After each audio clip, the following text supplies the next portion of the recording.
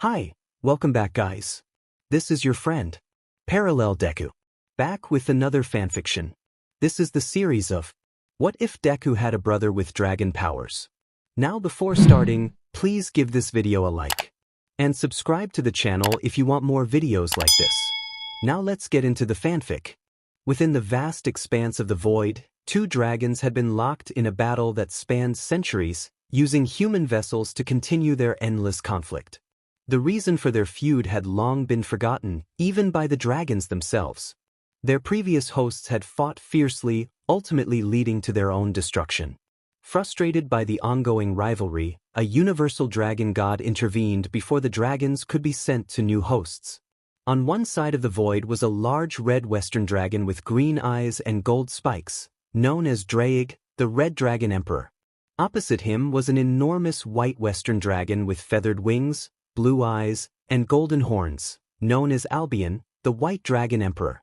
These two were the legendary heavenly dragons, reduced to sacred gears with powers capable of rivaling gods. As they confronted each other in their dragon forms, Draig acknowledged their new hosts, noting that despite their degradation, they had been the best vessels they had ever had. Albion concurred, but declared that their rivalry was far from over.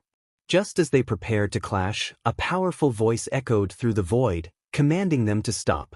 The voice belonged to Zerder, the Eternal One, a colossal dragon who emerged from a swirling mass of stars and cosmic dust.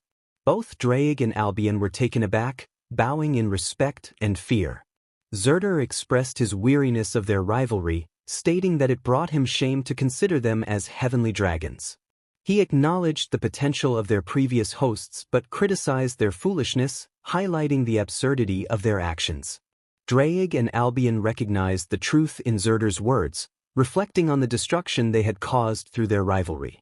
They realized that they had used humans as pawns in their conflict, no better than the factions in the Great War. Draig suggested that perhaps it was time to set aside their differences and consider friendship instead. Albion agreed, proposing that they move forward as allies. With this newfound understanding, they turned to Zerder, who expressed his satisfaction with their decision. However, he explained that he could not return them to their previous world for fear that malicious forces would reignite their conflict. Instead, he would send them to a different universe, one devoid of magic but filled with unique powers known as quirks. Zerder elaborated on this new world, where the majority of individuals possessed these powers, while a minority remained quirkless and often faced discrimination. He intended to grant Draig and Albion a new purpose by making them the quirk of a random quirkless individual in this unfamiliar universe. With this, the two dragons prepared to embark on a new journey, leaving their rivalry behind for good. Draig and Albion exchanged glances and nodded in agreement with the idea. Zerder raised his claws, and both dragons were lifted and transformed into orbs before being sent away. Zerder wished them good luck, hoping their new hosts would be as strong as their previous ones, if not stronger. As time and space unfolded across the endless stars of the universal void, the orbs containing Draig and Albion's powers reached a new universe, searching for their new hosts. Unbeknownst to them, these hosts would significantly impact the balance of superhero society. In a countryside orphanage a few miles from Uzudafu, Japan, two orphans with weak quirks were being bullied by a trio of stronger quirk users. Suddenly, a quirkless boy named Wine, age 7, stepped in to block the bullies. Recently orphaned due to a villain's attack, Wine had been sent to the orphanage after losing his family. Despite being labeled quirkless, he believed he could still stand up for others. Wine confronted the lead bully, demanding they leave the others alone. The bully, displaying his electricity quirk, mocked Wine, calling him a weakling. Undeterred, Wine stood firm, stating that he might not be able to become a hero, but he would defend those who needed protection. The lead bully laughed and commanded his lackeys to attack. A scuffle broke out, and after a few minutes, Wine found himself on one knee, bruised and scraped. The headmistress of the orphanage arrived just in time to witness the aftermath. She asked what had happened and quickly deduced that Wine had been defending the other children once again. The headmistress instructed two other children to help Wine to the infirmary while she dealt with the bullies. They complied, assisting him as he limped away. Over time, Wine earned the nickname the Quirkless Hero, always ready to defend anyone in need, regardless of their quirk status. Once in the infirmary, the nurse treated Wine's injuries and expressed concern over his frequent visits. She reminded him that being quirkless meant he couldn't be a hero in the traditional sense, but Wine insisted that everyone deserves protection, quirk or no quirk. The nurse smiled, recognizing his spirit, and encouraged him to rest. Days passed, filled with joy and play at the orphanage, while Wine observed the other children showcasing their quirks.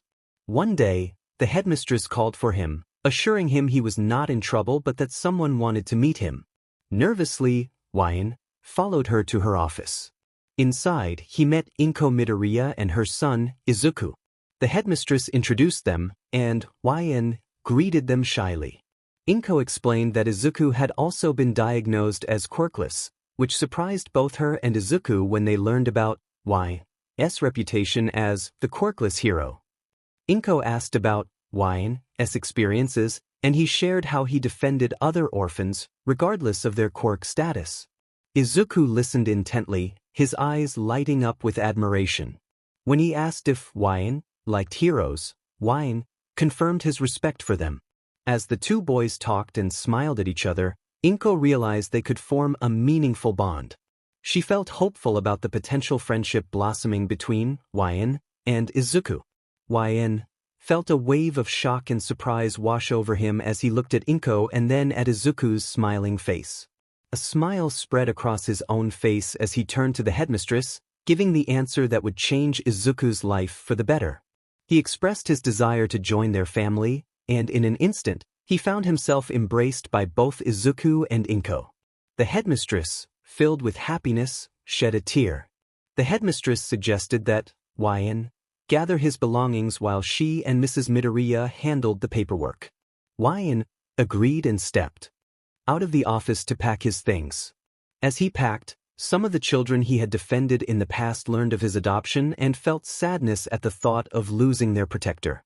Wine reassured them that they would be all right, encouraging them to grow stronger and defend themselves while cherishing the memories they had shared. Though the children were still upset, they understood the importance of becoming stronger. After several heartfelt farewells, Wine even said goodbye to the nurse who had always been there to patch him up after his efforts to protect the other orphans. The nurse felt a pang of sadness at his departure but knew that this moment was a positive change for him. Once Wine had finished saying his goodbyes, he stepped outside and saw Inko and Izuku talking with the headmistress. When they noticed Wine approaching with a suitcase, Inko took it and placed it in the trunk of the car. The headmistress told Wine that she believed he would accomplish great things and that everyone at the orphanage would miss him dearly, including herself. She embraced him in a caring hug and reminded him that he had been a light for everyone there. Grateful, Wine thanked the headmistress for her care and expressed that he would miss everyone too. The headmistress informed him that everything had been finalized, and he was now officially Wine Midoriya. She wished him well in his new life, hoping everything would work out for him. Wine smiled one last time and hugged the headmistress before getting into the back seat of the car with Izuku. As Inko drove, Wine looked back at the orphanage, watching it grow smaller as they made their way to Mizudafu, Japan. He thought to himself that this was his new life and that he would no longer be the weakling. He would grow stronger without a quirk and protect his family, for he was now a Midoriya. 10 years later. Over the past 10 years, living with the Midoriyas had been an irreplaceable experience. Wine had always supported Izuku in his dream of becoming a hero, even after learning that Izuku was quirkless. One day, Wine asked Inko why she had doubted Izuku's potential. She revealed that she blamed herself for Izuku's lack of a quirk and feared that Wine would resent her for it. While Wine had felt a bit upset at first, he understood her reasoning and knew that it was not the right way to think. School life, however, presented its own challenges. Attending the same school as Izuku, Wine faced the reality of being quirkless himself. Many tried to belittle him, but they were taken aback when he stood up for himself and defended those with lesser quirks or none at all, particularly Izuku from his former childhood friend, Katsuki Bakugo. Knowing the pain Bakugo had caused, Izuku fueled Y's resentment, and he often confronted Bakugo whenever he bullied Izuku. Although he received detentions for his actions, Y didn't mind as long as he could protect his brother. One early morning, a couple of hours before school, Y was engaged in his usual exercise routine and kilometer run. He had even managed to convince Izuku to join him on some of his morning jogs to help him build stamina. As Y paused near their apartment, he noticed Izuku approaching, panting for breath. Y teased Izuku about needing to improve his stamina and offered him a drink from his water bottle, suggesting that he might need more training. Izuku whined about the extra training, but Y insisted it was for his own good, especially with Bakugo around. He contemplated talking to their grandmaster about allowing Izuku to join him in training. Just then, Y's phone alarm went off, signaling it was time to cut their training short and get ready for school. They entered the apartment, where Inko had prepared breakfast for them. Inko greeted them cheerfully and asked how the jog had gone. Y replied that it was good but noted that Izuku still needed to work on his stamina. He then headed to his room to grab his school uniform. After a quick shower, he admired the toned muscles he had developed over the years since leaving the orphanage. Once dressed, he called for Izuku to take his turn in the shower. As Y sat down to eat, he noticed Inko watching him thoughtfully. When he asked if something was wrong, she mentioned she was just curious about how things were going at the dojo. Y shared that training had been going well, with the grandmaster pushing him harder, but he appreciated the guidance he received. He considered the grandmaster a father figure since he had not met Hisashi yet. Inko sighed, acknowledging the difficulty they had faced with Hisashi being overseas for work. Y comforted her with a smile, expressing how much of an impact he felt he had made on their lives and how proud he was to be part of their family. "Thank you for adopting me all those years ago. I love you." Mom replied that she loved me too, and we separated. I placed my dishes in the sink and washed them quickly before grabbing my keys from my truck. I saw Izuku coming out in his school uniform, and we both left after saying goodbye to Mom. Once we exited the apartment, Izuku and I walked down to the street toward my truck, which I had won in a random drawing. Izuku and I entered the truck and headed to school. As I mentioned before, school life for me was a mixed bag, but the bullying Izuku faced for being quirkless was infuriating, especially from Bakugo. I had a good relationship with his mom, Mitsuki Bakugo, and I realized that Bakugo inherited his temper from her. The difference was that Mitsuki had control over her emotions, while Bakugo struggled with a severe superiority complex due to his explosion quirk. He was truly a piece of work. I would never call him Bakugo, or any of his nicknames, to his face. After navigating through corners and stoplights, Izuku would often gaze out the window, hoping to spot any heroes for inspiration. That was until we arrived at our school. I sighed, glanced at Izuku, and we exited the truck after I parked it in the designated area, a privilege granted once the principal learned I could drive.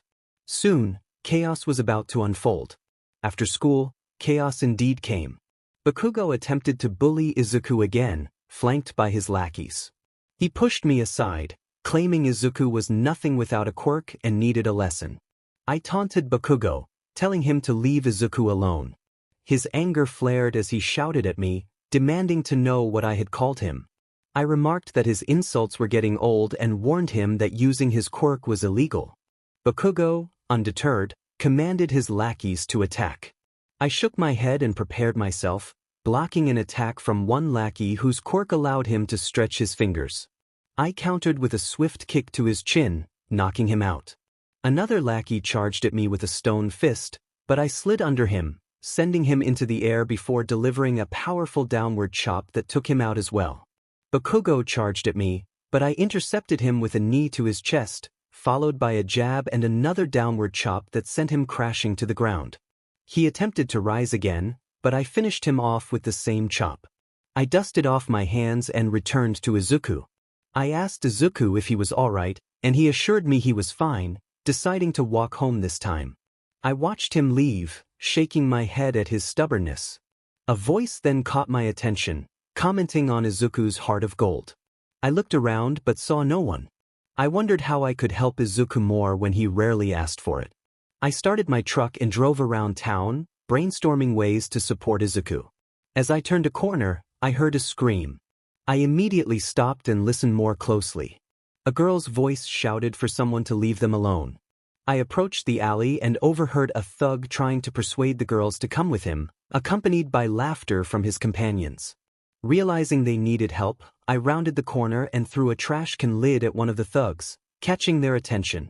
I recognized one of the thugs from years ago, and he remembered me too. He ordered his friends to attack. I assumed my fighting stance as one thug lunged at me. I countered with a knee to his chest, followed by a series of punches that sent him crashing into a dumpster. The second thug attacked with a fire quirk, but I dodged and countered with a quick jab and a kick that sent him flying into some trash cans. The former bully was astonished by my combat skills. He stammered, pleading for mercy, but I questioned whether he would have let the girls go. When he fell silent, I knocked him out with a single punch and dragged the unconscious thugs together. Turning to the girls, I asked if they were all right. One girl had long black hair tied in a spiked ponytail, and the other had short dark purple hair. They assured me they were fine, and the girl with purple hair pointed out that I had just fought 3 thugs who had used their quirks. I downplayed it, attributing my skills to training at my grandmaster's dojo. I introduced myself as White Midoriya and asked for their names. Momo Yaoyorozu introduced herself, and we shook hands. The other girl, Kyokujiro, did the same. I then looked at the unconscious thugs and decided to call the police to handle the situation. Common thugs like them weren't a significant problem for heroes. After a few minutes, the police arrived and took the thugs away while the officers asked the 3 of them questions, especially him since he had been the one fighting. Once the police finished their inquiries, they left, leaving him, Momo, and Jiro together. He glanced at the girls and noticed the sun setting. Momo expressed her gratitude, thanking him for his help and suggesting they head back home. He offered to give them both a ride, stating it would be better and that they wouldn't have to worry about being jumped again. Jiro hesitated, asking if he was sure, but he assured them it was no problem at all. They climbed into his truck, with Momo in the passenger seat and Jiro in the middle back seat. He started the truck and drove toward Momo's house, following her directions. The 3 of them chatted about various topics as they traveled. As they approached Momo's house, he stopped at the gate, taken aback by its size. He remarked on their arrival, asking if she wanted him to drive her up to the house.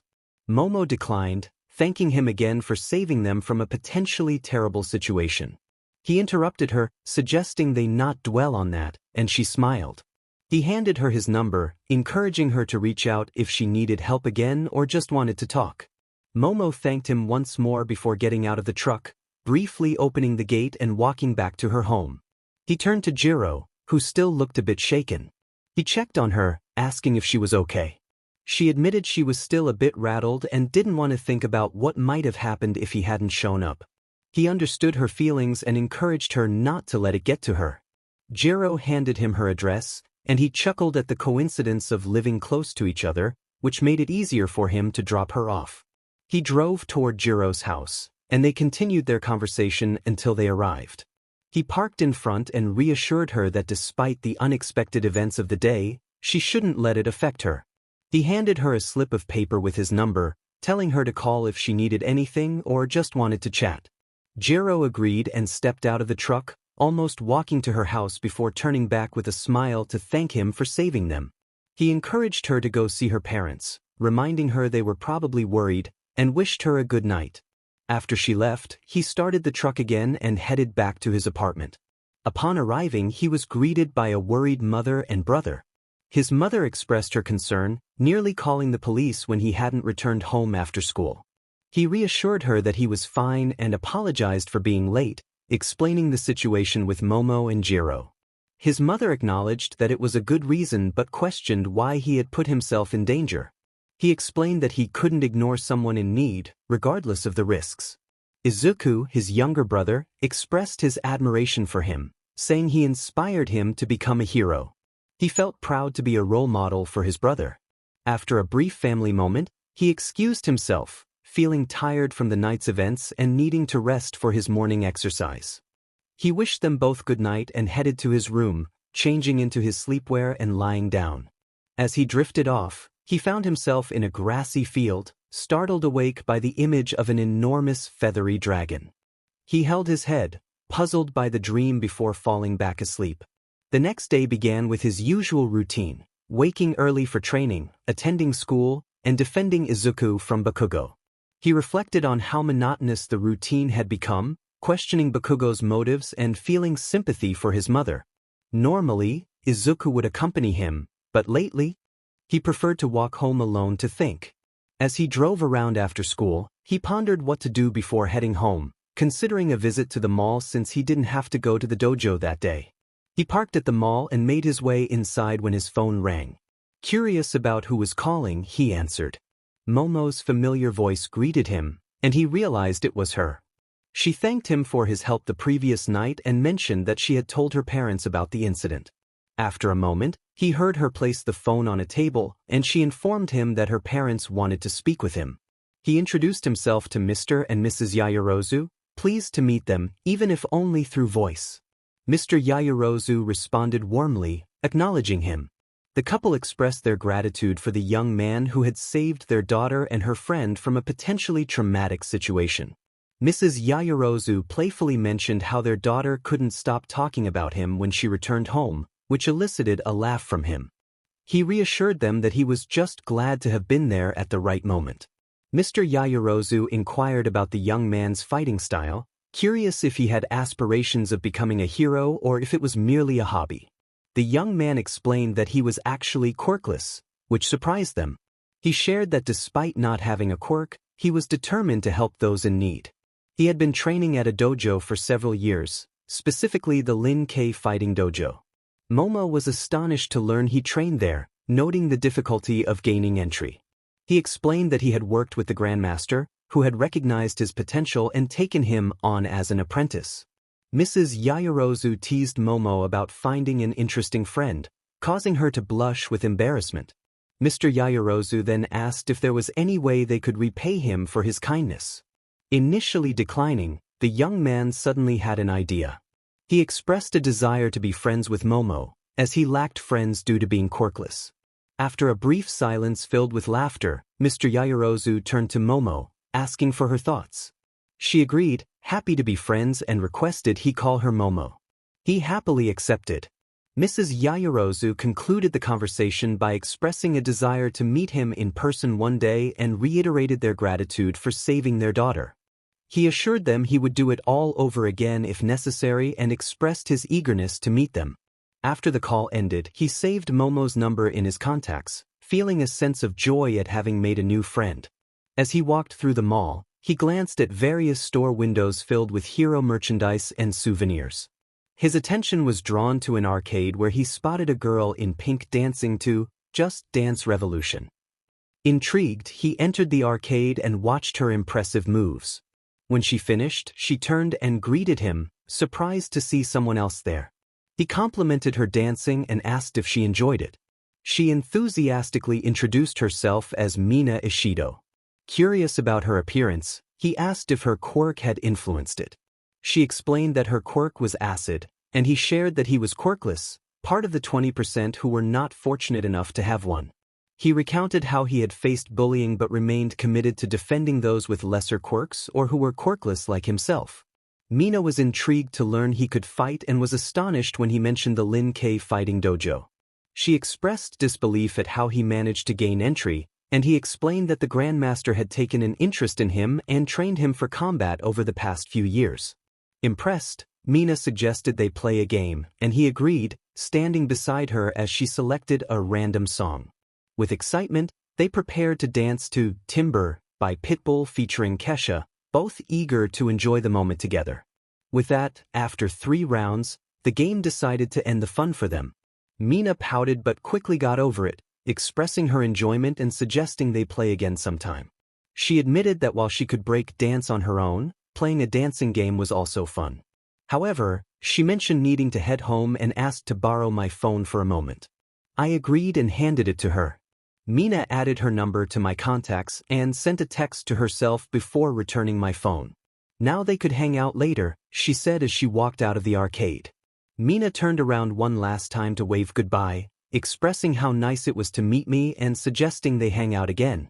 I smirked as she walked away, then left the arcade to explore the mall further until a familiar voice caught my attention. Midoriya? Is that you? I turned toward a music store and saw Jiro with what I assumed were her parents. I waved and walked over to them. Midoriya, it is you, she exclaimed. I asked Jiro how she was doing after the previous night. She replied that she was better than before, which relieved me. Jiro introduced me to her parents, who greeted me warmly.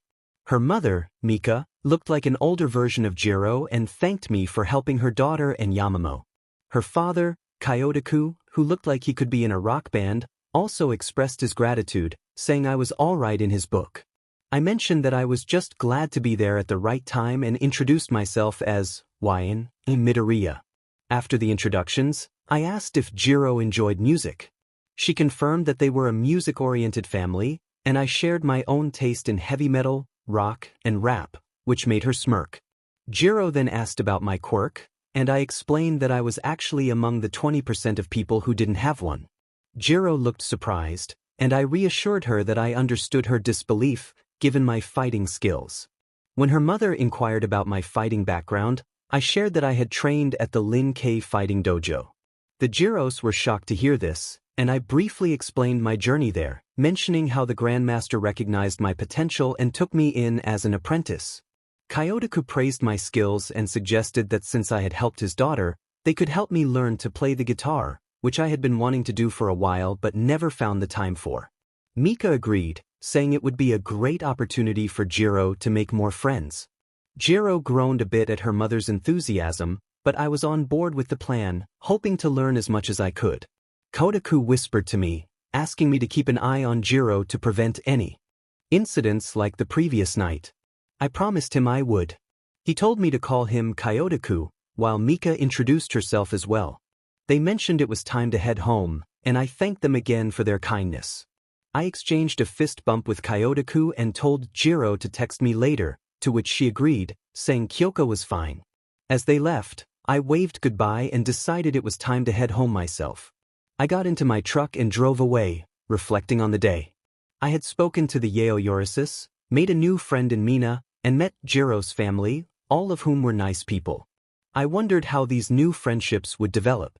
Later that night, I found myself in the same dream as the previous night, standing in a vast, lush green field.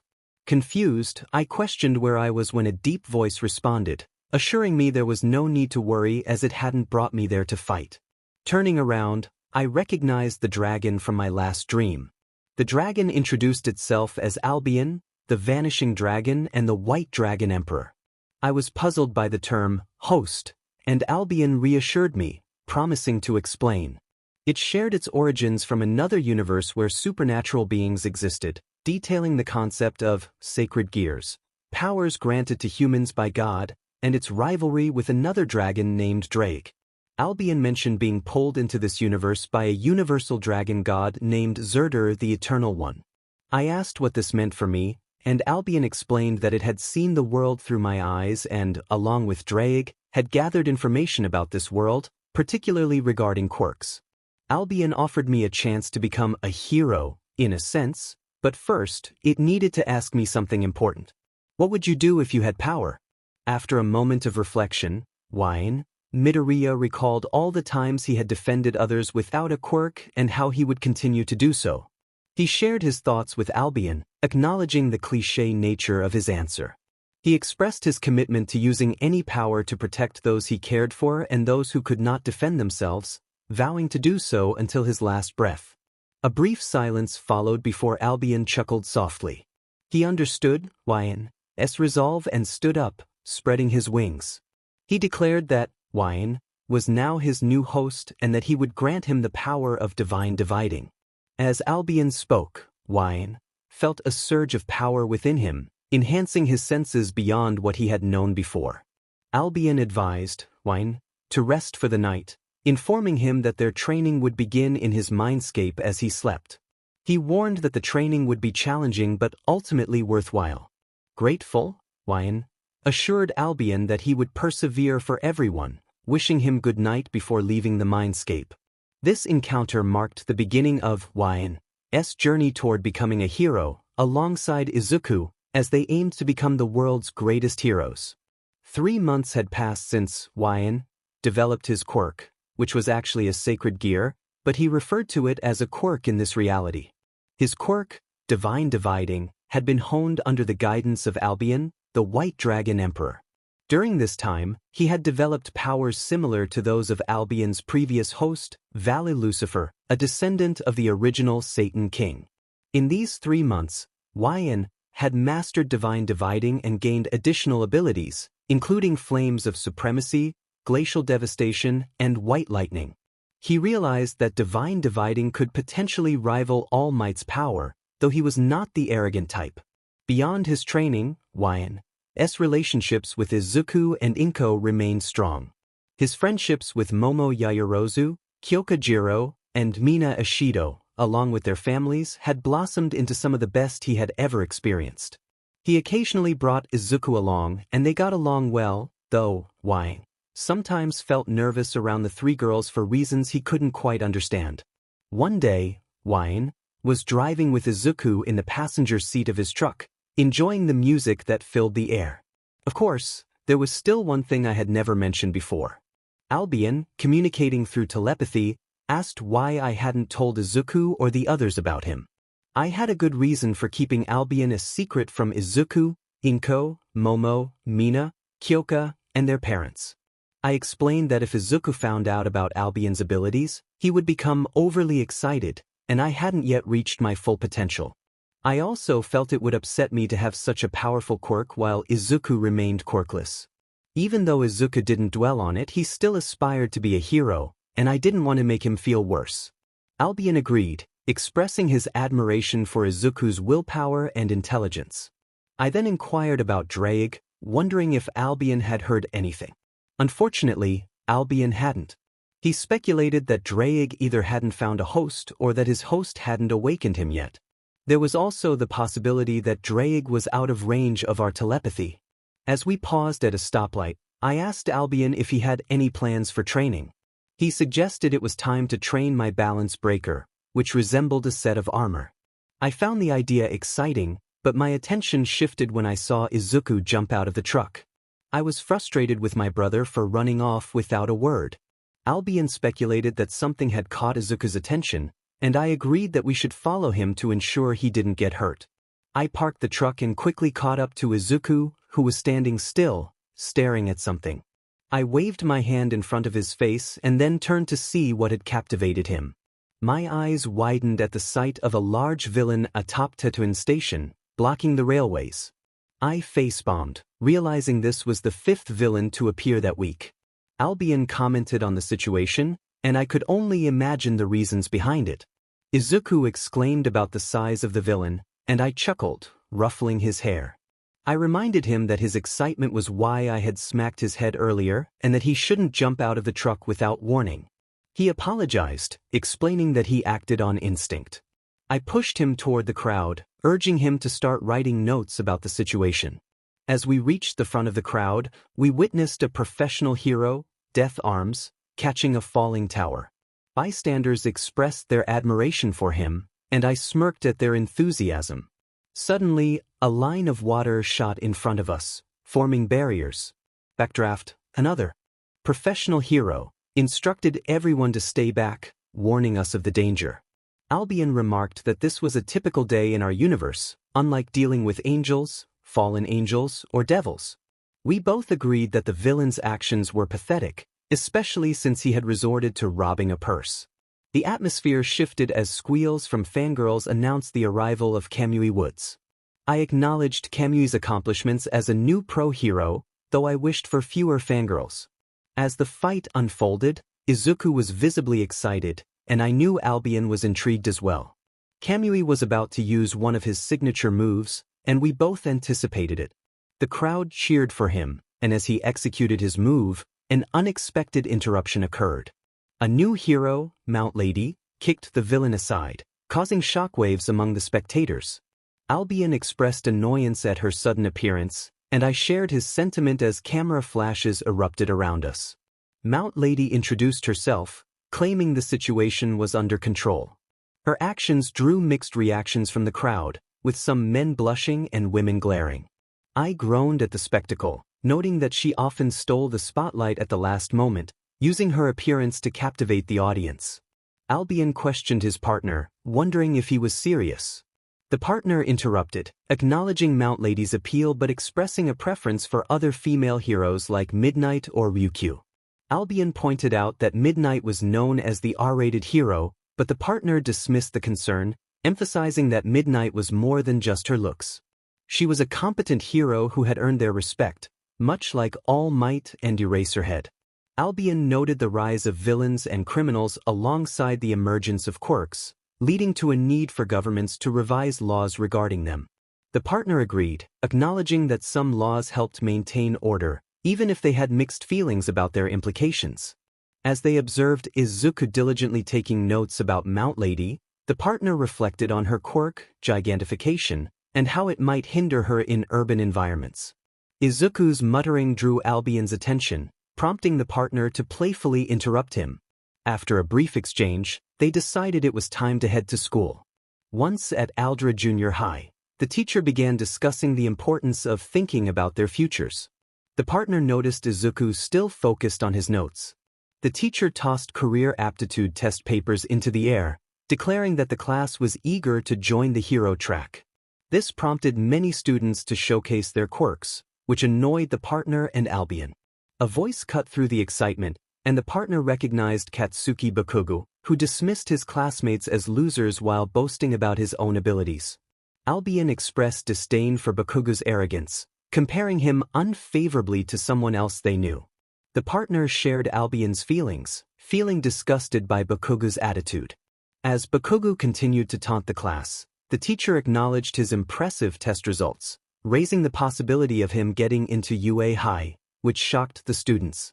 Bakugo's ego swelled as he declared his superiority and ambitions, claiming he would surpass All Might and become the richest hero. The partner face-bombed at Bakugo's arrogance, feeling Albion's annoyance growing. The teacher then turned to Izuku, prompting laughter from the class at the thought of him applying to UA High. Izuku stood up to defend himself, mentioning the removal of the no-quirk rule, but Bakugo interrupted, using his quirk to send Izuku crashing into the wall. Bakugo's taunts directed at Izuku ignited the partner's anger, and Albion attempted to calm him down, but it was ineffective. The partner's frustration with Bakugo's bullying intensified as he belittled Izuku, making it clear that he believed he was far superior. Izuku pleaded with Bakugo as he leaned against the wall, expressing his desire to be a hero since childhood. Despite being quirkless, he insisted that he could still try his hardest. Bakugo, however, shouted back, claiming that Izuku would never be able to compete with the best and would fail the exams. In a moment of frustration, I intervened, elbowing Bakugo in the nose and delivering a punch that left him on the ground, clutching his face. The class fell silent, intimidated by my fierce glare, which had earned the nickname Dragon Glare. I warned Bakugo to never threaten my brother again, promising that I would not hold back if he did. Bakugo attempted to insult Izuku again, but I stepped on his chest, pinning him down. I clarified that I had no intention of attending UA, despite my academic success. My goal was to support Izuku in his dream of becoming a hero. The teacher intervened, instructing me to let Bakugo go and return to my seat. I released Bakugo, who hurried off to the nurse's office, and helped Izuku back to his desk. I returned to my own seat, casting one last glare at the class before the lesson resumed. As the school day came to a close, I faced the principal regarding the earlier incident. I explained Bakugo's actions, but it seemed he faced no consequences. Frustrated with Bakugo's arrogance, I sighed, but my mood lifted when I received a message from my friends. Xenoqueen excitedly reached out to the group, asking if they had seen the news about a villain incident that Mount Lady had stopped. I shared that Izuku and I had witnessed the event unfold, and my friends were surprised to hear it. I recounted how Izuku had jumped out of a truck to help, which was typical of him. My friends praised my protective nature towards Izuku, and I felt grateful for their support. They reminded me that I was a hero in their eyes, just like Izuku. I appreciated their encouragement, knowing it would uplift my brother as well. However, my good mood was interrupted when I spotted Bakugo, sporting a bandage on his nose and surrounded by his friends, holding one of Izuku's journals. Anger bubbled inside me as I prepared to confront him again. I texted my friends that I had to deal with Bakugo, who was causing trouble once more. They urged me to avoid drastic actions, but I knew my patience was wearing thin. As I approached Bakugo and his friends, I felt my companion Albion's concern. I reminded myself to stay calm, but Bakugo's actions only fueled my anger further. When he burned Izuku's journal and tossed it out the window, I could feel my temper rising. Bakugo bragged about being the only student from our junior high to get into UA, claiming that people would soon recognize him as the next big hero. His arrogance was infuriating, and I knew I had to stand up for Izuku and prove that true heroism came from the heart, not just from having a quirk. Bakugo's massive ego really tested my patience. I warned him that he had 10 seconds to leave the room with his friends, or he would face serious consequences. His cronies backed off, clearly intimidated. Bakugo shrugged it off but paused at the door, suggesting that if I wanted to be a hero, there might be another way. I braced myself, fearing what he might say next. He then told me to pray for a quirk in my next life and suggested a drastic action that left me seething. In that moment of silence, I noticed Izuku was crying. Concerned, I called out to him, but he ran out of the room, clearly upset. Bakugo and his friends laughed, which only fueled my anger. I felt a surge of rage and turned to Albion, who sensed the tension. When Bakugo taunted me, my anger reached a boiling point. I rushed at him, slamming his head to the ground and delivering a powerful blow that left him injured. His friends attempted to intervene, but I easily pushed them aside. I stepped outside the doorframe, my voice low and threatening as I warned Bakugo that if he ever harmed Izuku again, he would face dire consequences. I dashed out of the school and jumped into my truck, searching for Izuku. I called out for him, frustration boiling over. Albion tried to calm me down, but I couldn't contain my anger, especially after what Bakugo had said to Izuku. Albion reminded me that letting anger control me wouldn't help. Just then my phone rang and it was Momo. I answered, knowing she could sense my distress. She immediately asked what had happened, and I explained the situation, detailing how Bakugo had burned one of Izuku's journals and made a cruel suggestion. Momo's silence spoke volumes, and I could feel her anger through the phone. She expressed that Bakugo's actions were the worst yet and asked if I had done anything in response. I admitted to confronting him physically, and she agreed that he deserved worse. Talking to Momo helped ease my anger slightly, but I was still upset. I took a deep breath, ready to continue our conversation when an explosion interrupted us. I parked my truck and prepared to get out, telling Momo I would call her back. I wanted to hear her cheerful voice again, but I needed to focus on the situation at hand. After ending the call, I rushed toward the source of the explosion and found Izuku on the ground. I checked for his pulse and was relieved to find he was still alive, though unconscious. Albion reassured me, but I was still worried. As I turned around, I was shocked to see All Might, the #1 hero, standing there. I couldn't believe my eyes. All Might explained that he was chasing a villain and that Izuku had helped him. I noticed the villain contained in bottles that All Might was holding. When All Might began to gently wake Izuku, I had an idea. I asked All Might if he could sign Izuku's journal, knowing how much it would mean to him. All Might happily agreed and signed it, honoring his #1 fan. Once Izuku woke up, he was momentarily stunned to see All Might. After regaining his composure, he backed away in disbelief. All Might reassured him, apologizing for the chaos that had unfolded. I couldn't help but chuckle at the sight of Izuku meeting his idol, grateful that he was safe. Usually, the priority was keeping bystanders safe, but navigating the city's sewer system proved to be quite a challenge. All Might chuckled at the situation. The narrator acknowledged that sewer systems were notoriously difficult to navigate, no matter where one was. All Might then turned to Izuku, expressing gratitude for his assistance in capturing the villain. Izuku appeared utterly shocked and in disbelief, prompting Albion to comment that if Izuku maintained that expression, it would become permanent. The narrator urged Albion to give Izuku a break, allowing him to enjoy the moment of meeting his idol. Albion conceded, reminding the narrator that he had yet to meet his own idols. Curious, the narrator asked who Albion meant, and Albion listed them: Eraserhead for his role as an underground hero, Midnight for her beauty and contributions to the city, and Ryukyu for her dragon quirk, which resonated with Albion's own dragon nature. The narrator growled in annoyance at Albion's teasing, while Izuku continued to express his gratitude to All Might, declaring the hero's gift would become a treasured family heirloom. The narrator felt that might be a bit excessive, and All Might simply gave Izuku a thumbs up. All Might announced he needed to take the captured villain to the police, performing some leg squats before reminding them to stay out of trouble. Izuku, eager to ask questions, was gently reminded by the narrator that this might not be the best time. The narrator thanked All Might again for saving his brother, and All Might prepared to leave, urging them to stand back as he took off into the sky like a rocket, leaving behind a shout of thanks. Reflecting on the day, the narrator noted that despite its challenges, All Might had provided a welcome distraction. However, when he turned around, he realized Izuku was missing. Frantically searching, he called out for Izuku, only to learn from Albion that Izuku had jumped onto All Might's leg and soared away with him. The narrator expressed his frustration and asked Albion for directions to follow them, feeling that the day had turned into quite a mess. On top of a nearby building, All Might and Izuku were experiencing a moment of shock. Izuku was trying to regain his composure after the unexpected lift. All Might advised him to knock on the door for entry, but as he prepared to leave, Izuku called out, desperate for answers.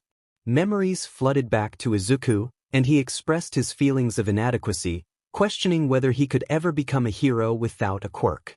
All Might paused, feeling a shift within himself as he struggled with his own transformation.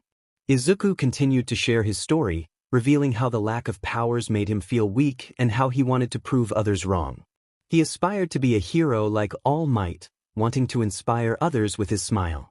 As the smoke enveloped All Might, he transformed back to his skeletal form, which Izuku failed to notice amidst his fervent declarations.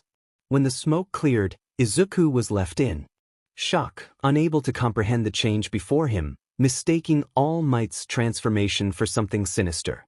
Meanwhile, the narrator was driving, following Albion's directions, when he heard Izuku scream. Acknowledging the sound, he accelerated, determined to reach Izuku. Back on the building, Izuku finally calmed down, grappling with the reality of All Might's transformation and questioning who the figure before him truly was. An imposter.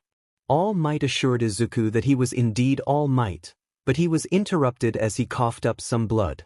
Izuku, in disbelief, shouted that it was impossible. All Might explained that he was like the guys at the pool who flex and try to look buff, and Izuku nodded slightly. All Might continued, expressing that he was not as invincible as everyone believed. Izuku struggled to accept this reality, insisting that All Might was a giant of a man who saved everyone and faced all challenges with a fearless smile. All Might sighed and rubbed the back of his head, revealing that there was plenty of fear behind that smile.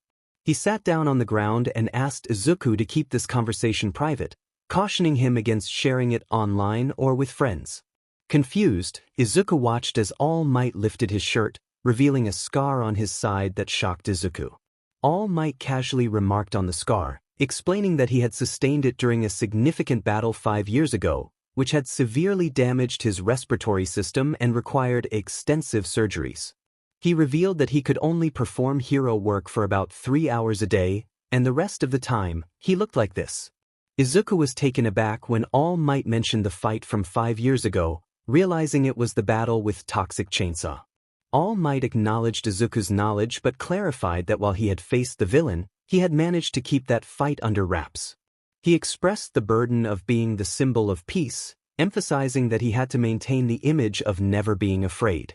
All Might clenched his hand, admitting that he smiled to mask the fear within him.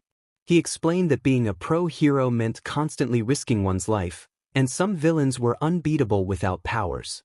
He then posed the question to Izuku, Could he be a hero without a quirk? Those words shattered Izuku's world, leaving him looking down, unable to meet his idol's gaze. Izuku quietly acknowledged the truth of All Might's words. All Might encouraged him to consider other ways to help people, suggesting he could become a police officer, a profession that, while often overlooked, was still valuable. As All Might opened the door to leave, he reminded Izuku that it was fine to have dreams but urged him to ensure they were realistic. Meanwhile, Midoriya was driving, searching for Izuku. Frustrated, they expressed their concern for their brother, wondering where he could be. Albion, their companion, reassured them that they were getting closer. Hoped Izuku was okay but planned to scold him for his reckless actions. Albion teased about their own past experiences, prompting a blush. After a while, Albion spotted Izuku on the side of the road, and felt a wave of relief wash over them as they parked and rushed over. They confronted Izuku, who appeared deeply saddened, as if his world had crumbled. Albion noted that Izuku had received an answer he didn't want to hear, and, pulled him into a comforting hug, insisting that he could still be a hero without a quirk. They reassured him that friends and family believed in his potential, but Izuku's smile faded back into sadness. Suddenly, the sound of rumbling and explosions nearby caught their attention. Realized this could be an opportunity to lift Izuku's spirits. They quickly led him to the truck, emphasizing that he would observe and take notes on the heroes in action. Izuku hesitated but, insisted, reminding him of his potential. With a small smile, Izuku exited the truck and, felt a sense of hope. They both looked ahead, ready to witness the unfolding events, determined to support Izuku in his journey. Albion, isn't that the slime villain ahead? The character asked Albion as they stared at the creature. Albion confirmed that it was indeed the slime villain, which must have slipped from All Might's pockets while in the air. Izuku quietly muttered that it was his fault. The character questioned this, recalling that Izuku had clung onto All Might's leg, but noted that the bottle could have fallen out due to the force of the air. Nearby, some bystanders were discussing the situation. One asked why the heroes were doing nothing, while another remarked that it seemed they had met their match, especially since the villain had captured a child. The character was taken aback when they realized the hostage was none other than Bakugo, who was already causing more chaos by trying to use his quirk. Frustration grew as the character thought about how, out of all the people the villain could have captured, it had to be someone with such a short temper. The crowd murmured that this was the same villain All Might had been chasing, and the character wondered where the hero was. Albion expressed curiosity about All Might's absence, noting that he should have noticed the missing bottles. The character agreed, observing that the heroes present were ineffective and that Bakugo's actions were causing more damage than the villain itself. They couldn't help but feel disdain for the so-called heroes. Suddenly, a bystander shouted in surprise, drawing the character's attention. They were shocked to see Izuku charging towards the villain and Bakugo, dodging attacks. The character was astonished by Izuku's bravery and wondered how he had the courage to act so quickly. Albion noted that Izuku's body seemed to be moving on its own, suggesting this was a moment of destiny for a budding hero. As the villain prepared to strike Izuku, an explosion erupted, and from the smoke, a familiar voice emerged. All Might appeared, expressing his own feelings of inadequacy and lamenting that true heroes always risk their lives. The slime villain attempted to attack All Might, but the hero countered with a powerful move that sent the villain flying and created a massive shockwave, forcing the character to grab onto a nearby pole for stability. The character was astonished by the sheer force of All Might's punch, which even seemed to alter the weather. They noted that All Might appeared weaker than during their first meeting, prompting Albion to wonder about the reason behind it. As the chaos began to settle, the police arrived to handle the remains of the villain, while All Might was overwhelmed by the media. The character rolled their eyes when they saw Izuku being praised by Kamui Woods and Death Arms, while Bakugo received accolades for his supposed bravery. This infuriated the character, who marched over to confront the heroes. They scolded Kamui Woods and Death Arms, expressing their disappointment in the heroes for standing by while Bakugo was taken hostage. The character's glare silenced the two heroes, and they continued to criticize the praise being given to Bakugo, pointing out that his quirk had caused the damage.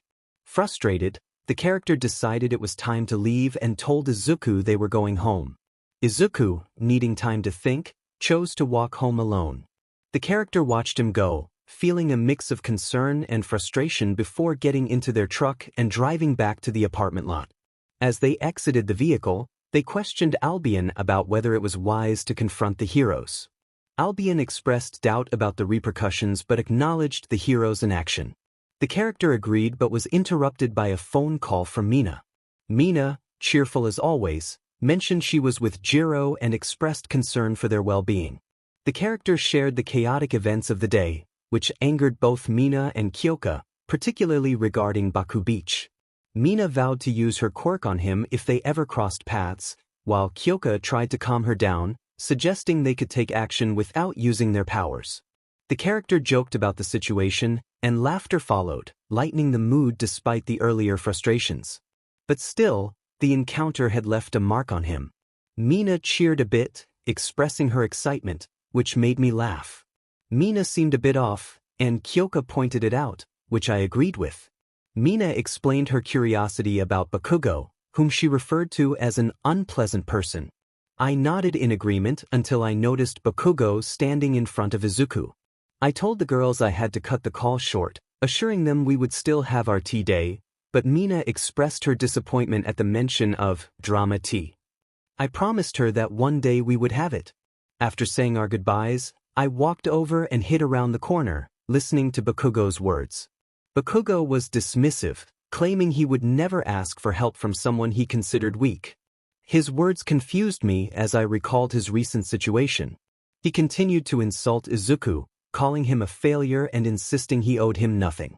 I thought to myself that it was a strange way to express gratitude. Stepping out from my hiding spot, I stood behind Izuku, commenting on Bakugo's unusual way of saying thank you. Izuku seemed puzzled, and I shrugged in response. I reassured him that we should head home, as our mother was likely worried. As we walked, Izuku mentioned that Bakugo had a point, feeling he hadn't contributed much that day. I encouraged him, reminding him that he had shocked everyone by taking action, even when others stood by.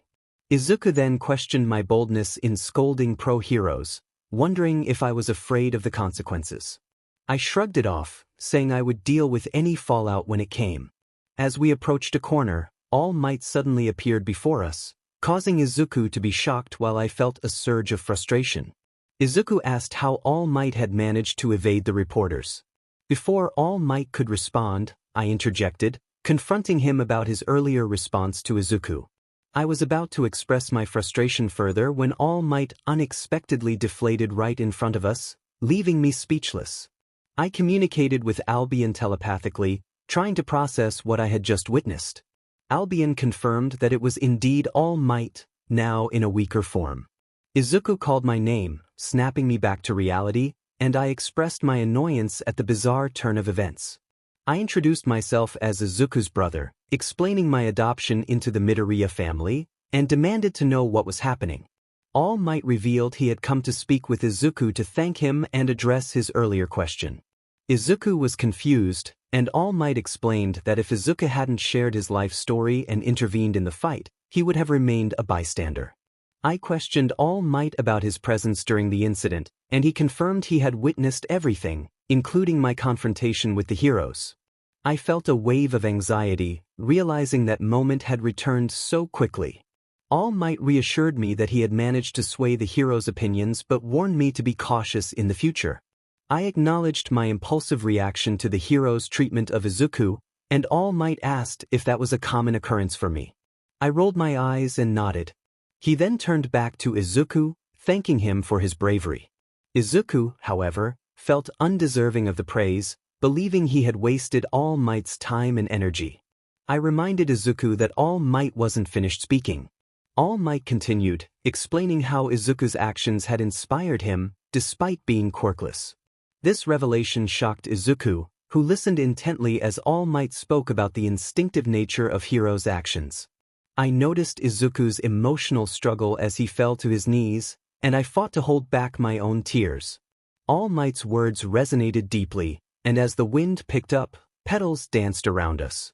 All Might concluded by affirming that Izuku, too, could become a hero. Izuku's tears flowed freely, and I held him tightly, allowing my own tears to fall. I asked him if he had heard All Might's words, feeling a sense of hope for both of us. Those were the exact words Izuku needed to hear. Albion sniffled, clearly moved by the moment, and I could sense his pride. Dreams can become reality. I felt immense pride for Izuku and happiness for him. What else could make this day better for him? All Might declared Izuku worthy of his power, stating that his quirk was now Izuku's to inherit. The atmosphere shifted abruptly as we processed those words. Both Izuku and I exchanged bewildered glances, while Albion reacted with shock. Albion exclaimed in disbelief, and we stared at All Might, momentarily speechless. I struggled to comprehend what I had just heard. I asked if I had misheard, wiping my ears in confusion. Izuku questioned what All Might meant by inherit. All Might laughed, seemingly treating it as a joke, but Albion and I remained puzzled. Albion speculated whether All Might's power could be akin to sacred gears from his universe, suggesting that perhaps the power could be passed down. I agreed, noting that it was worth listening further. All Might, still chuckling, assured Izuku that he wouldn't force anything upon him. He stepped closer, raising a finger to emphasize his point. He told Izuku that this was his choice to accept the incredible power or not. As All Might spoke, Izuku became overwhelmed and began to feel unwell. I quickly handed him a handkerchief, and All Might thanked me, revealing his true name, Toshinori Yagi. I acknowledged him by his last name and pressed for clarification on what he meant by inherit, since quirks were not typically transferable. All Might explained that many journalists speculated about his quirk being super strength or invulnerability. I shared my own assumption that it was some form of physical enhancement. He confirmed that it was not as simple as that. He had always joked about his abilities in interviews to maintain the image of a natural-born hero. I sensed there was more to his story, and All Might continued, revealing that his power was a sacred torch passed down to him from someone else. Izuku was astonished to learn that someone had given All Might his quirk, which sparked further intrigue from Albion about the nature of quirks. All Might affirmed that he could indeed pass on his abilities, addressing Izuku directly. While Izuku struggled to process this information, he expressed his confusion about the concept of inheriting a quirk, noting that it contradicted everything he had understood about powers being unique to individuals. Izuku's muttering escalated into a deep contemplation, prompting All Might to look at me knowingly. I explained to All Might that Izuku often got lost in his thoughts, but this time seemed particularly intense. I knelt beside Izuku, gently shaking him to bring him back to reality, suggesting he might be overthinking the idea of inheritance. All Might encouraged Izuku to adjust his understanding and accept this new truth. He elaborated on his ability to transfer his quirk, revealing its true name, One for All. Izuku repeated the name softly, and All Might explained that the power grows stronger as it is passed from one person to another, allowing him to save those in need. I realized that this meant One for All gained strength with each successor. I asked if that meant the power intensified with each transfer, to which All Might confirmed. Izuku then questioned why All Might would choose him for such a gift instead of me. He was more worthy. The speaker interrupted Izuku and All Might, stating that he was not worthy of One for All. He had stood by while everything happened earlier and felt he could never be a hero. All Might had chosen Izuku, not him. Izuku tried to protest, but the speaker knelt down and placed a hand on his shoulder, encouraging him. He reminded Izuku that he had a chance to become a hero and that he would always support him. This was Izuku's choice. What if he couldn't live up to it? All Might responded, noting that he had been searching for a worthy successor. He had watched Izuku jump into action while others stood by. Despite being quirkless, Izuku had acted like a hero. Tears began to fall from Izuku's eyes as All Might urged him to stop crying if he wanted to inherit his quirk. The speaker reflected on how much All Might had revealed to Izuku and how this was the moment he had been waiting for. Albion, the speaker's partner, agreed, emphasizing that Izuku needed to seize this opportunity. The speaker explained that he hadn't used their power earlier because he didn't want to reveal it just yet. He had written down everything he had learned so far and felt he would need to grow stronger in the future. Albion inquired about a premonition, and the speaker nodded, realizing they needed to train for balance breaker and additional powers. As Izuku wiped his tears and stood up, the speaker waited for his answer alongside All Might. Izuku declared his determination to take on the challenge. The speaker celebrated his resolve, playfully putting Izuku in a headlock. All Might smirked, confirming that this was the response he expected. However, the journey to receiving All Might's power would not be easy. The speaker anticipated challenges ahead for Izuku. 2 days later, at Dagoba Municipal Beach Park, the trio was engaged in training. While Izuku struggled to pull a fridge with All Might sitting on top, the speaker was busy lifting heavy garbage and doing leg squats. He had been training with Albion to unlock his balance breaker, which had succeeded but only lasted for a brief moment. Izuku grunted under the weight, and All Might, comfortably seated on the fridge, teased him about the effort. After a slip and fall, Izuku got back up, explaining the extra weight he was dealing with. All Might jokingly claimed he had lost weight, and the speaker chimed in, noting the unfortunate state of the beach, which used to be beautiful. The speaker imagined bringing their friends to the beach if it were cleaned up, feeling a rush of emotions. Albion pointed out that having strong feelings could enhance their power, which made the speaker smile. Izuku sarcastically questioned why he was dragging trash across the beach. All Might laughed, taking pictures of him, insisting he wasn't ready for his power. Despite Izuku's confusion over All Might's earlier words about worthiness, the speaker reassured him that he was indeed worthy. All Might clarified that Izuku's current physical state was not prepared for the immense power of One for All, which combined the abilities of all its previous holders. The speaker was impressed to learn that All Might was the 8th holder. All Might explained the risks involved in inheriting such power, warning that an unprepared body could lead to dire consequences. The speaker joked about the absurdity of such a fate, lightening the mood despite Izuku's shock. Izuku expressed his frustration, and the speaker apologized, realizing the gravity of the situation. He then acknowledged that the trash training was a hardcore workout and recognized All Might as his trainer. All Might confirmed this with enthusiasm, but he also hinted at another reason for their training location, revealing that he had done some research about the beach. It turned out this part of the beach used to be beautiful. The speaker recalled how Yaoma and Mina had mentioned its beauty several times. However, this section had been heaped with garbage for the last few years. Kyoka was upset because she had never seen the beach's former splendor, and Yaoma and Mina were disheartened by how it had come to this. Izuku looked around and noted that due to the ocean currents, anything dropped in the water ended up here. People took advantage of that when illegally dumping their trash. Now, everyone avoided this place. All Might began to express his thoughts on the current state of heroism. He mentioned that heroes these days were focused on showcasing their powers and capturing flashy villains, unlike the past when service to the community was what truly mattered. As he crushed the fridge with his strength, a small section of trash blew away, revealing a stunning sunrise over the water. The sight was breathtaking, and the speaker remarked that the girls would love to see it. Albion agreed, acknowledging All Might's strength even in his current state. All Might then told Izuku that restoring the coastline was the first step on his path to becoming a hero. Izuku looked around, realizing the enormity of the task ahead. He questioned how it could be possible, given the overwhelming amount of trash. The speaker encouraged Izuku, reminding him that nothing is impossible if he puts his mind to it. All Might corrected himself, addressing Izuku directly and confirming his aspirations to attend UA Academy. Izuku expressed his enthusiasm, believing that since All Might had attended, it must be the best school. All Might acknowledged that UA Academy was indeed the national school, but he warned Izuku that becoming a hero wasn't easy without a quirk.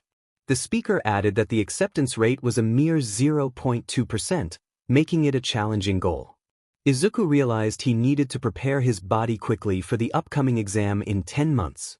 All Might assured Izuku that he would help him with a detailed plan called Aim to Pass, American Dream Plan. He handed over a stack of papers, and the speaker marveled at the intricate schedule laid out for Izuku. Albion noted how even Izuku's sleep was scheduled, which surprised both of them.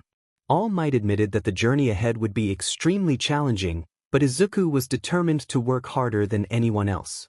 He understood that he had to face this challenge on his own, which surprised him a bit. The speaker expressed a desire to join in on an intense workout, hoping to help clean the beach and share the accomplishment with others once it was finished. All Might considered the request and was about to agree when a car parked nearby caught their attention. The speaker recognized the vehicle with a familiar symbol on the hood. A man in blue attire, the Grandmaster of the Lin K Fighting Dojo, exited the car. The speaker greeted Grandmaster Kuai Liang, a retired hero known as Sub-Zero, with respect. The Grandmaster acknowledged the speaker and then turned to All Might, noting that it had been a while since they last met. After a brief exchange of pleasantries, the Grandmaster revealed that he had come to discuss special training for Izuku. He addressed Izuku directly, confirming his identity and expressing his awareness of Izuku's admiration for heroes. The Grandmaster mentioned that he had agreed to assist Izuku with his training for UA and for mastering One for All. The atmosphere became charged with excitement as Izuku looked at the speaker in shock, who was equally surprised. The speaker quickly defended himself, insisting he hadn't said anything, while All Might laughed, reassuring them that the Grandmaster, along with other pro-heroes, was aware of One for All. He reminisced about working alongside Sub-Zero before his retirement. "How has the dojo been, old friend?" Grandmaster replied that it had been well. He mentioned seeing Izuku on the news earlier and recognized his worthiness. Izuku then spoke up, capturing their attention. He asked if the Grandmaster was also helping him. The Grandmaster confirmed that, like Izuku's brother, he saw potential in him. With the training from All Might and himself, he assured Izuku that he would not have any problems with the entrance exam, but they needed to begin immediately, as the next 10 months would pass quickly. All Might agreed, stating that training began now and directed Wyan to take the section near the tree line. Wyan nodded and watched as All Might and Izuku left, leaving him alone with the Grandmaster. The Grandmaster then inquired about Wyan's other training. Wyan explained that he was progressing but had yet to fully master Balance Breaker. He noted that Albion mentioned he could only maintain it for 10 seconds currently, but mastering it in the coming months should not be a problem. Many might be surprised that Wyan spoke so openly about his quirk, but Grandmaster Kuai Liang was the only person he had confided in about Albion and Divine Dividing. The Grandmaster expressed his understanding, recalling their last discussion about the power of Wyan's Balance Breaker. As Wyan's Divine Dividing wings emerged, Albion commented that he believed Wyan would master his Balance Breaker without issue. The Grandmaster nodded in agreement, adding that he wouldn't be surprised if Wyan fully unlocked most of Albion's powers by the time of UA's entrance exam. When the Grandmaster asked if Wyan was taking the exam, Wyan replied that he was not. He explained that while he could easily win the entrance exam, he felt compelled to wait for a certain day in the future, though he did not know when it would be. The Grandmaster understood but advised him not to wait too long. He then instructed Wyan to begin his training while he observed from a distance and spoke with All Might. Wyan agreed and bowed before heading to his designated area to start training, while Izuku's challenging journey was just beginning. With the first month of training underway, Izuku was seen pulling a set of lockers typically found in hotels, while All Might, in his slim form, encouraged him to put more effort into it. On the other side, Wyan was lifting an old car body and dragging it towards a truck set aside by All Might. Both Wyan and Izuku had to adjust their muscle groups based on the size and shape of the debris they were moving. All Might continued to motivate Izuku, insisting that time was of the essence and that 10 months would pass quickly. Wyan, inspired by the coaching, pushed himself harder, feeling his muscles grow denser as he moved the heavier trash around. In the second month of training, both Wyan and Izuku were feeling the effects of their rigorous schedule. While Izuku struggled with fatigue, Wyan seemed to manage better, focusing on mastering his Balance Breaker. During class, their teacher discussed the Building Standards Act, but Izuku's tired mind wandered to his training schedule. He thought about finishing cleanup a week before the exam, calculating the days he had left and the hours he could train. As Izuku muttered his ideal training schedule aloud, The class stared at him in confusion, and even the teacher looked on in amazement. Wyan shook his head in disbelief, realizing that Izuku was so absorbed in his thoughts that he was disturbing the class. He lightly smacked Izuku's head to bring him back to reality, reminding him to focus.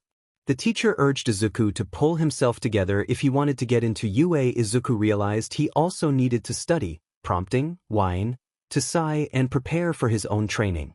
In the third month of training, Wyan and Izuku rushed to their sections of the beach, continuing to push and pull large piles of garbage under All Might's watchful eye. Even at home, they asked Inko to help them create a detailed training schedule, primarily for Izuku, but Wyan convinced her it would benefit both of their progress.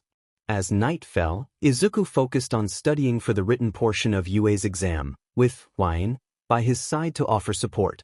However, when drifted off to sleep, he found himself in a different realm.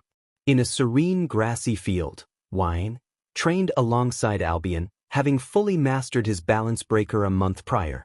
They practiced Reflect, a power that could deflect attacks to some extent, and Reduce, Albion's original ability that could diminish the essence of organic matter, including divine beings, while being ineffective against most dragons.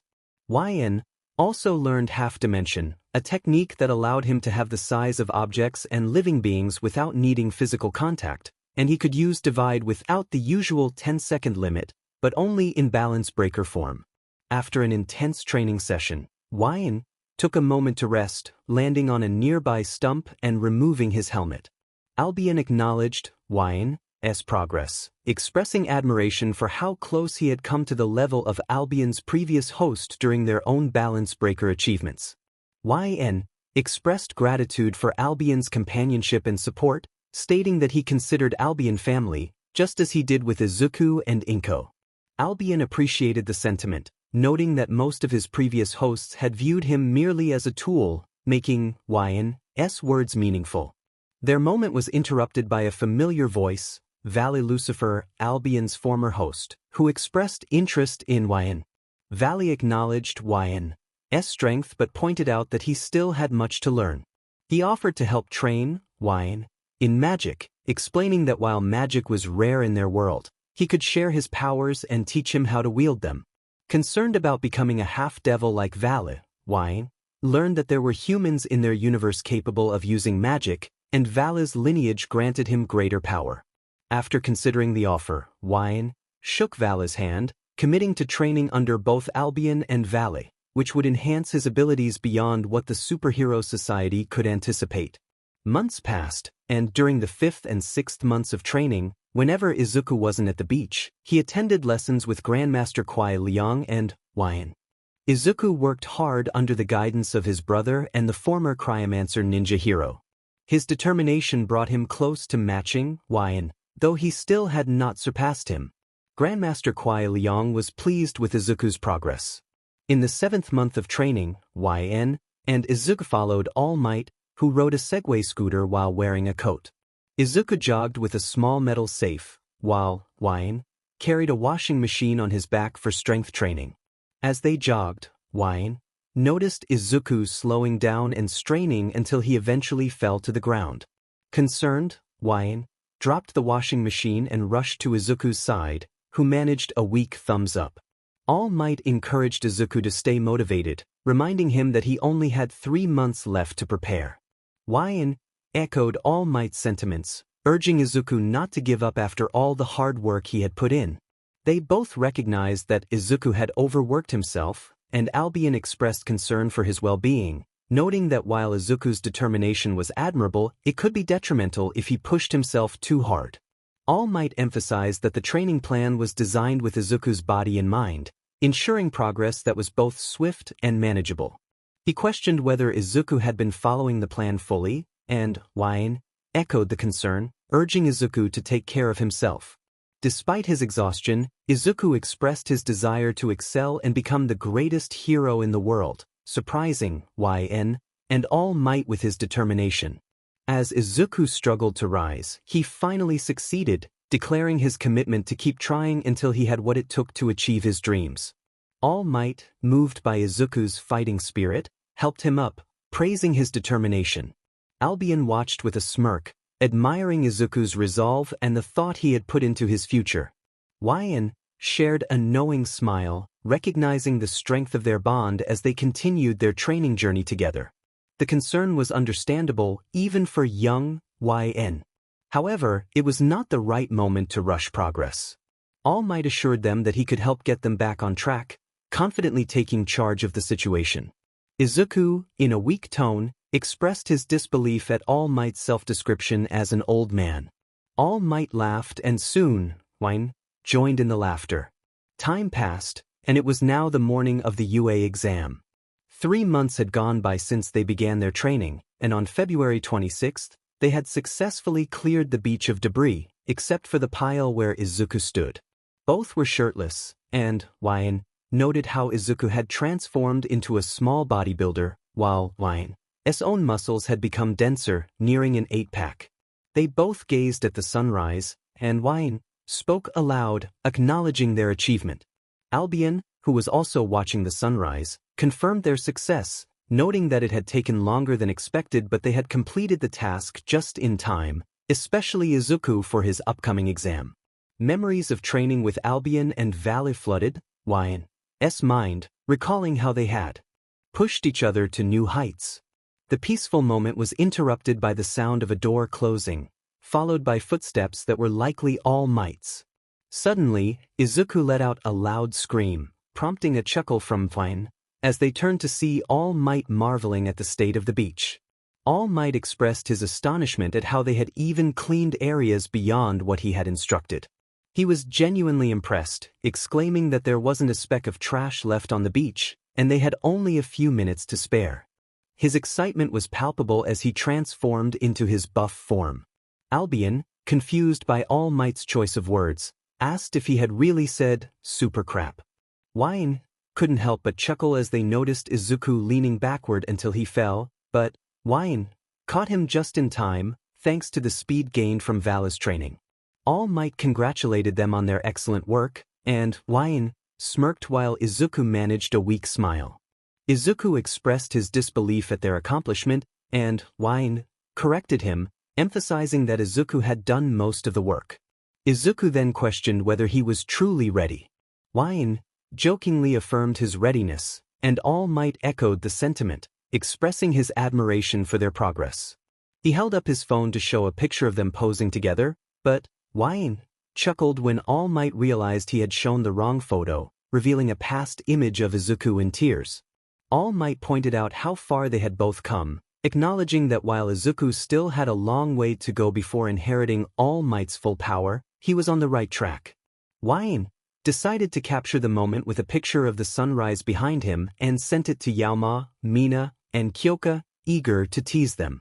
Albion teased Wyan about wanting to get a reaction from the girls, and Wyan confirmed that was part of the plan. Izuku, however, expressed his uncertainty about deserving All Might's support, reflecting on the effort they had both put into helping him. Wyan comforted him, assuring him that he was not just lucky. All Might laughed and patted Izuku on the back, reminding them that their success was due to their hard work, not just his guidance. Both Wyan and Izuku affirmed their gratitude to All Might. As they prepared for the next steps, All Might announced that it was time for Izuku to receive his reward. Izuku responded eagerly, but Wyan was distracted by a notification on his phone. After exchanging messages with Yaoma, Kyoka, and Mina, Wyan noticed All Might holding a piece of his own hair. He shared a lesson he had learned.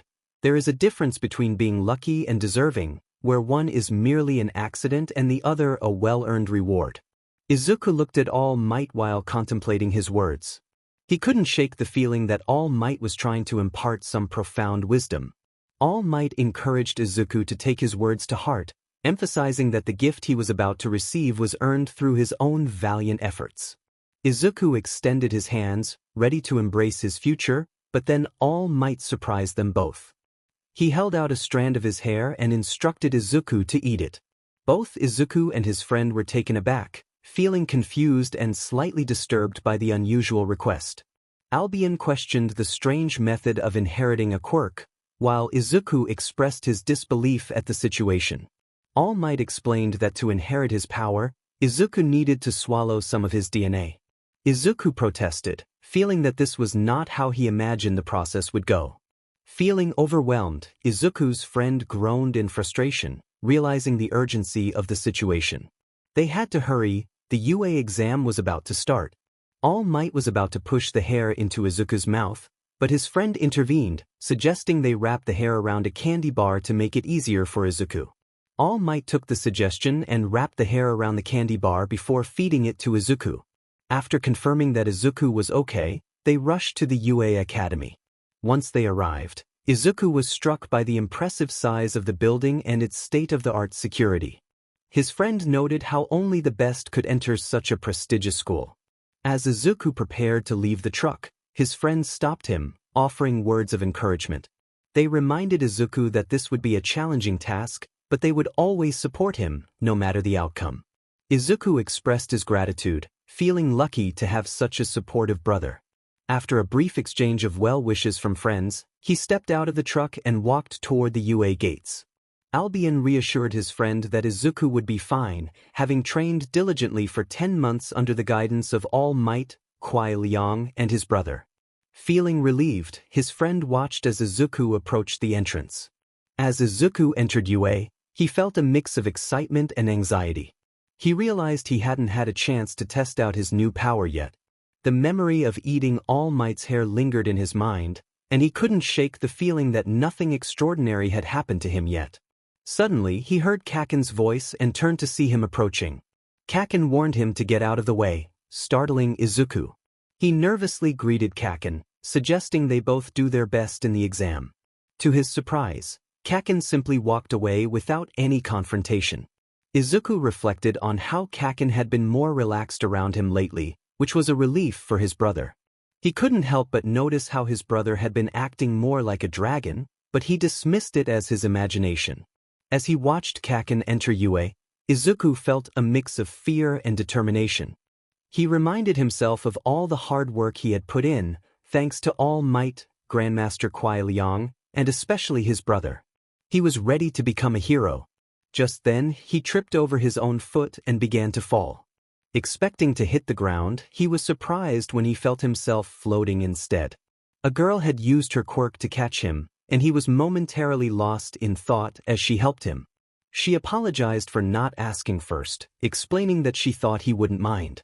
Just then he heard his brother's teasing voice in the distance, calling him a little Casanova for catching the girl's attention. Embarrassed, Izuku yelled at his brother, who was laughing heartily. His brother waved goodbye as he drove off, leaving Izuku to navigate this unexpected turn of events. Music played loudly in the background, energizing the atmosphere. The protagonist watched as his brother drove off, feeling a mix of embarrassment and determination. He thought about getting back at his brother the next time he was around their friends, especially when he noticed how nervous his brother got around them. Turning his attention back to the girl who had caught his eye, he noticed her cheeks were still flushed. Concerned, he wondered if she was okay. The girl expressed her own nerves, and before he could respond, she hurriedly said her goodbyes and walked away, leaving him stunned. He couldn't believe he had just spoken to a girl and felt a rush of excitement at this small achievement. After a moment of reflection, he shook off the nerves and headed inside UA for the exam orientation. He followed the crowd and took a seat next to Kaken, surprised to see who was leading the orientation. Present Mike, the voice hero, greeted the candidates with enthusiasm, but the silence that followed was palpable. Present Mike, undeterred, quickly shifted to the main topic, explaining the practical exam.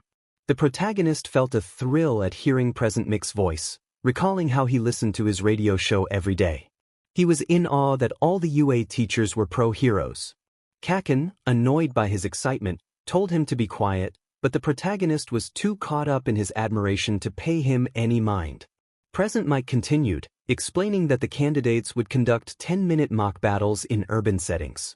The protagonist looked at his card, realizing he and Kaken were assigned to different battle centers, which made him anxious about not being able to work with friends. As Present Mike detailed the faux villains they would face, the protagonist listened intently. He learned that there were 3 types of villains, each with different levels of difficulty. The goal was to use their quirks to score points while maintaining a heroic spirit. A candidate raised a concern about a discrepancy in the materials, which led to a brief moment of tension in the room. Present Mike reassured everyone, clarifying that the fourth villain was merely an obstacle worth 0 points, meant to be avoided. The protagonist found this explanation somewhat comforting, though he couldn't shake the feeling of unease that had settled over the group. With the orientation wrapping up, Present Mike shared a motivational quote, encouraging the candidates to strive for greatness. The protagonist felt a mix of nerves and excitement as he prepared for the upcoming challenge. Standing before a massive gate at Battle Center B, he felt his heart race. This was the moment he had been training for, and he was determined to give it his all. He thought of his mentors and friends, vowing not to let himself or them down. With a deep breath, he steeled himself for the trials ahead, ready to prove himself as a hero. This is where everything happens. The hallowed grounds of UA, the school with the best hero training course in the world, is the place every kid dreams of attending. While there are other hero programs, none can compare to UA, making it incredibly difficult to gain admission. The school's alumni list reads like a who's who of heroes, including All Might, the most famous pro hero, and the legendary peacekeeper with the most victories under his belt, Endeavor. Not to mention the stylish and award-winning Best Jeanist. Graduating from UA is essentially a prerequisite for anyone aspiring to become a great hero. At the entrance of UA's Battle Center B, all the exam participants wait anxiously for the gates to open. Most are nervous, excited, or a mix of both as they prepare for the final part of the exam. In the back, Izuku Midoriya, the 9th user of One for All, stands trembling with anxiety. He recalls Present Mike's instructions regarding the combat exam. In his memory, Present Mike enthusiastically explains that the participants will engage in 10-minute mock battles in dynamic settings. He details the 3 types of foe villains present in each battle center, emphasizing that points will be awarded based on their difficulty level. The goal is to use their quirks to score points by defeating these foe villains. After the flashback, Izuku gulps, attempting to calm his nerves. He observes the other contenders, noting that they all appear confident, at least to an untrained eye. Some even have special gear, which makes him wonder about their confidence. As he scans the crowd, he spots Achiko Uraraka, the girl who helped him earlier. He recalls their brief encounter at the school gates, where she prevented him from falling. Feeling grateful, he decides he should thank her for her kindness. As Izuku approaches Uraraka, he suddenly feels a hand on his shoulder. Turning around, he finds Tenya Ida, who had called him out during the written portion of the exam. Izuku's heart races, fearing another reprimand. Ida points out Uraraka, who is trying to focus on the trials ahead, and questions Izuku's intentions. He wonders if Izuku plans to distract her and ruin her chances of success. Izuku quickly denies this, but the other contenders overhear their conversation. One of them remarks on Izuku's earlier mishap, while another, with red hair, calls him a loser. The tension in the air grows, and the pressure everyone felt during the written exam returns, stronger than before. They all sense an overwhelming presence that makes them want to flee. Just then, a symbol briefly appears on Izuku's shoulder before vanishing, causing everyone to catch their breath in confusion. Present Mike announces the start of the exam, urging everyone to move quickly as the gates swing open. The contenders rush into the battle center, leaving Izuku behind. He realizes he is already lagging and races after them, calling out for them to save some villains for him. As the participants scatter throughout the mock city, Izuku struggles to keep up. He reassures himself that he has plenty of time and that he carries All Might's power within him. Earlier that morning at Dagoba Municipal Beach Park, before being pulled away by wine, Izuku had swallowed a candy bar containing All Might's hair. He felt a mix of anxiety and anticipation, unsure of what to expect. All Might had asked if he had swallowed it, and Izuku confirmed that he had, though he felt nothing had changed yet. Wine had teased him about his expectations, and All Might had laughed, explaining that his body needed time to process the hair. As All Might checked the time, he noted that the power should kick in after a couple of hours. Izuku had expressed his concerns about feeling nervous, knowing he needed to shower and eat something before the exam. With his backpack secured, Izuku felt a knot in his stomach, while Wine put on a jacket. All Might warned him to be cautious, reminding him that he hadn't yet tested the power of One for All. Suddenly, Izuku's flashback was interrupted by the appearance of a one-pointer foe villain crashing through a wall in front of him. The mechanical foe locked onto him, announcing its intent to attack. Izuku's instincts kicked in, but he found himself frozen in place, panicking as he realized he needed to dodge. The one-pointer charged at Izuku, who shut his eyes in fear. Suddenly, a laser shot from the side, destroying the robotic menace. Yuga Oyama, the owner of the laser, celebrated his victory, declaring how they made a great team with him as the decoy. However, he quickly dashed down the street, leaving a confused Izuku behind. Izuku wondered what Aoyama meant by his comment until Present Mix's voice broke through his thoughts, announcing the remaining time. Panic set in as Izuku looked around, realizing he needed points quickly. He ran down the street, passing several defeated robots, and spotted a mix of 2- and 3-pointers scattered around. Among the chaos, he saw Uraraka using her quirk to lift multiple robots into the air.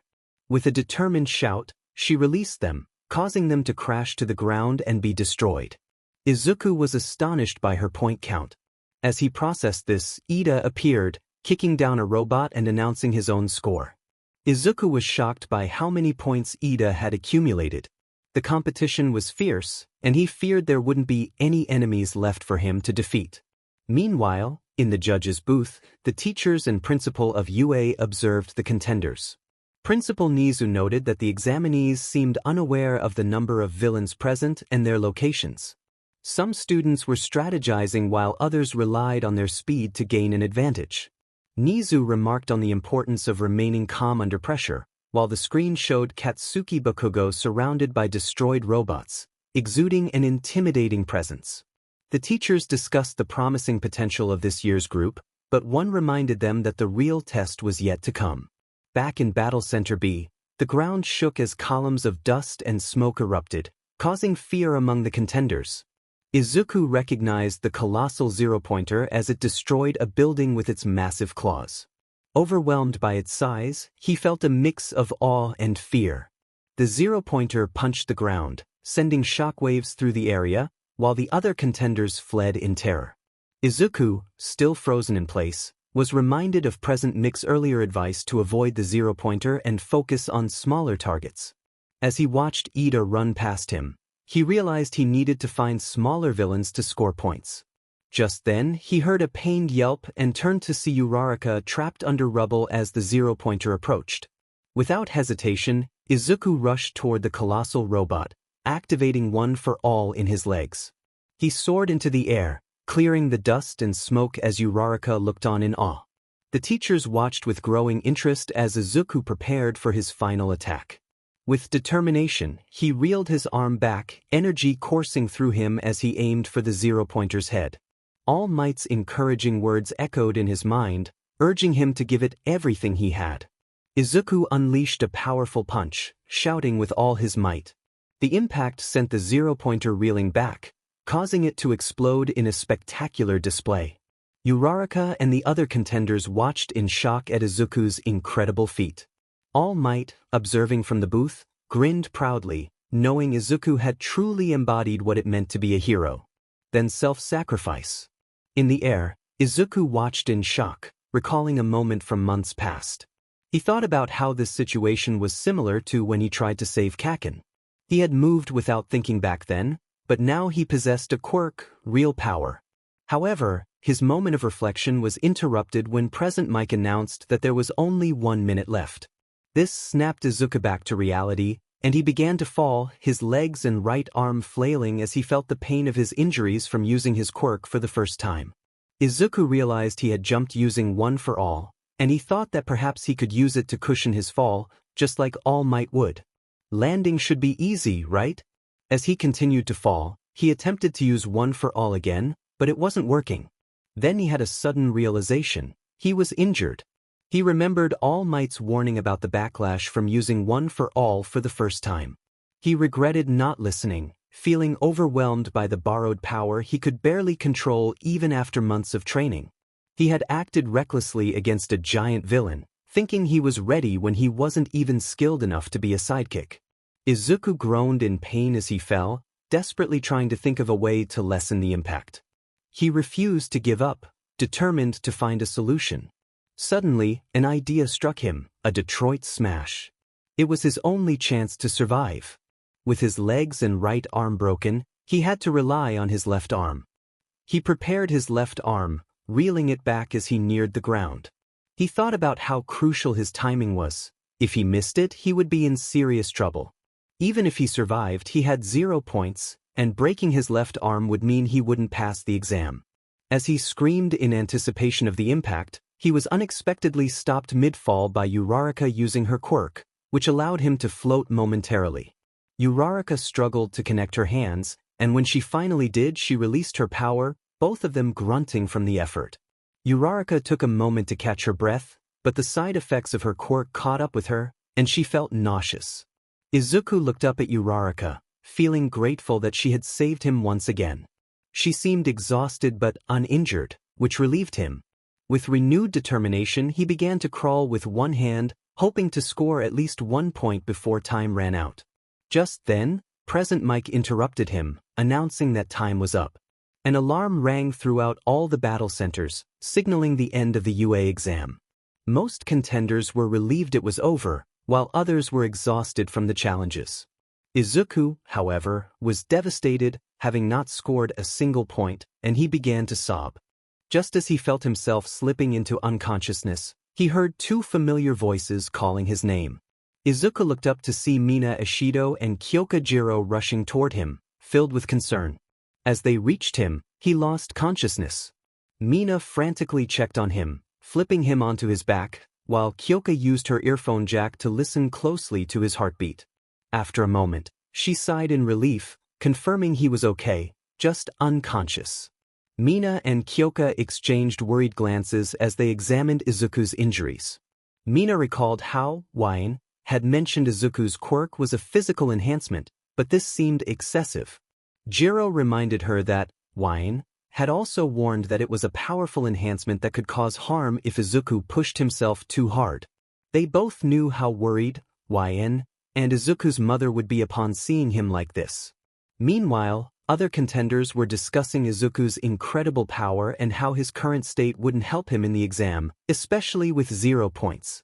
Jiro and Mina felt upset hearing the negative comments about their friend.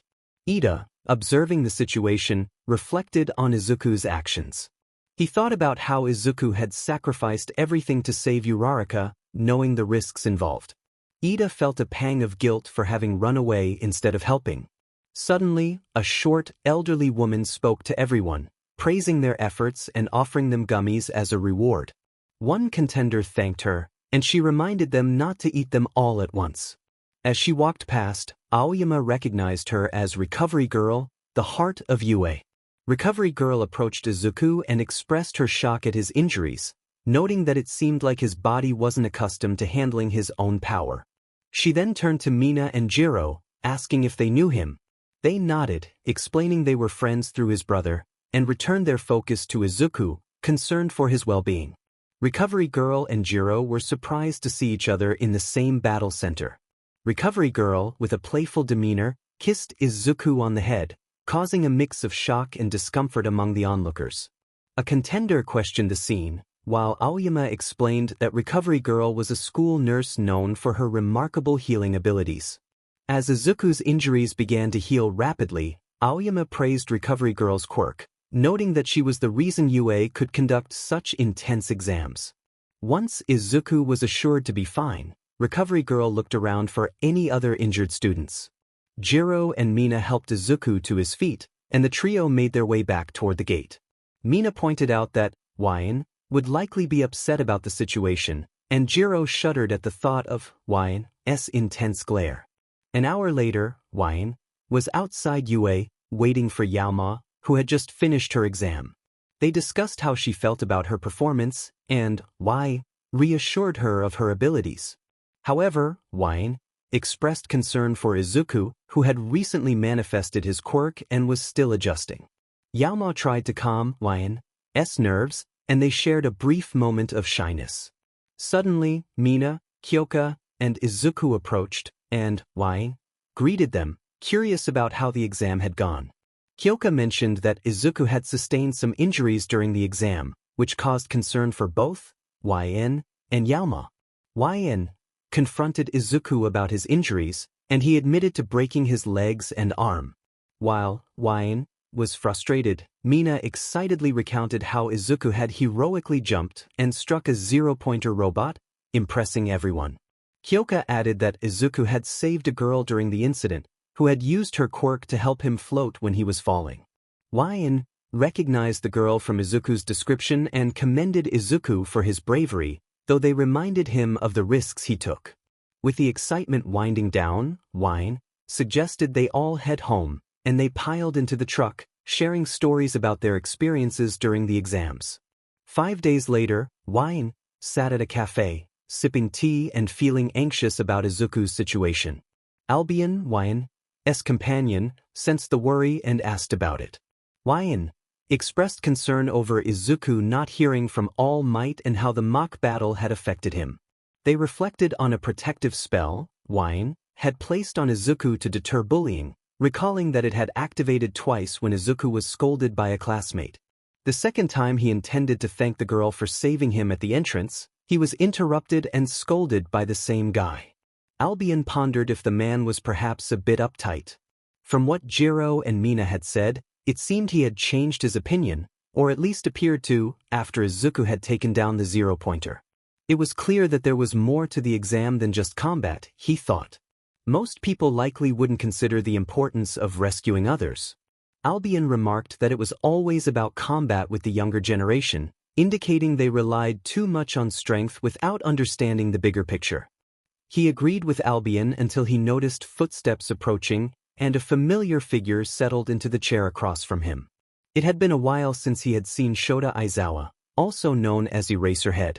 Albion had revealed his identity, but it didn't matter much on the surface.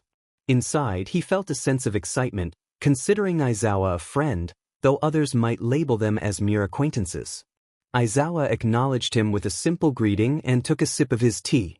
He asked how the students at UA would be, to which Aizawa bluntly replied they would probably be annoying. He had observed Izuku dealing with the obstacle course and shared his thoughts on Izuku's lack of control over his quirk, suggesting it would make him a liability in a real battle. He sighed, knowing Aizawa spoke the truth. Izuku had only 10 months of training, and it was evident that it wasn't enough. He had ignored the potential consequences of his actions, resulting in serious injuries. He resolved to increase Izuku's training sessions with him. After another sip of tea, Aizawa inquired about Kuai Liang. He mentioned that the Grandmaster was doing well, spending most of his time training others in his dojo. Aizawa then shifted the conversation to his own situation, and he teasingly probed about Aizawa and Ms. Joke, which earned him a glare. Aizawa sighed deeply when asked about Nomuri, admitting she wouldn't stop talking about him, which he found annoying. He confirmed he would be the homeroom teacher for Class 1A, and after checking the time, he stood up to leave, bidding farewell. As Aizawa walked away, he felt a sense of accomplishment, believing he had made a connection. Albion agreed with him as he left payment for the tea and walked down the street. He speculated about Izuku's performance in the exam, confident that Izuku had passed the written portion, but uncertain about the mock battle. He believed that saving lives was just as important as combat skills. Suddenly, his phone buzzed with a text from Mina. Mina excitedly announced that she had been accepted into UA, and Jiro chimed in with the same news. He expressed his happiness for them both, while they inquired about Yamamo's status. After a moment of suspense, she revealed she had also been accepted. The excitement among them was palpable, but he noted that Izuku had yet to receive any news, and he was likely feeling anxious about it. Mina's enthusiasm was infectious, and he playfully teased her about her nickname for him. Jiro joined in on the fun, expressing his own desire for a nickname. They shared a light-hearted moment before he realized he needed to leave, bidding them farewell. As he walked, he reflected on the challenges Aizawa would face with the new class, especially with Mina's exuberance. He continued down the street until he noticed a woman of average height with white hair, streaked with crimson, struggling with her bags. He rushed over to help her, catching one of the bags before it fell. She thanked him, admitting she had been carrying too much. He assured her it was no problem, feeling good about lending a hand. The woman looked like she needed some help. She hesitated, saying it would be a bother, but he insisted, holding onto a bag that was about to fall. He added that he had nothing better to do. Eventually, she agreed and handed him another bag, indicating that they were even. She then offered to lead the way. As they walked towards her house, he decided to ease the tension. He introduced himself as White Midoriya and asked for her name. She replied that she was Fuyumi Todoroki, and it was nice to meet him. He agreed, commenting on the lovely day. Fuyumi asked what he had been doing before offering his help. He explained that he had been relaxing at a cafe and talking to an acquaintance before they left. He mentioned texting friends who had made it into UA. Fuyumi expressed her excitement, revealing that her little brother was also going to UA. Intrigued, he shared that his own little brother was still waiting to hear from UA and had been anxious and nervous about it. Fuyumi asked if he hadn't done well in the exam, to which he admitted that while his brother hadn't earned combat points, he likely received points for saving people. He noted that his brother was acting like a nervous wreck. Fuyumi understood, saying she would feel the same way. He asked if her little brother had taken the same exam, and she explained that their father had recommended him instead. He inquired if their father was a pro-hero, but Fuyumi paused, assuring him it was a complicated situation. He respected her privacy, and they continued walking until they arrived at a large house. Once inside, Fuyumi called out to her brother, Natsuo. He was confused by her return, and she introduced him to YN. Natsuo asked why he was there, and Fuyumi explained that YN had helped her with the bags. Natsuo thanked him for assisting his sister, and YN replied that it was no trouble at all. Just then, another brother entered the room.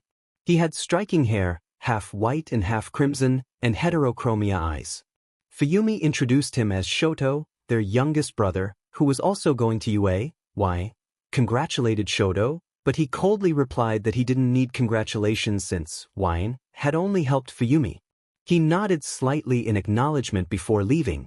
Feeling a bit awkward, YN noticed Fuyumi and Natsuo sighing, appearing somewhat sad. Fuyumi apologized for Shoto's behavior, explaining that he was not very sociable and kept his distance from others. YN reassured her that it was fine, noting that he could tell Shoto wasn't happy. Natsuo encouraged him not to take it personally, stating that YN's help was appreciated. As YN checked the time on his phone, he realized it was time to head back home. He expressed his pleasure in meeting them and hoped to see them again. Fuyumi and Natsuo agreed, and they shared a light laugh as he put on his shoes. He bid them farewell, and they smiled back at him as he left their house, heading home with thoughts of his mother likely worrying about his whereabouts and his brother Izuku, who was probably lost in his thoughts. 2 days later, during dinner, YN reflected on the 7th day without any news from UA. He had told his mother that friends Yaoma, Ashi, and Kyuki had made it into UA, which pleased her. Meanwhile, Izuku sat at the table, staring blankly at his fish, smiling oddly, which made YN uneasy. His mother tried to get Izuku's attention, but YN decided to intervene. He playfully smacked Izuku on the back of the head, urging him to wake up. Izuku snapped back to reality, rubbing the back of his head in pain. YN remarked that it was about time he returned to the moment. Izuku's mother, concerned, asked him why he was smiling at the fish. She wondered if she should be worried about him. Izuku quickly assured her that he had just spaced out for a moment. With a sigh, he returned to his meal. Albion noted that Izuku's condition was worsening, and it had been a week without any word from All Might.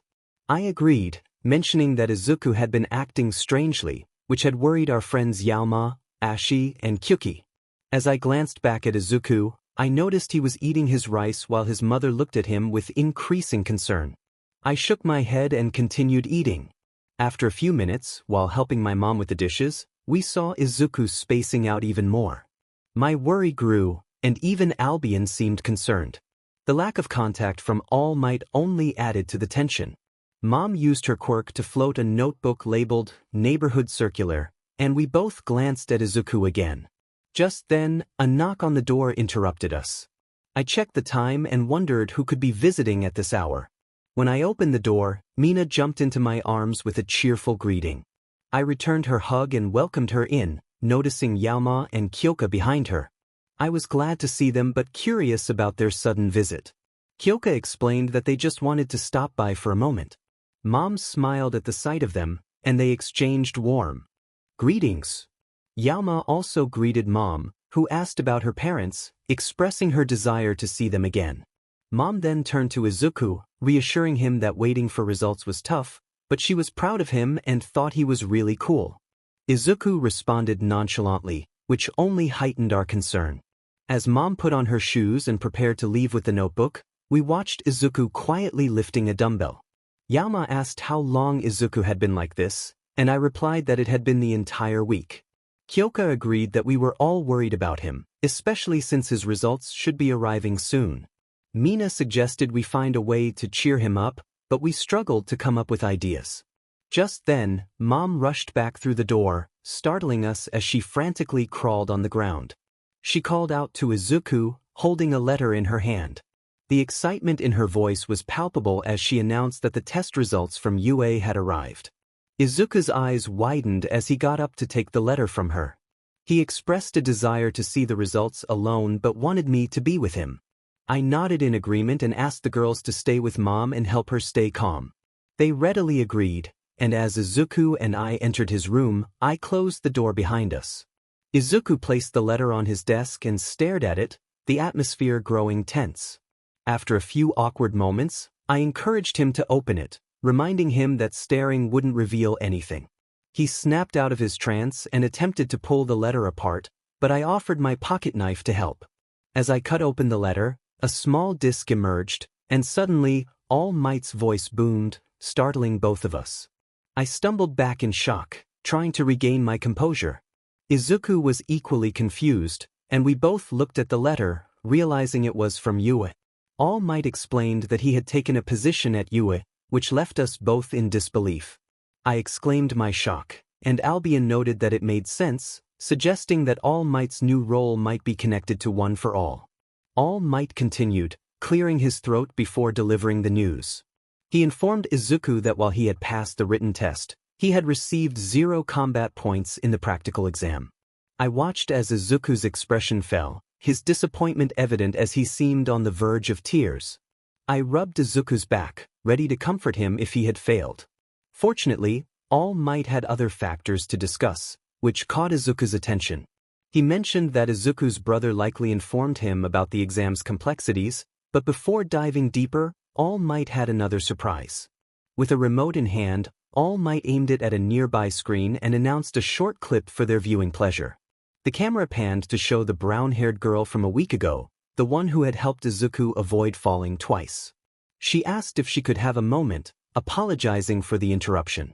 Izuku recognized her, and I teased him lightly, prompting a playful nudge from him. All Might revealed that she had come to talk about Izuku after the exam, which surprised him. I nudged his shoulder again, enjoying the moment.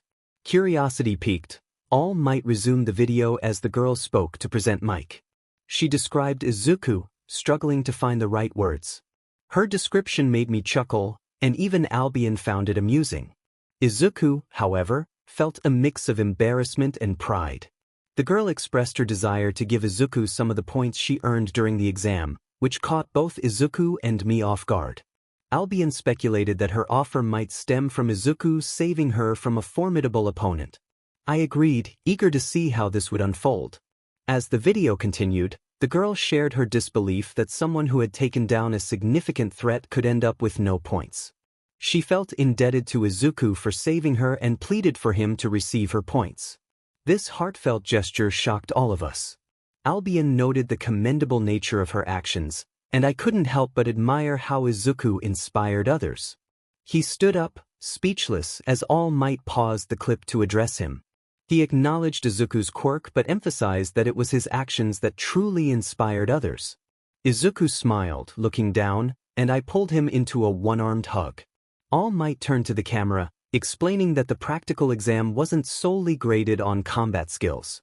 This revelation surprised Izuku, and he returned his gaze to the projection. Present Mike thanked the girl for her request but reassured her that Izuku was doing well on his own. All Might then posed a rhetorical question about how a hero course could reject someone committed to saving others, highlighting the importance of heroism. He revealed that rescue points were awarded for acts of heroism beyond just fighting villains, announcing that Izuku had earned 60 rescue points. Izuku was taken aback by the news, and I congratulated him on his achievement. All Might also announced that Uraraka had earned 45 rescue points, confirming that both of them had passed the exam. The room fell silent as Izuku's eyes filled with tears of joy. He questioned if it was a joke, and I hugged him tightly, feeling his relief and happiness. All Might extended his hand to Izuku, welcoming him to the Hero Academy. As the projection ended, I held Izuku close and called for everyone else to join us. Mina and the others rushed into the room, eager to know what had happened. I shared the exciting news that Izuku had passed the exam and was going to UA. The room erupted in celebration, and after a heartfelt group hug, Mom embraced Izuku again, overwhelmed with emotion. I glanced at the letter that accompanied the news and chuckled. When Yaoma asked what was funny, I revealed that Izuku was placed in Class 1A. Everyone cheered at the news, but I expressed my concerns about a certain individual also being in that class. I asked Momo, Kyoka, and Mina to keep an eye on Izuku, knowing that I wouldn't be there to protect him. They all agreed to watch over him, promising to ensure that nothing drastic would happen. We decided to celebrate Izuku's achievement with a small party, recognizing how far he had come. Albion reminded us to enjoy the moment but to be prepared for future training. Curious about Juggernaut Drive, I asked Albion about it. He explained that it was a special ability within Divine Dividing and the boosted gear, considered a forbidden move that temporarily removed the seal on him. However, one would lose their sanity and eventually succumb to fate. That seemed intense, and a hint of worry crossed my mind. Albion explained that this was primarily due to the curse stemming from the negative emotions of previous users, which would significantly impact anyone entering this form. However, he reassured me that the curse could be permanently lifted if the hatred of past users was dispersed. He believed Valley would assist, as he had been teaching me some magic. I recalled Valley using Juggernaut Drive a few times and asked if that was the case. Albion confirmed that he had, but Valley utilized his demonic energy instead of his life force. He suggested we set aside thoughts of Juggernaut Drive for the moment and enjoy the evening. I agreed and joined the others in congratulating Izuku on his acceptance into UA High. Little did I know, chaos was on the horizon. The night following Izuku's acceptance letter brought a small celebration. All Might finally made contact with us, primarily with Izuku, as we headed to the beach where Izuku had trained with him. I parked the truck, and Izuku dashed down the lot, excitement evident in his every step. I couldn't help but chuckle at his enthusiasm. Albion pointed out that Izuku was understandably thrilled, given that All Might hadn't been in touch for an entire week. I noticed Grandmaster's Porsche parked nearby and realized he was also there to congratulate Izuku. As I caught up with Izuku, I spotted All Might in his skeletal form, standing next to Grandmaster, both gazing out at the ocean. They turned as they heard Izuku's footsteps, and All Might was about to greet him when Izuku shouted a cheerful hello, tears of joy streaming down his face, causing All Might to cough dramatically. Izuku's exuberance startled a nearby couple, who were thrilled to see All Might. The man questioned if it was really him, while the woman expressed her desire for an autograph. All Might, flustered, whispered at Izuku to downplay the situation, but Izuku, ever the jokester, waved his arms and claimed it was all a mistake, leaving the couple disappointed. I lightly scolded Izuku for his lack of discretion, and he apologized. Once the moment settled, All Might raised his hand for a high five, congratulating Izuku on his acceptance. Grandmaster echoed the sentiment, and Izuku expressed his gratitude, acknowledging their support. All Might mentioned he hadn't informed anyone at UA about his involvement in Izuku's training, emphasizing that Izuku had earned his place on his own merit. This revelation surprised both Izuku and me, especially since All Might was set to teach at UA this year. Izuku began to mutter about All Might's agency being in Minato, Japan, but I quickly interrupted him, reminding him to keep his thoughts clear. All Might explained that the school had requested he keep his new role under wraps until the official announcement, which made sense. He revealed that it was fortuitous timing, as he had been searching for a successor to inherit One for All. The realization dawned on me that All Might's presence at UA was indeed linked to finding a worthy successor. Albion confirmed my thoughts, noting that All Might was looking for a student who already possessed a quirk. All Might recalled a time he had even sought assistance from Sub-Zero for a successor, and young Wine had been mentioned, though it was quickly dismissed. Izuku expressed his concerns about his inability to control One for All, recalling how it had overwhelmed him during his initial attempts. Grandmaster reassured him that mastering One for All would take time and that UA would help him along the way. All Might compared the process of mastering One for All to a baby learning to walk, emphasizing the importance of patience. I added my own analogy, and together we encouraged Izuku to embrace the journey ahead. Izuku's realization that we had anticipated his struggles surprised him, and he pointed out my earlier scolding for being reckless. Albion sided with him, and I conceded that I had indeed been concerned. As the conversation shifted, All Might reminded Izuku that now he understood what he was dealing with, drawing attention away from my moment of embarrassment. Grandmaster smirked at me, clearly amused by my flustered state. Right now, Izuku's quirk was either all or nothing. All Might picked up 2 cans from the ground and held them in his hand. He explained to Izuku that one day he would learn to control his output, allowing him to adjust exactly how much power he used. Izuku wondered if he just needed control. Grandmaster interjected, noting that Izuku's body and power were currently overflowing. With patience and training, he would learn to hold One for All better and command it. All Might, in his muscular form, effortlessly crushed the 2 cans, inspiring awe and determination in Izuku. Suddenly, a man shouted in excitement, recognizing All Might, while a woman expressed her confusion about his sudden appearance. Grandmaster shook his head at All Might's blunder. All Might then declared they needed to run, and he took off with Izuku following closely. Grandmaster and I exchanged glances, shaking our heads at the duo's antics. I remarked that they seemed more alike than we realized, and Grandmaster agreed, asking how I was doing. I shrugged, mentioning that aside from Izuku getting into UA, everything had been decent. Grandmaster noted that I had blushed for a moment and had clearly heard my earlier comment. Surprised, I hesitated before revealing that Yaoma was a friend of mine, Momo Yaoyorozu. Grandmaster recognized her name and looked out toward the ocean, reminiscing about his past conversations with Satoru and Yumi. I was taken aback to learn he knew Yaoma's parents. Grandmaster explained that they were among the many friends he had made during his time as a pro hero and mentioned he should visit them soon. He then asked if I liked their daughter, to which I admitted I did, along with a couple of others. Grandmaster inquired about the others, and I shyly mentioned Mina Ishido and Kyoka Jiro.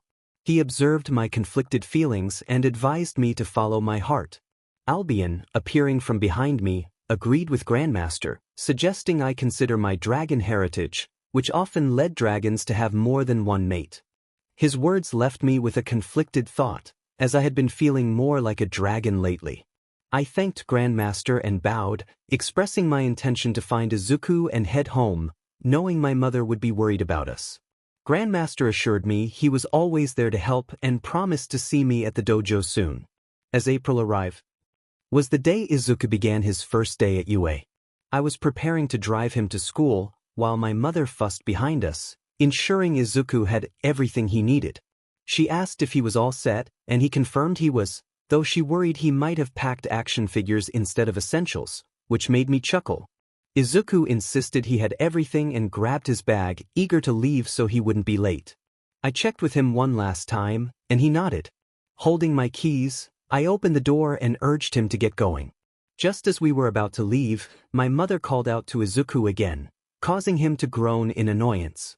I understood his frustration, but it was just a mother's love.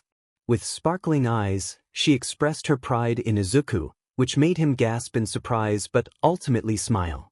Today marked the beginning of his high school journey. I chuckled, ruffled his messy hair, and we stepped outside to the truck.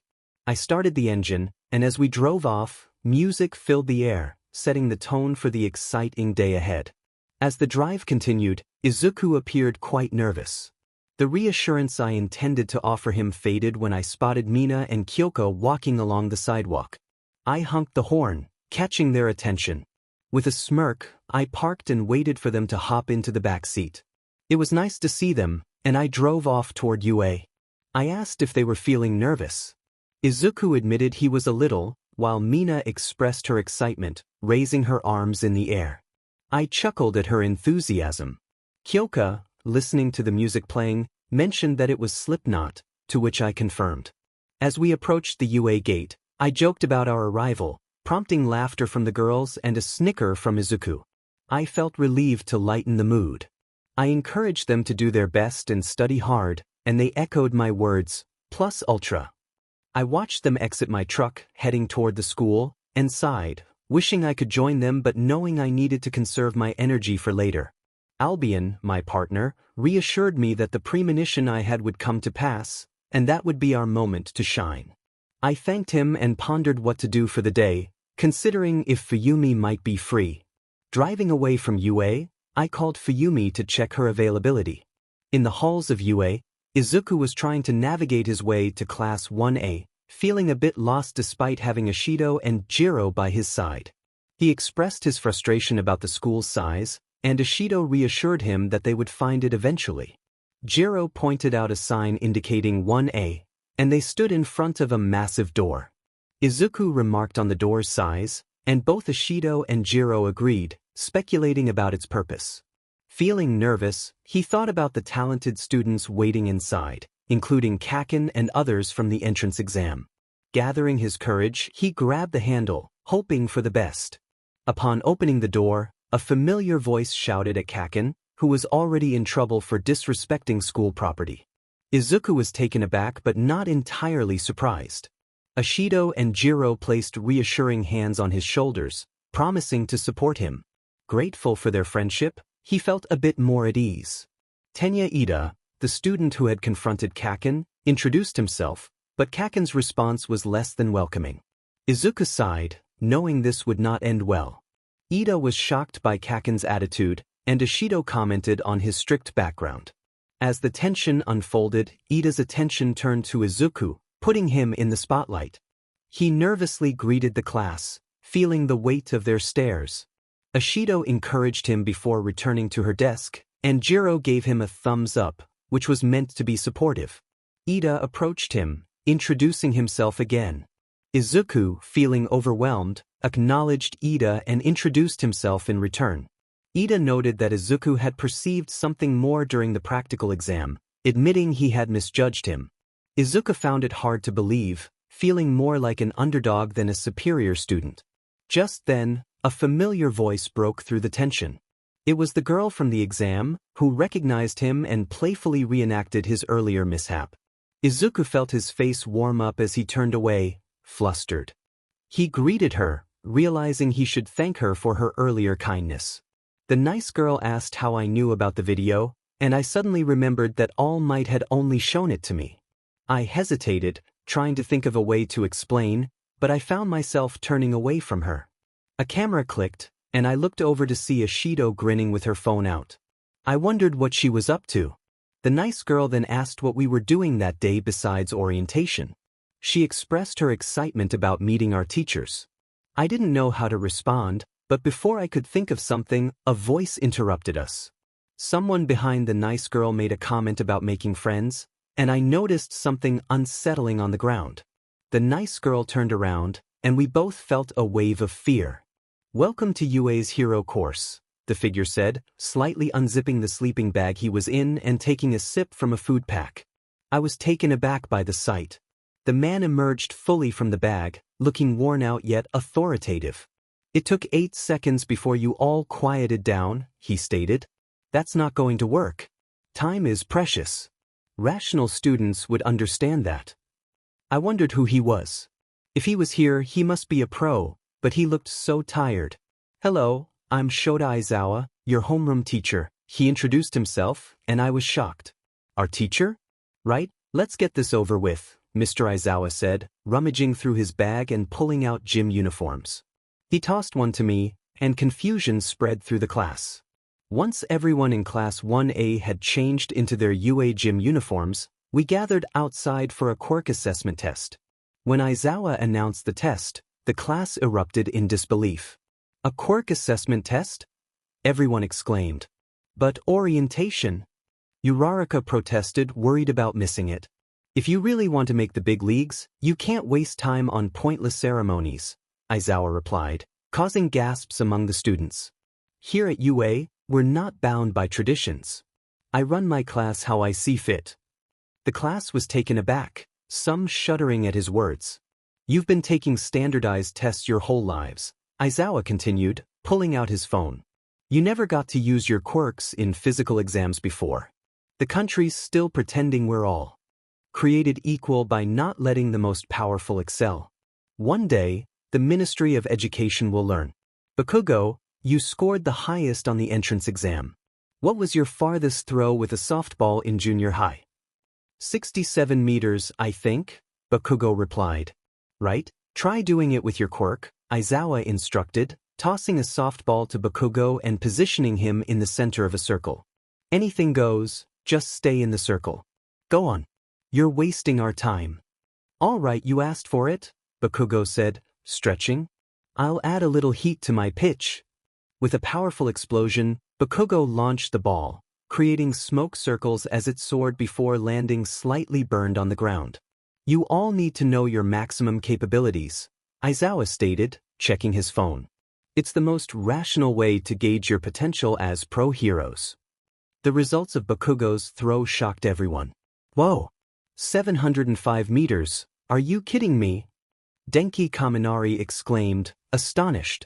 I want to go. That looks like fun. Mina Ishido said excitedly. This is what I'm talking about, using our quirks as much as we want. Hantasiro added, equally thrilled. Aizawa questioned the class, receiving gasps from some students. You have 3 years here to become heroes. Do you think it's all going to be games and playtime? Idiots. Today, you'll compete in 8 physical tests to gauge your potential. Whoever comes in last will be expelled immediately. The news left everyone in shock, except for one. Immediate expulsion? Izuku thought, feeling Aizawa's glare. 8 tests? Oh no. I can only use one for all at 0 or 100% right now. I have no control yet. Like I said, I decide how this class runs, understood? Aizawa reiterated. If that's a problem, you can head home right now. A huge test on the first day of school? Izuku thought, trembling with fear. What am I going to do? What would Nomu say? Probably something like just do your best and not overdo it. You can't send one of us home. We just got here. Uraraka protested, upset by Aizawa's declaration. That's not fair. Oh, and you think natural disasters are fair? Aizawa challenged, receiving gasps from his students. Or power-hungry villains. Or catastrophic accidents that wipe out whole cities. The world is filled with unfairness. It's a hero's job to combat that unfairness. If you want to be a pro, you have to push yourself to the brink. For the next 3 years, UA will throw one hardship after another at you.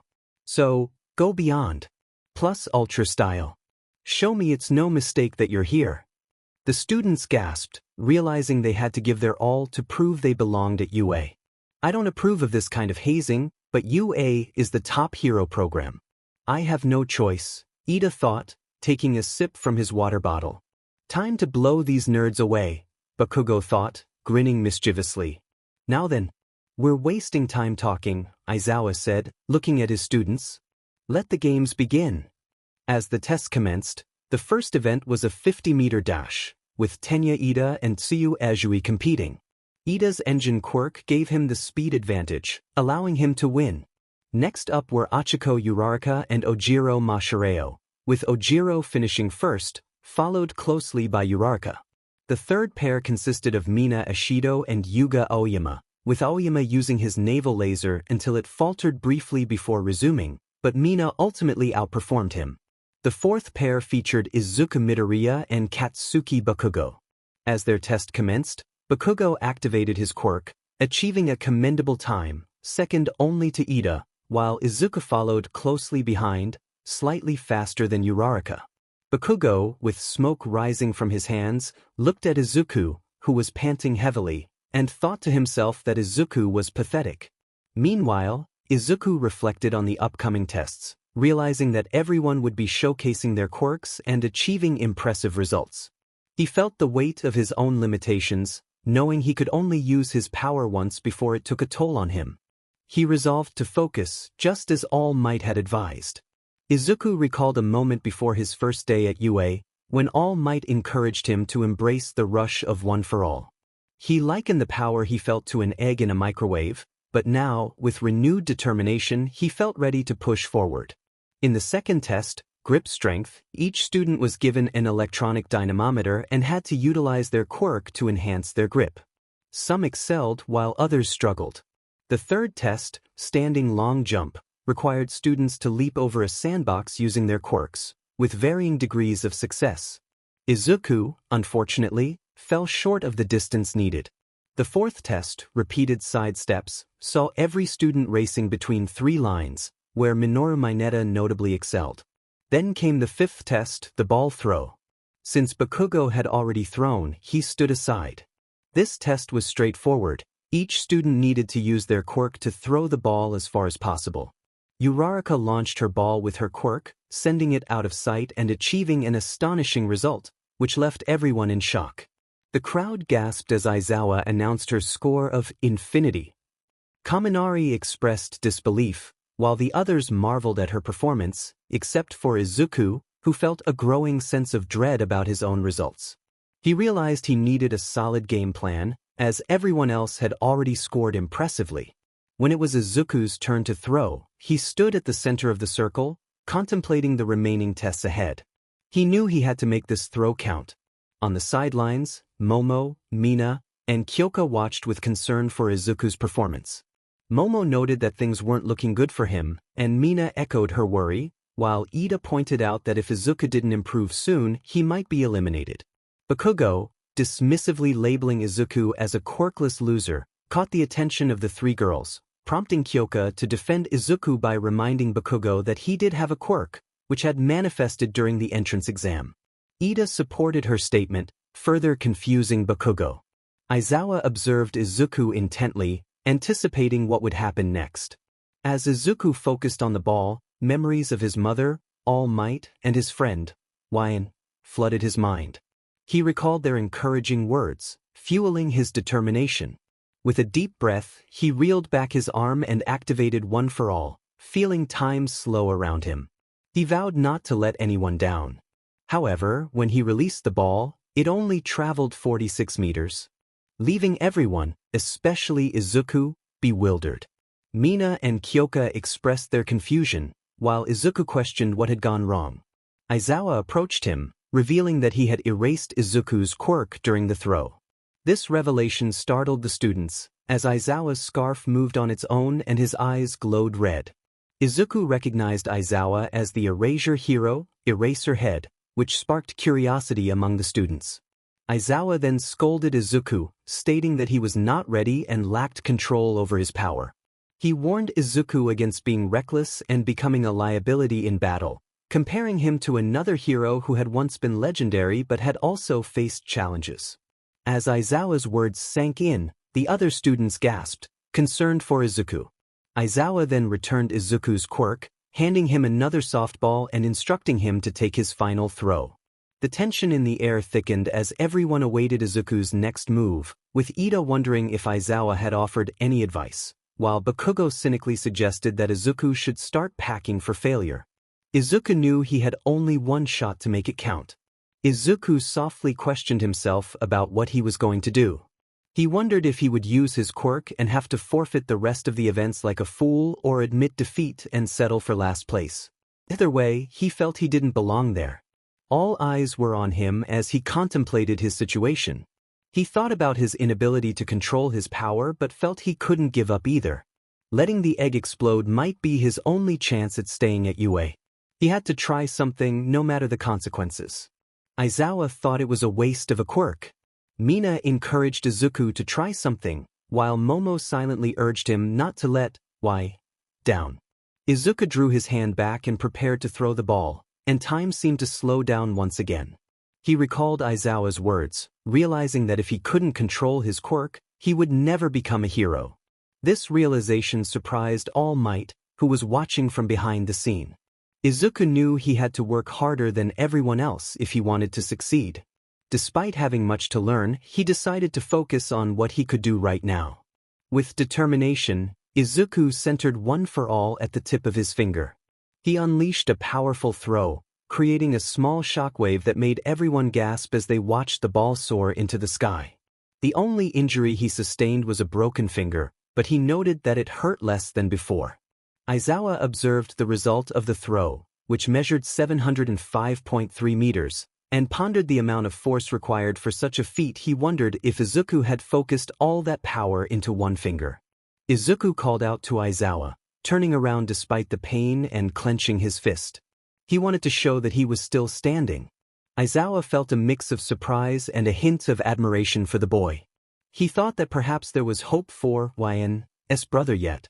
Kaminari expressed his shock at Izuku's impressive throw, while Uraraka cheered for him.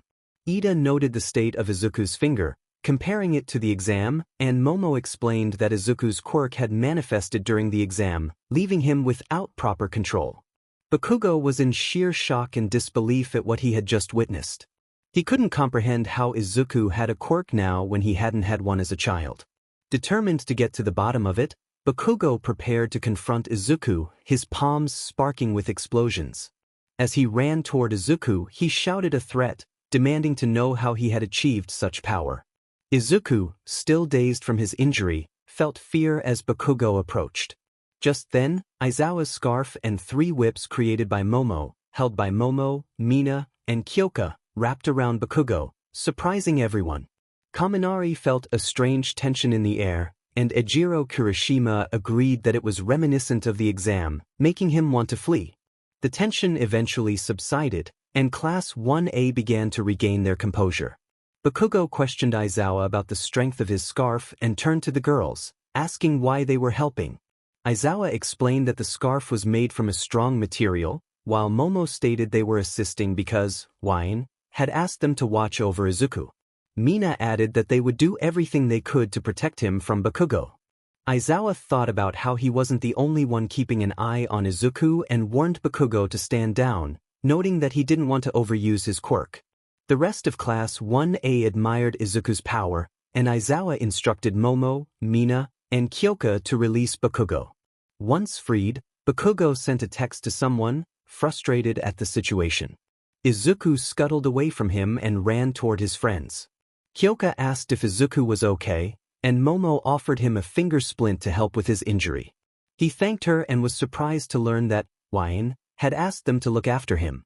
Mina confirmed that they were there to help because they knew Bakugo would cause trouble. Izuku expressed his gratitude, while Uraraka continued to worry about his finger. Bakugo recalled memories of their childhood, feeling conflicted about Izuku, whom he still viewed as someone weak. As the remainder of the tests proceeded, Izuku fought through the pain of his broken finger, though the splint provided some relief. After completing the final test, he collapsed onto his back, panting for breath as his classmates passed by. Kyoka checked on him, and he admitted that his finger felt better thanks to the splint. Momo smiled and assured him that she was always there to help. Once the final test was over, Class 1A gathered in front of Aizawa for the results. Aizawa announced that he would rank them from best to worst, noting that they should already have a good idea of their standings. It wasn't worth going over each individual score. Meanwhile, Izuku was trembling at the thought of his results, fearing they would be unfavorable. He thought about how the person ranked last would be expelled, and the only test he excelled in was the softball throw. He held his eyes shut, wondering if he could scrape by on that score alone, knowing he had struggled in the other challenges. Aizawa displayed the results, revealing that Izuku was indeed in last place. A few classmates exchanged worried glances upon seeing his rank. Izuku's heart sank as he realized he had failed. Mina and Kyoka glanced at him, while Momo, though concerned, maintained a calm demeanor. Aizawa then revealed that no one would be going home, which shocked everyone except Momo. He explained that it had been a ruse to motivate them to give their best effort in the tests. The class erupted in disbelief, with Momo expressing her surprise that others hadn't figured it out sooner. She apologized for not speaking up earlier. Izuku, still in shock, asked Momo why she hadn't said anything. Momo explained that if they had known about the deception, they might not have tried their hardest. Izuku realized that it was something Wyan would likely say. Shiro broke the tension by commenting on how nerve-wracking the situation had been. Kirishima, ever the optimist, claimed he was always ready for a challenge, while Bakugo scoffed, knowing the expulsion was a false threat. Aizawa then instructed everyone to pick up a syllabus in the classroom and read it before the next morning. He approached Izuku and handed him his phone, telling him to answer it on speaker when it rang. Confused, Izuku did as instructed. When he answered, a loud voice erupted from the other end, startling everyone. It was Wyan, and his outburst shocked Izuku and his classmates, who recognized the voice. Wyan expressed frustration over Izuku's reckless use of his quirk, threatening to double his training when he got home. Izuku was taken aback by the news of additional training. Wyan addressed Momo, Mina, and Kyoka, thanking them for their support and for making a finger splint for Izuku. Mina eagerly awaited Wyan's opinion on a picture she had sent, and Wyan approved, causing her to cheer. Then, Wyan directed a message to Bakugo, warning him that he would have faced serious consequences if he had been present during the earlier events. The class took a collective step back, feeling the weight of Wyan's words. He reminded everyone to stay on his good side and not to harm Izuku, leaving them in agreement. Aizawa acknowledged their previous deal with a nonchalant response. After the call ended, silence fell over the room as everyone looked at Izuku, who was still processing the shock of Wyan calling from Aizawa's phone. Aizawa took the phone from Izuku and handed him a note for Recovery Girl, instructing him to get his injury treated. He warned Izuku that things would become tougher when actual training began, urging him to be prepared. Izuku reflected on his first day, realizing he had a long way to go to achieve his dream. However, one thought lingered in his mind. How had Wyan managed to contact Mr. Aizawa? His outburst drew the attention of those who remained, and Jiro expressed her surprise at Wyan's involvement. Mina questioned how Wyan knew their teacher, prompting Momo to recall a previous conversation where Wyan had seemed aware of their class assignment. The realization left them all a bit unsettled. Mina declared her intention to confront Wyan, and Jiro agreed, as they all headed off to change into their school uniforms for the end of the day. Izuku made his way to Recovery Girl to have his finger treated. At the end of the school day, Izuku walked through the gates, exhausted from the healing process. He felt a hand on his shoulder and turned to find Ida behind him. They exchanged greetings, and Ida inquired about Izuku's finger. Izuku expressed his gratitude for Recovery Girl's help and the splint Momo had made, reflecting on the importance of learning to control his power without relying on others. Ida shared his concerns about Aizawa's teaching methods, but ultimately trusted UA's judgment. Is the top program. Even so, lying is downright immoral. Izuku considered Ida's seriousness about school and thought he was intimidating at first. Uraraka's voice called out to them as they turned to see her approaching. She expressed her desire to join them on their way to the station. Izuku recognized her as the Infinity Girl. Ida introduced her properly, and she confirmed their names. Uraraka seemed to think Izuku's name was Deku, which puzzled him since he thought she had heard his name earlier. She mentioned how Bakugo had called him Deku during the fitness test, and Izuku clarified that it was a nickname Bakugo used to tease him. Ida commented on Bakugo's unsportsmanlike behavior, and Uraraka apologized for not realizing it was an insult. She then expressed her fondness for the name Deku, suggesting it could make a great hero name and found it cute. Izuku blushed and accepted the name, which surprised Ida, who questioned why Izuku would embrace a name he previously found insulting. Izuku, feeling flustered, laughed nervously while covering his face. Uraraka then asked about a person she had seen on Mr. Aizawa's phone earlier, prompting Ida to express curiosity as well. Izuku revealed that the person was his older brother, which shocked both Uraraka and Ida. They were eager to know how his brother knew Mr. Aizawa. As they walked toward the station, Izuku mentioned that he was surprised his brother knew Aizawa. He then dreaded the thought of the extra training he would face at home. Uraraka inquired if his brother had a quirk as powerful as Izuku's, to which he explained that his brother was actually quirkless but had a strong fighting spirit. Izuku shared that his brother had a reputation for defending other children at the orphanage from bullies, earning the nickname the Quirkless Hero. Ida praised his brother's bravery, and Uraraka found the nickname endearing.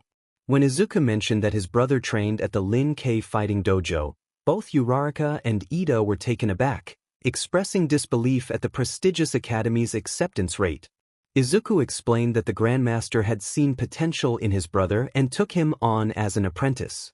He revealed that his brother was second only to the Grandmaster, a retired pro-hero known as Sub-Zero. Uraraka and Ida were astonished, and Ida remarked on the honor of being trained by someone of such caliber. Uraraka expressed her jealousy at not having met Izuku's brother yet, and they continued their conversation as they made their way to the station. Near the UA gates, Midoriya had spent the day with Fuyumi and Natsuo and was now driving to UA to pick up Izuku, Yaoma, Ashi, and Kyuki. He anticipated a challenging reception since he hadn't informed them about Aizawa being their teacher. Albion reminded him that he would face their wrath for not sharing this information. As he approached UA, one of his favorite songs began to play, setting the tone for the encounter ahead. Once close, the narrator noticed Yaoma, Ashi, and Kyuki, the latter two wearing upset expressions.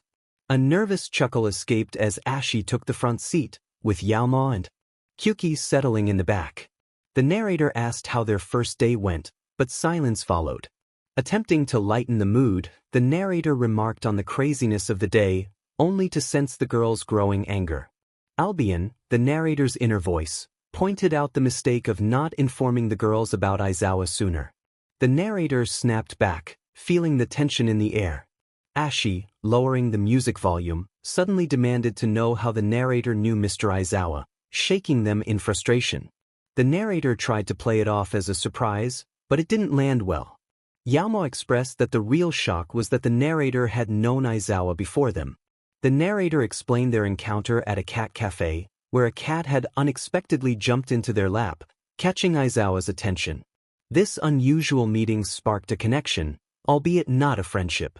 Ashi released the narrator and returned to her seat, while Kyuki inquired if the narrator knew any other teachers. The narrator admitted to knowing none, except perhaps Midnight. Looking around, the narrator noticed Izuku was missing and asked the girls if he was with Ida and Uraraka. Ashi suggested checking the station, and the narrator agreed, driving off as the girls relaxed after Aizawa's challenging tests. The narrator recounted a time when Aizawa expelled an entire class of freshmen on the first day, which left the girls pale with shock. Ashi exclaimed in disbelief, while Kyuki mused about the possibility of Izuku facing the same fate. The narrator confirmed that Aizawa had warned them Izuku could have been expelled if he hadn't performed well. Arriving at the station, the narrator spotted Izuku with Ida and Uraraka.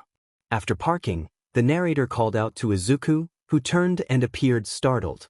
He greeted the narrator nervously, and the narrator questioned if he had forgotten about the pickup.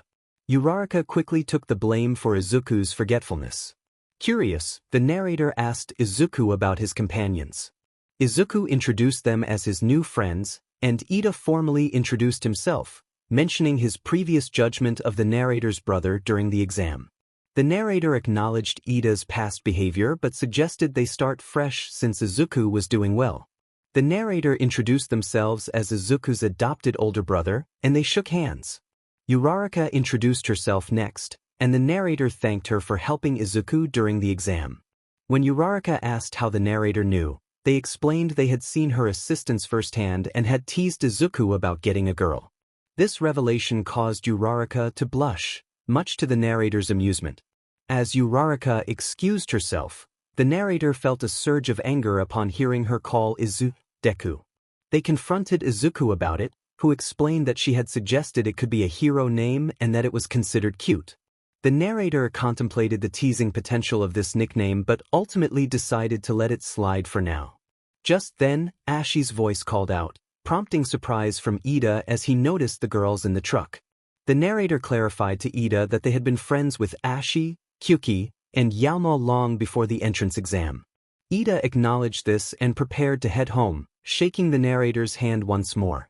It was a pleasure for Ryan to meet Izuku, and they would see each other again tomorrow. Ida left the two of them and headed into the station. Ryan smirked and looked at Izuku, feeling a sense of pride. They expressed their happiness that Izuku had made a couple of friends without any assistance. Then, Ryan instructed Izuku to get into the back with Yaoma and Kyuki, mentioning that their mother would want to hear about his first day at UA. Izuku swallowed nervously before joining them in the back seat. As they drove home, Izuku suddenly asked how Ryan knew Mr. Aizawa. Ryan shared the same explanation they had given to Ashi, Yaoma, and Kyuki. Izuku pondered this as they continued their journey, knowing that the next day would bring a challenge they both anticipated: Izuku versus Katsuki Bakugo. Inside the teacher's lounge at UA, All Might looked at his hero costume and let out a heavy sigh, aware of the challenges ahead. He thought to himself that Izuku didn't have time to relax just yet, as the real test was about to begin. His thoughts were interrupted when his phone rang. Upon seeing the caller ID, he wondered what Ryan wanted. All Might answered the call, greeting Ryan warmly and asking if they needed something. Ryan responded with a morning greeting and inquired about All Might's plans for the heroics portion of UA. All Might explained that he had organized a battle scenario where groups of two would face off against each other, with villains defending a bomb while heroes attempted to retrieve it.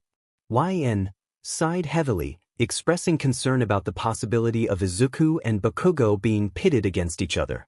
They warned All Might to keep a close watch on Bakugo, knowing he might go too far in training and try to hurt Izuku.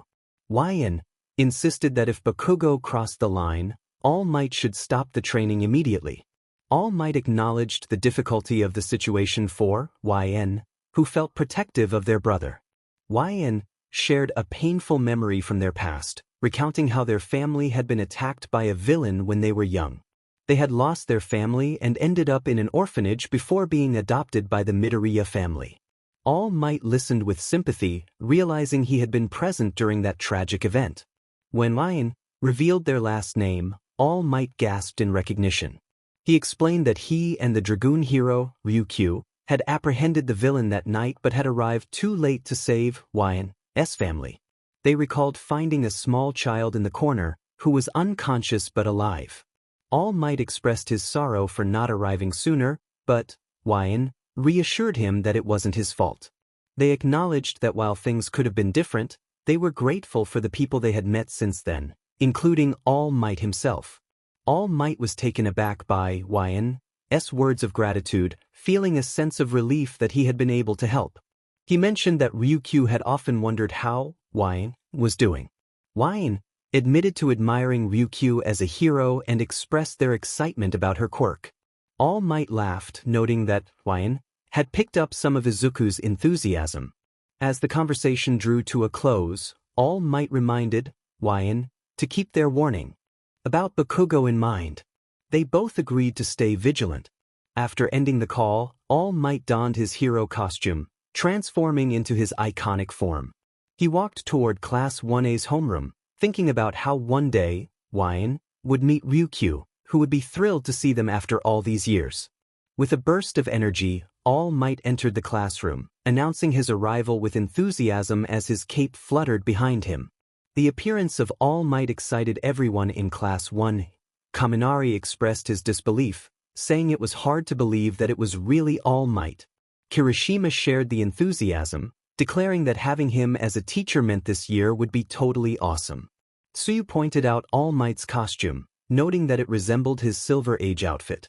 Ojiro felt goosebumps, calling it retro, while Mina beamed with excitement.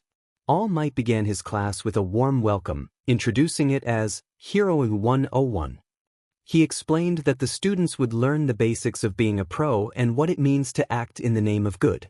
He then revealed a card labeled Battle, emphasizing that today's lesson would be intense. Izuku felt a wave of worry, while Bakugo grinned with eagerness, clearly thrilled about the prospect of fight training. As All Might continued, he highlighted the importance of looking good as a hero, pointing to the wall where 4 panels emerged, each containing 5 cases tailored to the students' quirk registration forms. The mention of their costumes sent a wave of excitement through the class. Izuku expressed his enthusiasm, and All Might instructed them to get suited up and meet him at Training Ground Beta. Class 1A responded with enthusiasm, each student grabbing their case and heading to the changing rooms. In the changing room, Mina looked at her hero costume, feeling a surge of excitement. She quickly put it on and admired herself in the mirror, exclaiming how awesome it was. She decided to send a picture to Wyan Bei, pulling out her phone and taking a cute selfie. Hagakure approached her, curious about the picture. Mina felt a bit embarrassed as she explained that she had promised Wyan Bei a photo once she could wear her hero costume. Tsuyu chimed in, recalling Wyan from Mr. Aizawa's phone, while Uraraka shared her brief encounter with him, mentioning how cool his truck was. Jiro asked Mina to take a picture for her as well, revealing that she had made a similar promise to Wyan. Mina happily obliged, capturing a cute shot of Jiro. When she handed back the phone, Jiro sent the picture to Wyan Bei. Mina then noticed Yamamo looking particularly shy. Mina encouraged Yamamo to send a picture to Wyan Bei, but Yamamo hesitated, feeling self-conscious about her costume. She worried that sending a picture might change how Wyan viewed her.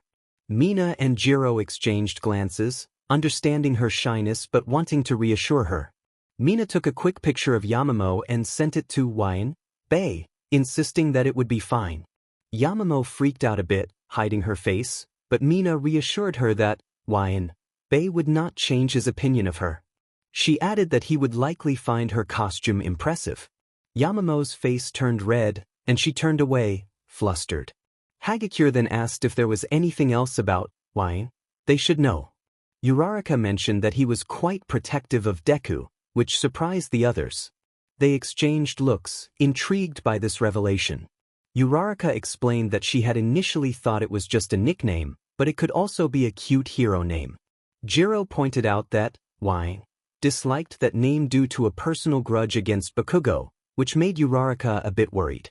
They recalled a previous incident where Wyan had made a threat against Bakugo, which had seemed intense. Mina defended Wyan, explaining that he had reasons for his actions based on what Izuku had gone through. Uraraka shared that Wyan had allowed her to call him that because she had helped Deku during the entrance exam, which made her feel lucky. The group, now dressed in their costumes, decided it was time to join All Might. As they made their way to the battle center beta, Mina realized she had left her phone in the locker, hoping Wyan Bei would text her later. She was eager to see how he would react to their costumes. In the battle center beta, All Might awaited Class 1A in their hero costumes. As the students emerged from the hallway, he declared that clothes make the pros, and they were living proof of that. He encouraged them to take this lesson to heart. From that moment on, they were all heroes in training. All Might looked at Class 1A's hero costumes with excitement. He felt a surge of energy as he exclaimed how cool they all looked, eager to begin their training. Each student at UA High received a clothing allowance based on their submitted quirk registration, which included their physical measurements and desired costume designs. An exclusive costume company, designated by UA High, crafted state-of-the-art costumes tailored to each student. The last to enter was Izuku Midoriya, whose hero costume was lovingly made by his mother with some help from his older brother. It wasn't flashy or high-tech, but it held sentimental value for him. Emerging from the shadows, Izuku felt a mix of pride and nervousness. As he stepped forward, Uraraka immediately noticed him and greeted him enthusiastically. Izuku returned her greeting, though he quickly became flustered. Uraraka complimented his costume, noting its simplicity. Izuku felt a bit self-conscious about the skin-tight bodysuit he wore, wishing he had been more specific about his preferences. Meanwhile, Minoru Mineta gave a thumbs up, while All Might observed Izuku's costume, particularly the bunny ears and smiling mask that resembled his own. All Might chuckled to himself, trying to maintain his composure as he continued with the class. With everyone ready, All Might announced it was time for combat training. Ida, dressed in his armor-like costume, raised his hand to speak. Izuku admired Ida's cool appearance. Ida pointed out that they were in the same fake city used for their entrance exam, wondering if they would be conducting urban battles again. All Might clarified that they would be taking their training a step further. He explained that while many villain encounters happen outdoors, most take place indoors, in settings like backroom deals and secret lairs. For this training exercise, they would be split into teams of heroes and villains for 2-on-2 indoor battles. He expressed concern about the advanced nature of the training, but All Might reassured them that the best training comes from real battlefield experience. He reminded them that this time, they would be facing actual opponents, not just robots. Momo asked if All Might would decide the winners, while Bakugo inquired about how much they could hurt the opposing team. Uraraka worried about the possibility of expulsion for the losing team, and Ida asked how they would be divided into teams. Aoyama proudly displayed his cape, drawing attention to himself. All Might, slightly overwhelmed by the barrage of questions, took a moment to regain his composure and pulled out a small booklet. He explained the scenario. The villains had hidden a nuclear missile in their hideout, and the heroes needed to thwart their plans by either capturing the villains or recovering the weapon. The villains would win if they protected their payload or captured the heroes. Izuku thought the setup sounded like a classic action movie. All Might declared that time was limited and they would choose teams by drawing lots. Ida questioned the method, but Izuku explained that pros often had to team up with heroes from different agencies unexpectedly, making this exercise relevant. The teams were drawn as follows. Team A, Izuku Midoriya and Achiko Uraraka. Team B, Mizo Shoji and Shoto Todoroki. Team C, Momo Yaoyorozu and Minoru Mineta. Team D, Katsuki Bakugo and Tenya Ida. Team E, Mina Ishido and Yuga Aoyama. Team F, Koji Koda and Rikido Sato. Team G, Kyoka Jiro and Denki Kaminari. Team H, Fumikage Tokoyami and Tsuyu Azui. Team I, Toru Hagakure and Mashireo Ojiro. Team J, Eijiro Kirishima and Hantasiro. As the teams were formed, excitement filled the air, though some students felt apprehensive. Uraraka was thrilled to be paired with Izuku, who was a flustered mess. She expressed her surprise at their pairing, while Izuku internally panicked about making a good impression. Mina and Jiro noticed Izuku's flustered state and found it adorable, planning to share the moment with their friend. Everyone turned their attention back to All Might as he prepared to announce the first teams. When All Might revealed the teams, a few students felt a wave of worry wash over them. Izuku sensed the tension as he caught Bakugo's intense glare.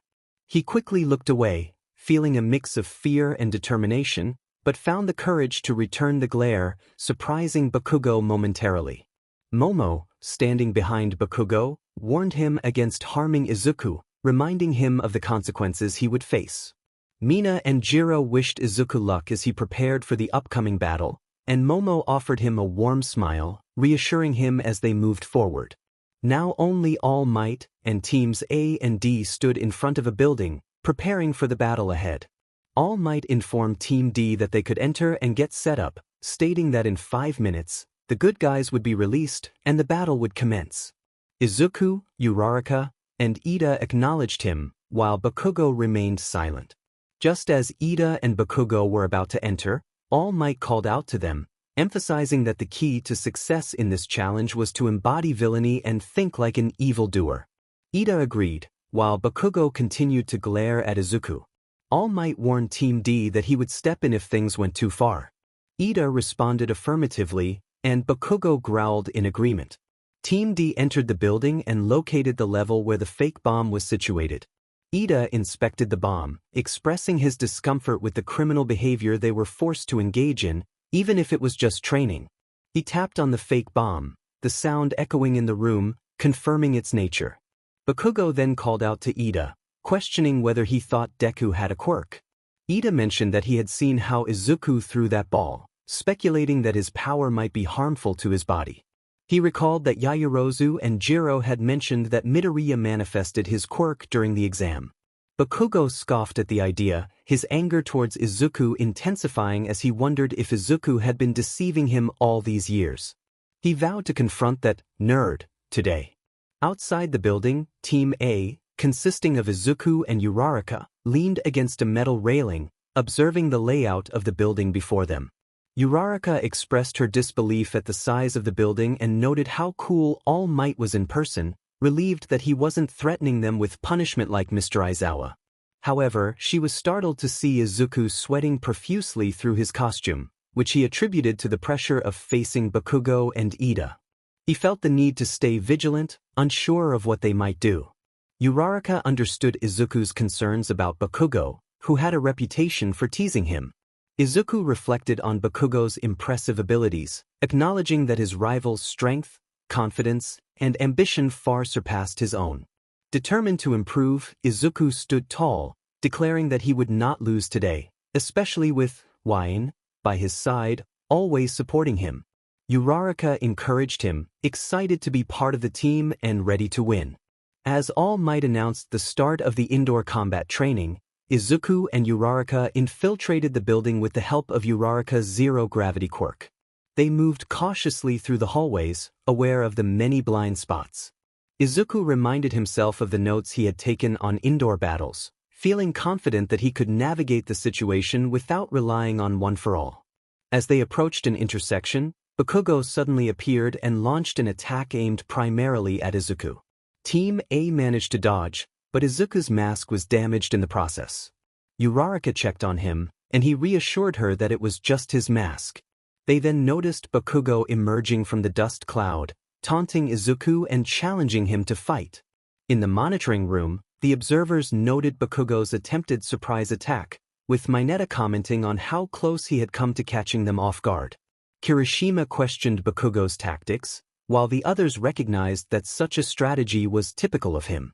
All Might acknowledged Bakugo's approach, stating that he was acting like a true villain.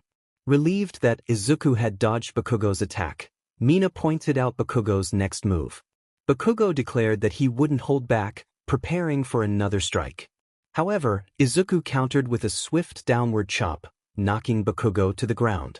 Seizing the opportunity, Izuku closed the distance, delivering a series of quick strikes before grappling Bakugo and slamming him down again. Despite the force of the attack, Bakugo quickly recovered, ready to retaliate. Izuku anticipated his move, leaping into the air to deliver a punch to Bakugo's face, followed by an elbow jab and a knee move that sent Bakugo soaring upward, showcasing the intensity of their rivalry. Bakugo was about to hit the ground when Izuku rushed over and quickly struck Bakugo with a series of rapid punches and kicks, culminating in a sliding kick that sent Bakugo rolling away. This unexpected display of skill astonished everyone, especially Momo, Mina, Jiro, and Uraraka, even catching Bakugo off guard as he got back on his feet. He stared at Izuku, bewildered. Bakugo questioned what had just happened, shocked by Izuku's newfound fighting style. He realized that someone had taught Izuku how to fight. Uraraka, filled with excitement, exclaimed how impressive Izuku's moves were, likening him to a martial arts master. As Izuku assumed a stance he had learned from Grandmaster Kwai Liang and his older brother, he addressed Bakugo, recalling how Bakugo always initiated fights with a powerful right hook. Izuku had studied Bakugo's techniques for years, and this revelation piqued Bakugo's interest. Izuku explained that he had analyzed every great hero, including Bakugo, and that his knowledge was contained in the notebook Bakugo had burned. Bakugo's anger flared as he noticed a medallion from a fighting dojo hanging from Izuku's neck. Izuku declared that he was no longer the helpless kid he once was. He had changed, and from now on, Deku would be the name of a hero. Uraraka recalled a conversation from the previous day, expressing her fondness for the name Deku, and how it could make a great hero name. Bakugo, noticing Izuku's trembling, accused him of being scared but still wanting to fight, which fueled his hatred. As the tension built for the impending battle, Ida attempted to contact Bakugo, but the connection was quickly lost. In the monitoring room, everyone was glued to the unfolding battle. Kirishima wondered who Bakugo was speaking to, while All Might explained that Bakugo had a radio in his ear to communicate with his partner. He also revealed a roll of capture tape, which could be used to immobilize an opponent. Mina pointed out the hero's disadvantage, given the time limit and the unknown location of the nuclear weapon. All Might emphasized that real heroes must outsmart villains, even when the odds are against them, and the class rallied together in support. Curiosity arose about Izuku's fighting style, and All Might confirmed it belonged to the Lin K fighting dojo.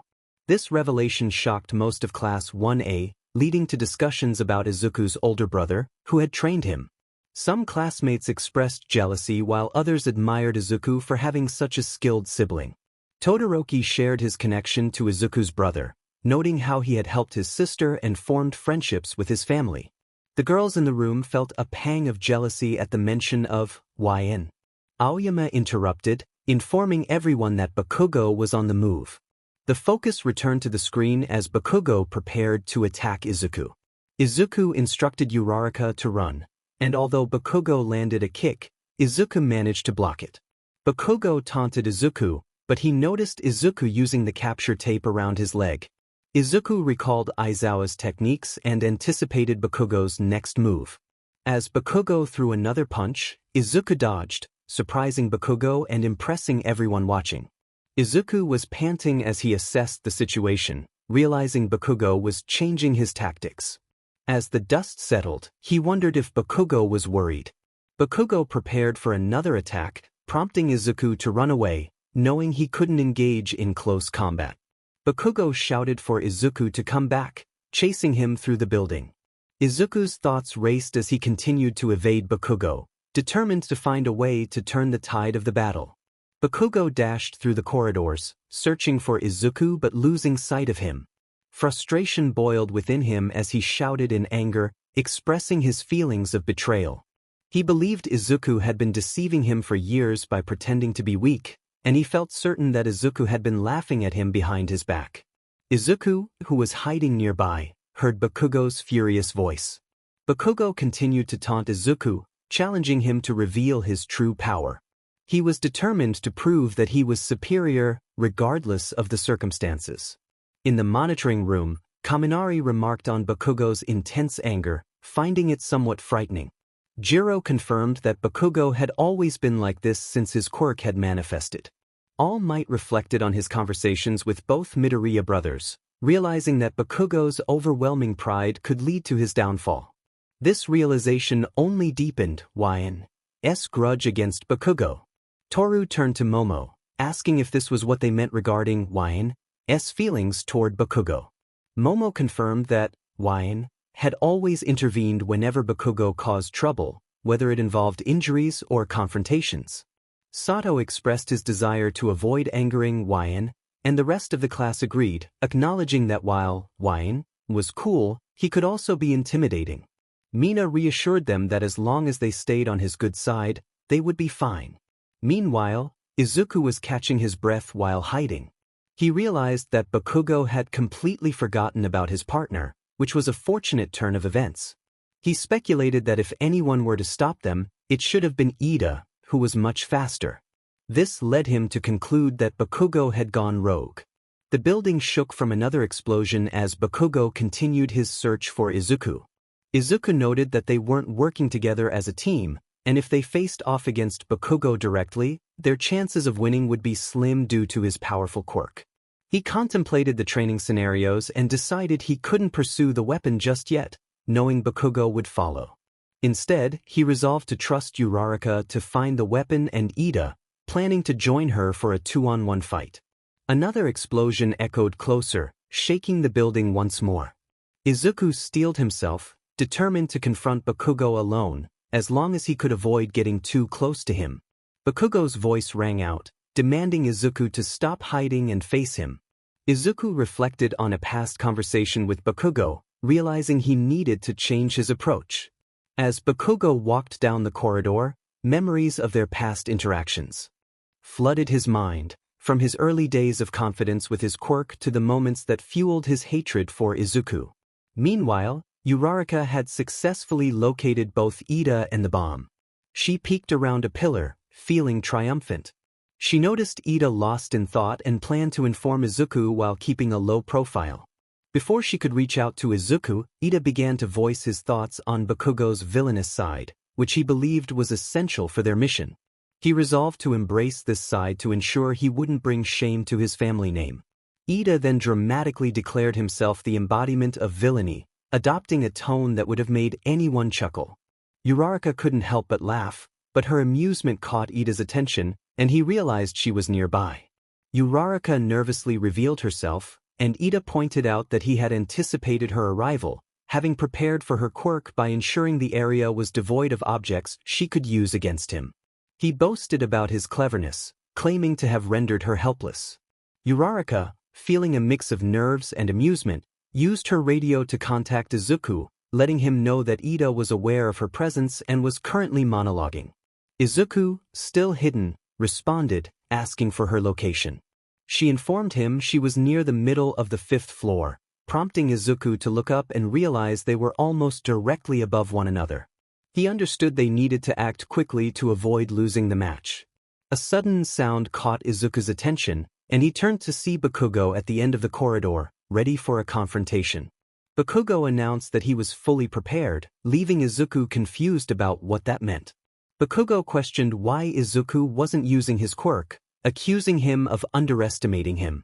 Izuku felt the weight of the moment, knowing he had no choice but to face Bakugo. Gathering his resolve, Izuku prepared himself for the challenge ahead, declaring that he was no longer afraid of Bakugo. Bakugo, momentarily taken aback, grinned wickedly, ready to demonstrate the true power of his quirk, explosion, as he aimed his gauntlet at Izuku. Bakugo was filled with excitement as he prepared to unleash the power stored in his gauntlets. He aimed them like a railgun, ready to release a tremendous blast. The audience watched in shock as he declared that the gauntlets were not merely for show, they had been accumulating his sweat for one massive explosion. All Might, sensing the danger, quickly tried to intervene through the radio, warning Bakugo not to go too far. He feared for Izuku's safety, but Bakugo dismissed the concern, believing Izuku would be fine as long as he could dodge the attack. With a swift motion, Bakugo pulled the pin from his gauntlet and fired a concentrated blast toward Izuku. The explosion was powerful enough to shake the entire building, leaving everyone in the monitoring room astonished. Kirishima exclaimed in disbelief, while Momo, Mina, and Jiro shouted in worry for their friend. All Might attempted to reach Izuku, but there was a moment of silence that made him anxious. He feared that Wyan would be furious about the situation. As the dust settled, Bakugo reveled in the power of his gauntlets, boasting about the strength of his explosions. However, his excitement turned to shock when he noticed something unusual. In front of Izuku, an unknown protective circle had appeared, leaving everyone in the monitoring room confused and alarmed. All Might observed closely, realizing that a smaller version of the circle had briefly spun on Izuku's shoulder before vanishing. Bakugo was about to hurl insults at Izuku when he felt an overwhelming pressure and an intense glare directed at him. To his astonishment, a familiar dragon briefly manifested behind Izuku, its fierce gaze striking fear into Bakugo and everyone else present. The dragon's presence was so powerful that even All Might felt the tension in the room.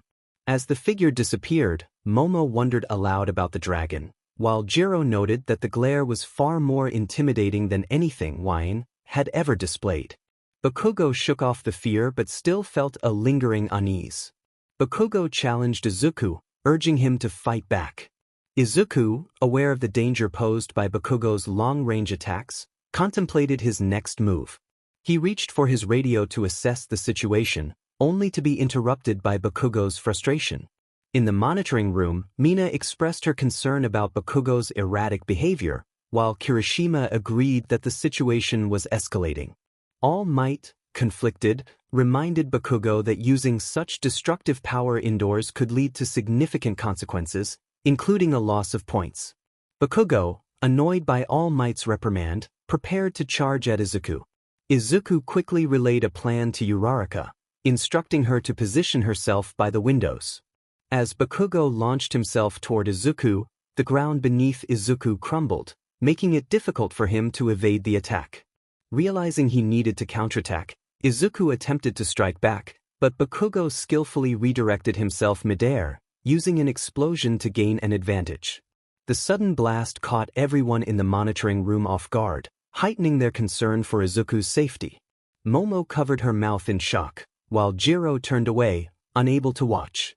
Kirishima questioned Bakugo's strategy, and Todoroki pointed out that Bakugo's maneuver demonstrated a surprising level of intelligence. Momo acknowledged the precision required for such a feint, recognizing Bakugo's talent and control over his quirk. Despite their admiration for Bakugo's skills, many in Class 1A felt uneasy about the implications of his power, especially in light of Yin's feelings toward him. While Yin may be quirkless, he faced Bakugo time and again, managing to come out victorious. Izuku was still recovering from the blast behind him. Bakugo, winding up his right fist, taunted Izuku, boasting about his famous right hook. He swung his arm powerfully, striking Izuku's arm, causing him to cry out in pain. Bakugo then grabbed Izuku's arm and propelled himself around using his explosions.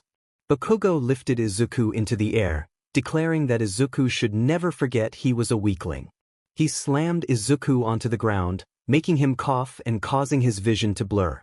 Izuku thought about how Bakugo wasn't giving him any time to form a strategy. Without a quirk, he felt outmatched despite the training he had received from Grandmaster and Lion. He realized he had no choice but to use everything he had. In the monitoring room, everyone watched in shock and worry for Izuku, speculating that Bakugo was acting like a villain. All Might trembled as he observed the fight unfold. Mina, tears forming in her eyes, exclaimed that Bakugo should have just wrapped tape around Izuku instead of trying to hurt him. She turned away, comforted by Jiro and Kirishima, who noted Bakugo's villainous behavior. Kaminari remarked on how Izuku had started strong but was now clearly outmatched. All Might contemplated whether to intervene, knowing he would face Yin's wrath later for allowing the fight to continue. Izuku, panting, looked around and bolted down the hallway. Tsuyu noted that he was running away, while Kirishima acknowledged that it wasn't very manly but perhaps Izuku had a plan. As Bakugo marched menacingly toward him, he demanded to know why Izuku wouldn't use his quirk. Bakugo accused him of relying on his brother's techniques. Izuku, looking down, replied that it wasn't about that. Bakugo pressed on, frustrated that Izuku had been hiding his true power. Izuku's mind filled with flashbacks, and he looked up at Bakugo with tears forming, admitting that Bakugo had always been stronger. Bakugo, clenching his fist, called Izuku an idiot and challenged him to come at him. Both boys charged at each other, fists ready to collide. All Might thought about the passion in Izuku's voice, realizing that to achieve his dream, Izuku had to fight for himself. As they closed in on each other, Izuku activated One for All, ripping the rest of his sleeve, while Bakugo prepared his explosion. Izuku began to yell, "Detroit!" but Kirishima shouted in alarm, fearing they would harm each other. All Might tried to intervene, but Izuku called out to Uraraka, who was several floors above, to act quickly. Uraraka grabbed hold of a nearby pillar, preparing her own move. Izuku, looking at Bakugo, declared that he couldn't beat him in a one-on-one fight but could still win. Bakugo aimed his hand at Izuku, and Izuku yelled, "Smash!" as he drove his powered fist into the air. Bakugo's explosion met Izuku's punch, creating a powerful shockwave that shattered windows and sent debris flying. Ida, holding onto a fake bomb, gasped in shock as he witnessed the chaos. Uraraka, using her quirk, swung the pillar toward Ida, who demanded she stop but shielded himself from the debris. Seizing the moment, Uraraka leaped over the hole and glided toward the bomb, successfully grabbing it. As Ida panicked over the weapon, Bakugo's anger intensified, realizing he had been played. Izuku, struggling with his injuries, admitted that he hadn't intended to use his full power because he couldn't control it yet. He revealed that Mr. Aizawa had told him he would be useless. The smoke cleared, revealing Izuku with a broken and burnt arm. He explained that this was the only way he could think of to have a chance at winning. Bakugo, shocked, looked at Izuku and his injuries. In the monitoring room, the time limit reached its end, and All Might announced that the hero team had won. Uraraka slid down from the bomb, feeling nauseous, prompting Ida to rush to her side with concern.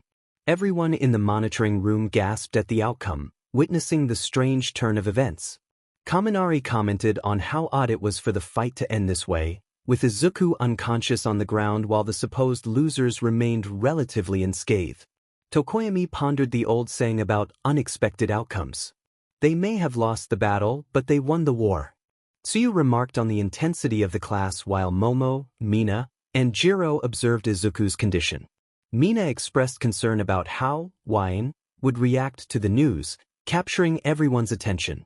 Jiro added that they should prepare for Bakugo's reaction, and Momo warned that once Wine heard about this, there would be chaos. The thought of a furious Wine made everyone uneasy. Meanwhile, Izuku was escorted away by medical bots to Recovery Girl's office. All Might watched as they took Izuku away and turned his gaze to Bakugo, who was visibly shaken. Bakugo reflected on how Izuku had predicted his attacks, feeling humiliated that he had lost the exercise.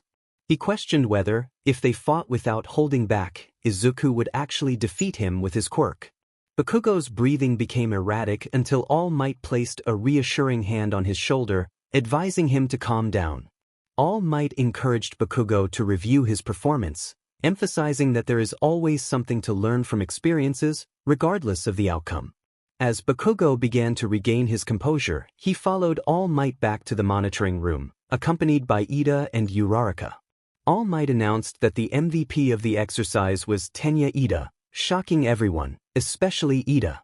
Tsuyu questioned why a hero wasn't chosen as the winner, prompting All Might to invite guesses. Momo raised her hand, explaining that Ida had embraced the challenge and adapted to his role better than the others. Momo elaborated on her analysis, pointing out that Bakugo's judgment was clouded by his grudge against Izuku, and that both Bakugo and Izuku had made poor strategic choices. Uraraka had let her guard down during the battle, while Ida had remained focused on his mission to protect the dummy weapon. Momo's insightful analysis impressed everyone, including All Might, who recognized her keen perception. All Might acknowledged that while the hero team technically won, they had not respected the spirit of the trial. Momo concluded that one should always start with the basics and dedicate themselves to learning to become a top hero. Mina playfully teased Momo about Wine, causing her to fluster. All Might then shifted the focus, announcing it was time to move on to the next match and encouraging everyone to reflect on what they had learned. After the joint battles concluded, everyone, except Izuku, gathered in front of All Might near the exit. All Might congratulated them on their performance, noting that there were no major injuries, except for Midoriya. Tsuyu expressed relief at the encouraging words after their homeroom class, while the others agreed, recalling Mr. Aizawa's strict demeanor. All Might expressed his happiness to bring positivity to UA and announced he would check on Midoriya's progress before making a swift exit, leaving the students in awe of his speed. As All Might hurried away, he reflected on Bakugo's pride and the challenges he would face at UA. He felt it was his duty to guide Bakugo, but that would have to wait. In the staff area, All Might struggled to maintain his form, realizing he had little time to teach a class. In the girls' changing room, Mina and her classmates changed back into their school uniforms. Hagakure commented on the class, noting that the others had better battles than she did due to Todoroki's quirk. Jiro agreed, recalling how Todoroki had frozen and then melted everything in their room. Mina noticed Uraraka looking down and asked if she was okay. Uraraka replied that she wished their battle had gone better. Yamamoto pointed out that while Uraraka had been reckless, Bakugo had been even worse, and she reluctantly admitted that Izuku had also been reckless. Mina checked her phone for a message from Wyan, and felt a rush of excitement when she saw a text from him. The message included an attachment of Yamamoto in her hero costume, expressing her self-consciousness about how Wyan might perceive her outfit. Wyan responded enthusiastically, complimenting Mina's hero costume and calling her cute. Plus, there was a plan to talk to Yamamoto since she felt self-conscious about showing a picture of herself in her hero costume. The excitement was palpable as the message from Wyan made its way around. The heart raced and cheeks flushed when Wyan called her cute. A small yes escaped Jiro, indicating that Wyan had texted her. Curiosity piqued, she sneaked over to glimpse Jiro's phone. In Jiro's chat, Wyan expressed admiration for her hero costume and suggested that Ashi could help make the picture even cuter. Jiro felt relieved and happy to hear that Wyan liked it. Teasingly, she remarked on the term husbando, prompting Jiro to shyly defend herself. Meanwhile, Yamamoto was engrossed in her phone, a smile gracing her face. Eager for more details, she approached Yamamoto to see what was happening. In Yamamoto's chat, Wine reassured her about her hero costume, emphasizing that nothing would change how he felt about her. The message was heartfelt and beautiful, bringing tears to Yamamoto's eyes. She comforted her friend, reminding her that Wine would never think differently about her. Yamamoto blushed at the affectionate term, my Yaoma, but the mention of future husband made her flustered. She hurriedly got ready for class, leaving Ishido chuckling at the playful banter. As they walked back, Ishido couldn't help but worry about Izuku, recalling how intense Bakugo's training had been. Upon seeing Yamamoto on the phone, Ishido noticed her sudden change in demeanor. Concerned, she asked if everything was all right. Yamamoto hesitated, revealing that Wine had hung up after she shared what happened that day, leaving her feeling uneasy. The group of girls exchanged worried glances, sensing the gravity of the situation. Ishido couldn't help but comment on the unusual turn of events, while Uraraka lightened the mood with a joke about preparing for chaos. Meanwhile, Wine was filled with rage after hearing from Yamamoto. The desire to confront Bakugo was overwhelming, and All Might was about to receive a stern talking to. Albion, his partner, urged him to remain calm, but the anger was hard to contain. As Wine approached you, he noticed Izuku and All Might in the distance. The tension was palpable as he confronted them, demanding an explanation for Izuku's injuries. Izuku trembled under this intense gaze, while All Might struggled to find words. Wine expressed his disappointment that the fight had not been stopped when it should have been, highlighting the severity of Izuku's injuries. After taking a moment to breathe and collect himself, he acknowledged Izuku's bravery in the fight, despite the consequences. Curiosity about the conversation between Izuku and Bakugo arose, but Izuku hesitated, trying to dodge the question. After some gentle persuasion, he admitted to mentioning One for All, which shocked both Wine and All Might. They exchanged worried glances, knowing the implications of Izuku's revelation. All Might reassured Izuku that Bakugo likely wouldn't take him seriously, but the weight of the situation lingered in the air. The situation was tense, and I decided to let it slide this time, but I made it clear that it couldn't happen again. All Might agreed, emphasizing the importance of keeping One for All a secret. If villains discovered its existence, it would be like throwing bait to sharks. They would pursue Izuku relentlessly for that power. I urged him to keep it confidential for his own safety. Izuku nodded, and I playfully ruffled his hair. I expressed my affection for him but reminded him to think more carefully in the future, both socially and on the battlefield. He mentioned that some of our classmates were eager to meet me, particularly Yaoyorozu, who had heard about my training at the Lin K fighting dojo. I groaned at the thought, anticipating how that would unfold. I instructed him to gather his things and meet me back at the same spot, asking him to relay the message to the girls as well. Once Izuku left for school, it was just me and All Might. He apologized for not intervening in the earlier fight, explaining that he had been too focused on my brother's feelings about the match. He admired Izuku's passion for becoming a hero, not for anyone else, but for himself. When the topic turned to Bakugo, I inquired about his pride. All Might acknowledged that while Izuku and I were correct about Bakugo's pride, he hadn't anticipated it being so inflated. He believed that during our time at UA, it might lead to a humbling experience for Bakugo. I remarked that it could even transform him into a better person, though I would only believe it when I saw it. I prepared to meet up with Izuku and the girls, wishing All Might a good day as he departed back into UA. I climbed into my truck and waited for them to arrive. Albion, my companion, admitted that things had gone better than expected. I confessed that I might soon lose my patience with Bakugo. Albion updated me on my training progress, explaining that I was still learning to use Juggernaut Drive with the magic Valet had taught me, rather than relying on my life force. He also mentioned that I would soon learn about Draig's boosting power. I expressed confusion, recalling that Draig and Albion were opposing sacred gears, or quirks in this context.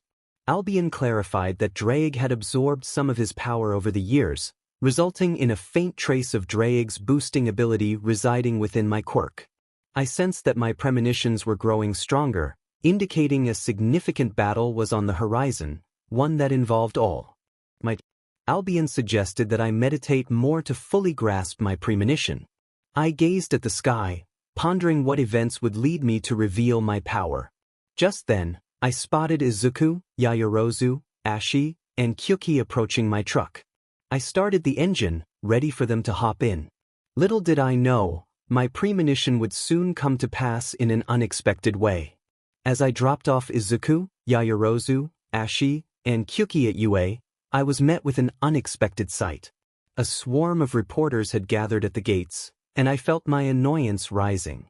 I had anticipated this chaos once news broke about All Might being a teacher at UA, but I wished it hadn't coincided with today. The others shared my frustration, but I noticed Uraraka in the rearview mirror. I quickly adjusted the center console to create a middle seat for the front. I instructed Izuku to move over, and as Uraraka approached, I rolled down the window and called her to join us. She hopped into the truck, looking around in confusion until she realized the situation. I confirmed that the press was indeed present. To address the issue, I decided to call for help. When Uraraka asked whom I was contacting, I told her to hold on while Aizawa answered the phone. I explained the situation, and he sighed in annoyance, agreeing to send Nomuri over to assist. He instructed me to prepare my special access card. After hanging up, I maneuvered my truck to face a part of the wall away from the gate. Ashi leaned in between Izuku and me, asking what was happening. I reassured her, patting her head, which made her blush. I activated a hidden mechanism, transforming part of the wall into a gate similar to the one the press was crowding. As I approached, a scanner appeared, and I presented the special card Aizawa had given me for emergencies like this. Moments later, Nomuri appeared on the monitor, greeting me warmly. I followed her instructions to place the card in front of the scanner, and the gates opened, allowing us to drive in. Once inside, I felt a wave of relief wash over me, knowing we had escaped the media frenzy. The expressions on my friends' faces revealed their surprise at my connection to Nomuri. When Izuku questioned how I had obtained a card for UA, I explained that I had anticipated the media's arrival and had convinced Aizawa and Principal Nizu to grant me one. I held up the card, emphasizing that both Aizawa and Nomuri trusted me with it. So, it was meant for an occasion like this, or an emergency. Ashi expressed surprise, asking if I really knew our principal and had a card to enter UA anytime. I confirmed that I did, but it was only for emergencies or situations like the one we were in.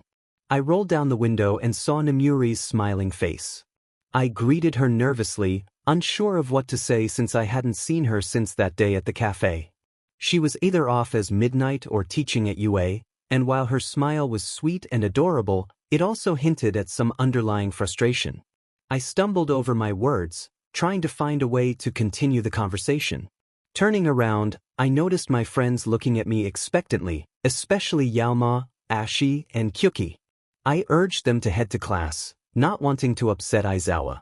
The mention of Aizawa made them leave my truck quickly, but I caught Yaoma mouthing, "We're not finished here," as they headed into the school. I felt a wave of anxiety wash over me after that. Albion, my partner, pointed out that I was definitely in trouble with them now, which was obvious. I told him to be quiet, leaving me alone with Nomuri in an awkward silence. I nervously asked if she was going to say something. She teased me, asking what I wanted her to say, and I felt my nerves spike. I defended myself, saying she never gave me her number, which Albion commented on, noting how I shouldn't say that to one of the few heroes I admired. I told Albion to be quiet again and turned back to Nomuri, who seemed to be deep in thought. I admitted that I should have asked for her number, but my nerves got the better of me. Nomuri questioned why I would be nervous about asking for her number. I hesitated, trying to find the right words. I confessed that I might be one of her fans, but I quickly clarified that I admired her as a hero who genuinely helps people. I didn't care about the public's opinion of her. I saw her as someone willing to do what's right. After I spoke, Nomuri looked surprised but then smiled at me, her expression warm and devoid of anger. She thanked me for my perspective and handed me a piece of paper with her number on it, along with a small heart and "hugs and kisses" in the corner. I mentally face-bombed but accepted it. She told me to head out, assuring me the press had likely backed off, and asked me to say hi to Kuai Liang for her. I gave her a two-finger salute and put my truck in reverse. Nomuri pressed a button, opening the gates behind me, and I backed out as she gave me the signal. Once I was outside, she closed the gates, and I drove away quickly to avoid the press. As I glanced back, I noticed someone watching the main gate of UA, and he gave off an unsettling vibe. A sense of premonition washed over me again. I asked Albion if he felt that, and he confirmed that he did, suggesting my premonition was approaching faster than we anticipated. I wondered if we still had time, and Albion agreed. I instructed him to get Valley ready for my training in Juggernaut Drive. As I drove back to the apartment, I focused on preparing for the challenges ahead. At UA High, Aizawa addressed Class 1A about their recent combat training. He acknowledged their decent performance and reviewed the video feeds of their results. He turned his attention to Bakugo, reminding him not to sulk about his loss, and then focused on Midoriya, who jolted at the mention of his name. Aizawa pointed out that Midoriya had only won by injuring himself again and urged him to work harder, emphasizing that he needed to take his brother's advice seriously. Midoriya felt the weight of Aizawa's words, knowing they were true. Aizawa continued, stressing that Midoriya couldn't keep breaking his body during training, but reassured him that his quirk would be very useful if he learned to control it. This encouragement made Midoriya feel hopeful.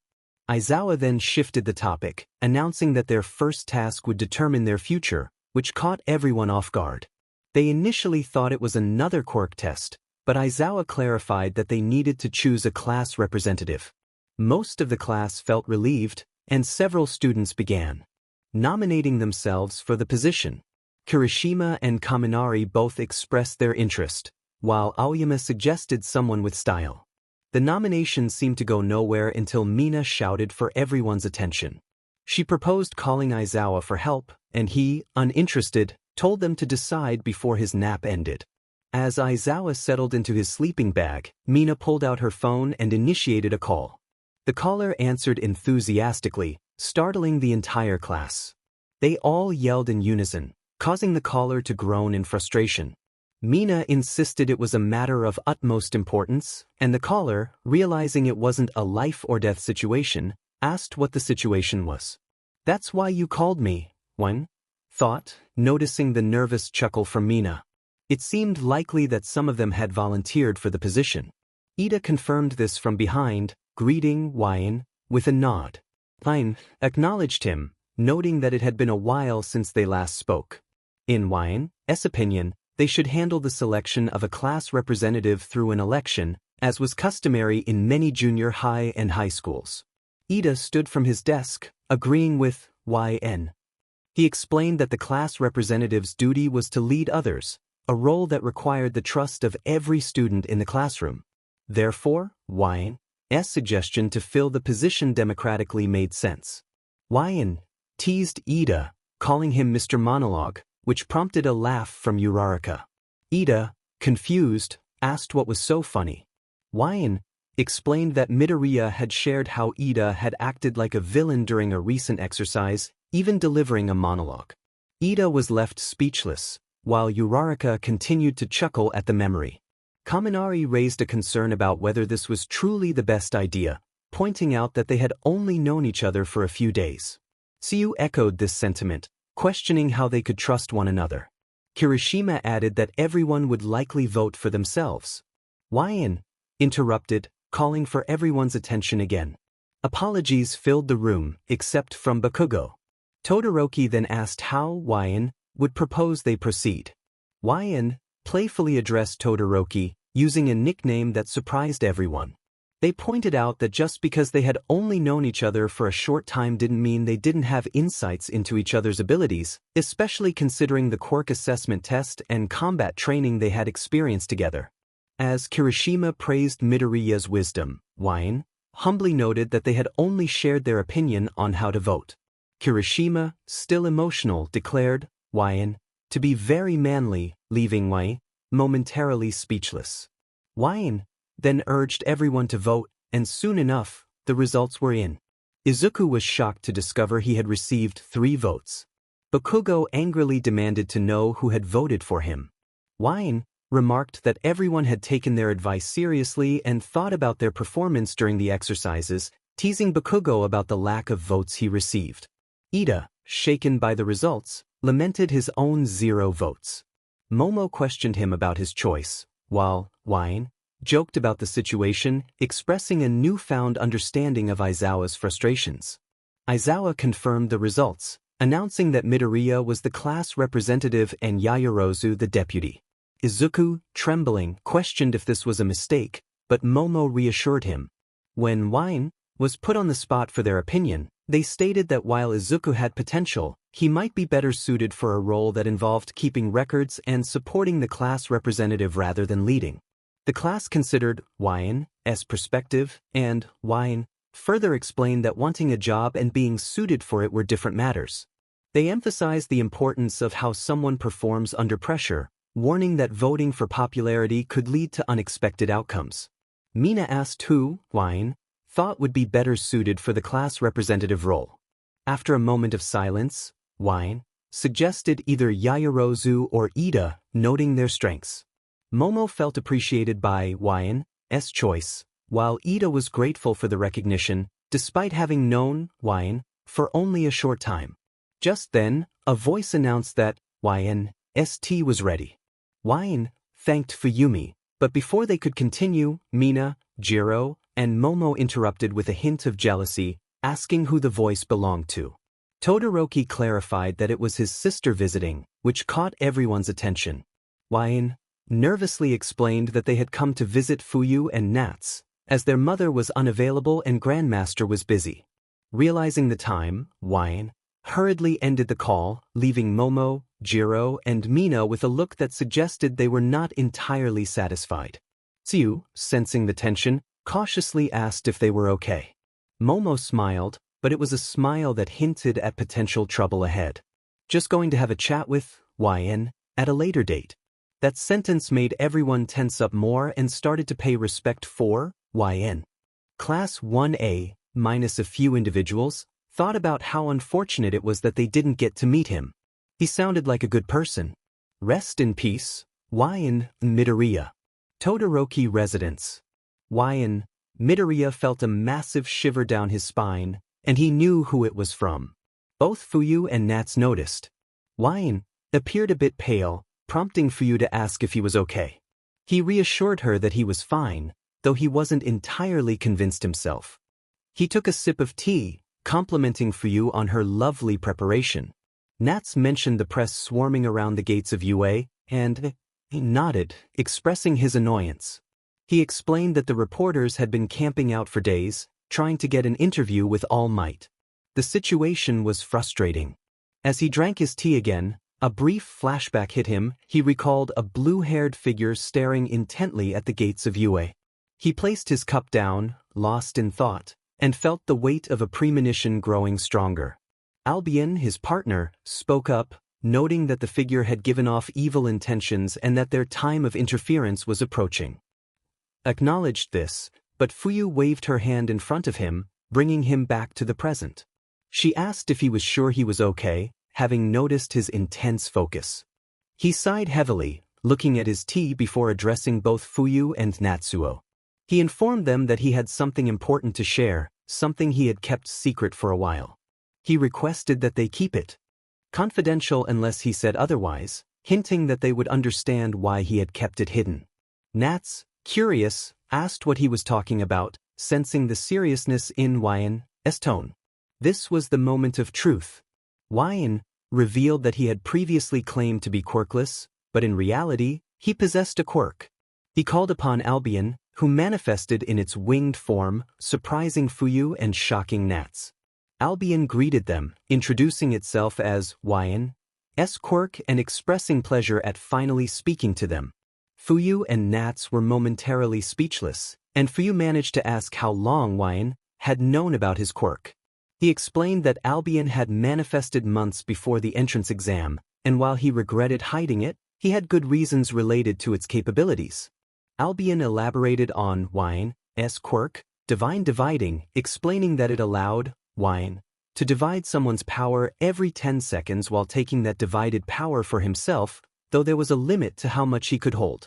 Fuyu was astonished, asking if Wine could really divide someone's quirk in half. Albion confirmed this, adding that physical contact was necessary for the quirk to work properly.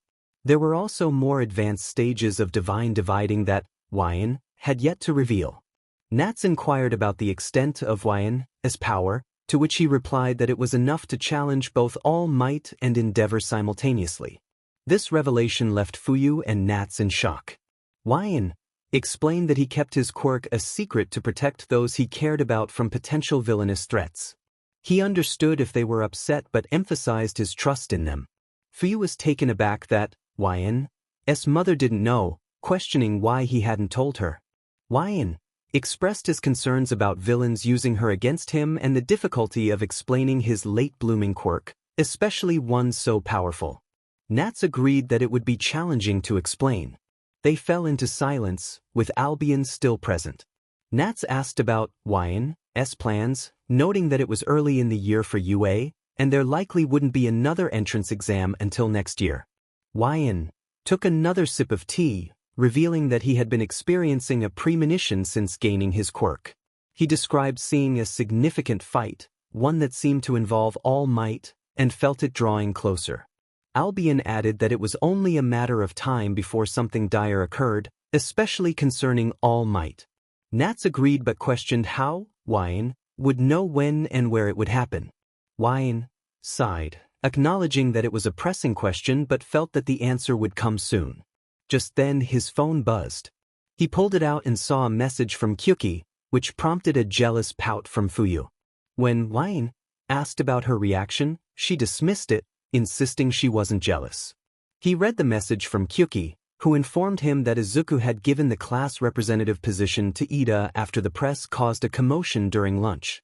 It seemed that Ida had managed to calm everyone down, leading to Izuku's decision, despite Yamamoto having received more votes.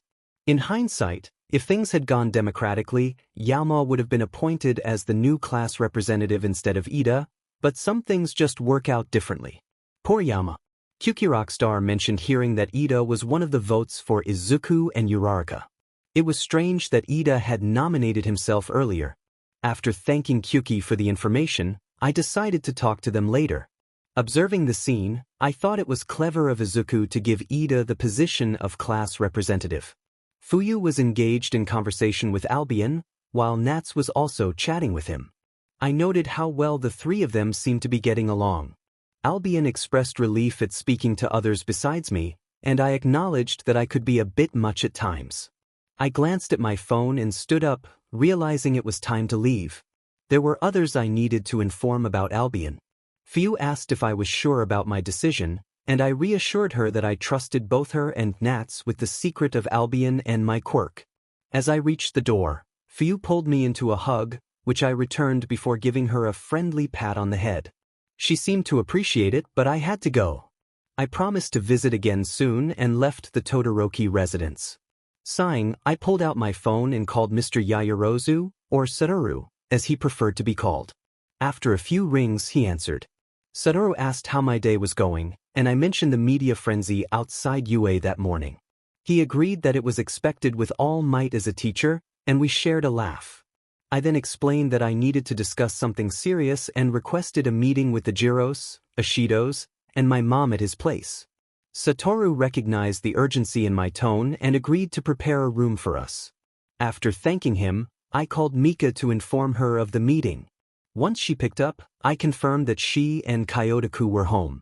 I explained that I had something important to share and suggested they head to the Yaoyorozu residence right away. Mika agreed and hung up. Next, I dialed Ishido's father, Maro. When the phone connected, it was actually Kaida, Ishido's mother, who answered. She informed me that Maro had stepped outside and forgotten his phone. I asked if she remembered how to get to the Yaoyorozu place and explained the importance of the meeting. Kaida understood and promised to gather Maro before heading over. After hanging up, I arrived home and found my mom going through some papers.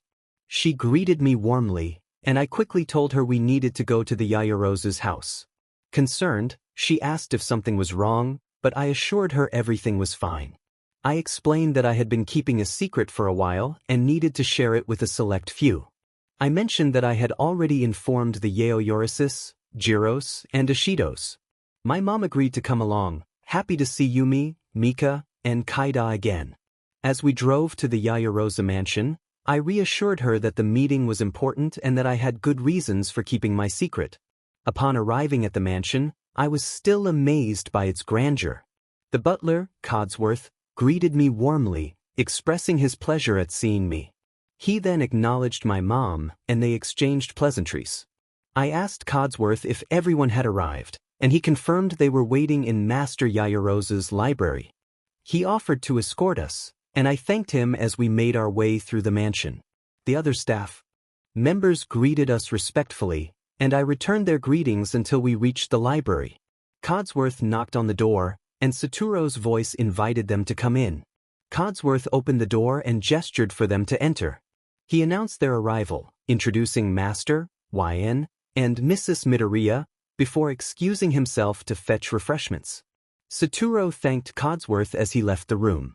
Mom took a seat next to Mika, while I stood before everyone, feeling their attention shift toward me. Satoru expressed his curiosity about the serious call I had made. I took a deep breath, mentally preparing myself to speak. I began by reminding everyone that I had previously claimed to be quirkless, and they nodded in acknowledgement. I continued, revealing that I had not been entirely truthful. Confusion and surprise washed over their faces as I assured them that there was a reason for my secrecy. Taking another deep breath, I called for Albion to reveal himself. Mom asked who Albion was just as he appeared behind me, his wings fully spread, startling everyone and causing Yumi to spill some tea in shock. Yumi exclaimed in disbelief at the sight of Albion. I urged everyone to calm down and let Albion introduce himself. He introduced himself as my quirk, explaining that he was pleased to meet them all and was ready to answer their questions. The room remained in stunned silence for a few moments until I clapped my hands to regain their attention. Mom was the first to react, jumping from her seat to ask how long I had known Albion. I explained that Albion had manifested months before the entrance exam for UA. Kyotoku questioned why I hadn't entered the exam, and I shared that I had been experiencing a recurring premonition. Kaida asked for clarification, and I admitted that I didn't have a clear understanding of the premonition but had seen fragments of a significant fight involving All Might, fearing that everyone might be drawn into it. Satoru then shifted the conversation back to my quirk, inquiring about its abilities. I turned to Albion, who explained that my quirk, Divine Dividing, allowed me to have an opponent's power with each physical contact, making me stronger in the process. Albion noted that my power could rival both All Might and Endeavor simultaneously. Everyone was taken aback by this revelation, and Satoru placed his hand on his head in disbelief.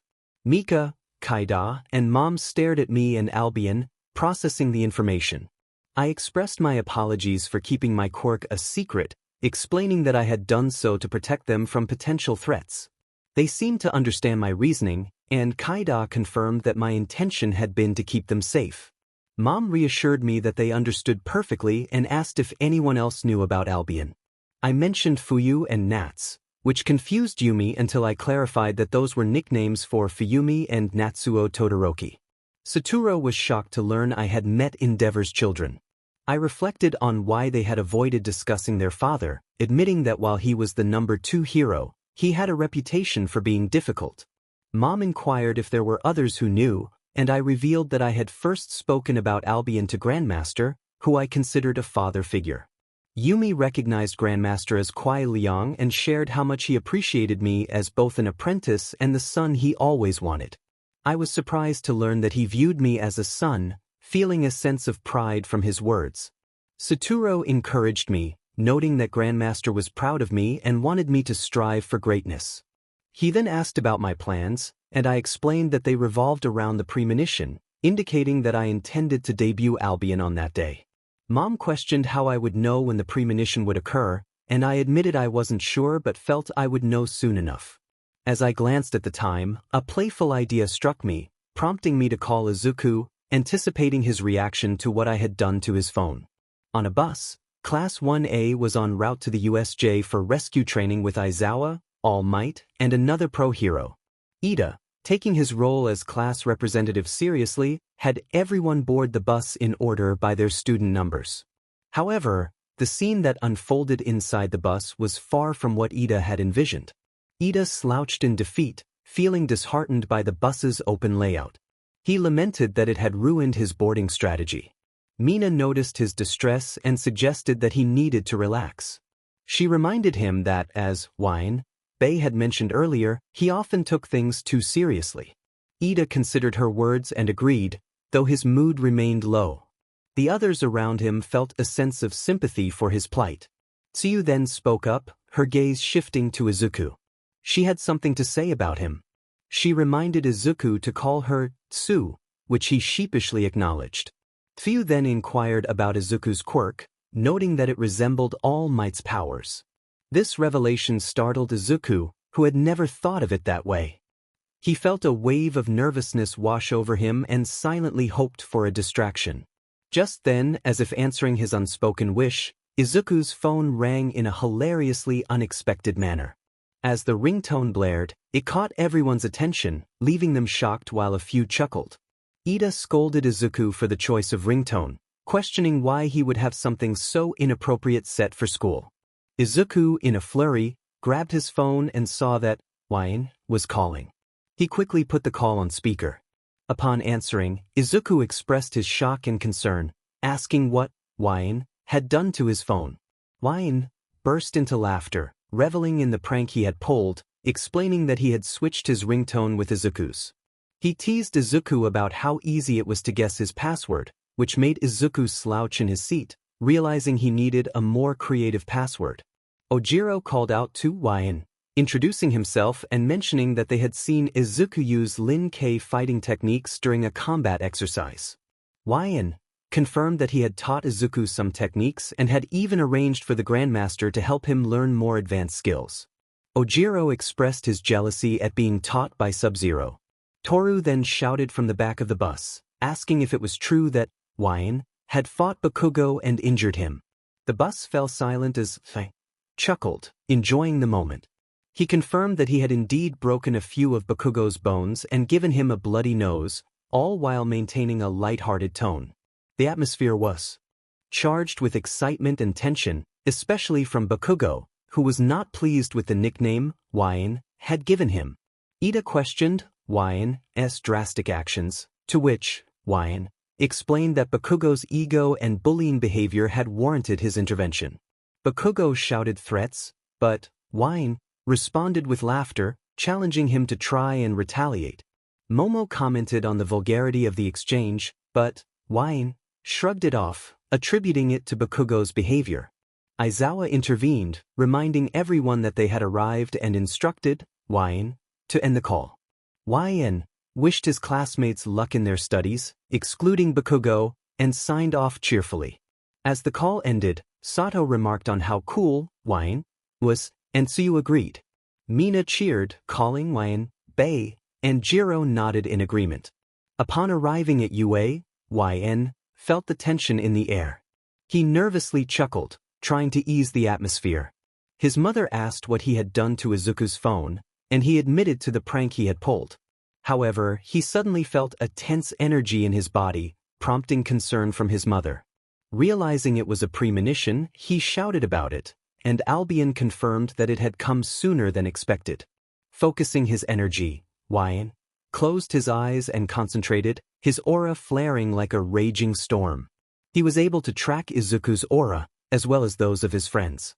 Upon opening his eyes, he declared that they were at the UA. His mother asked where he was going, and he explained that he needed to hurry to save his brother and friends. "I can't waste any time." Satoru called out to Ian, as he stood from his chair, prompting everyone else to rise as well. He pleaded for to save their daughters and his brother.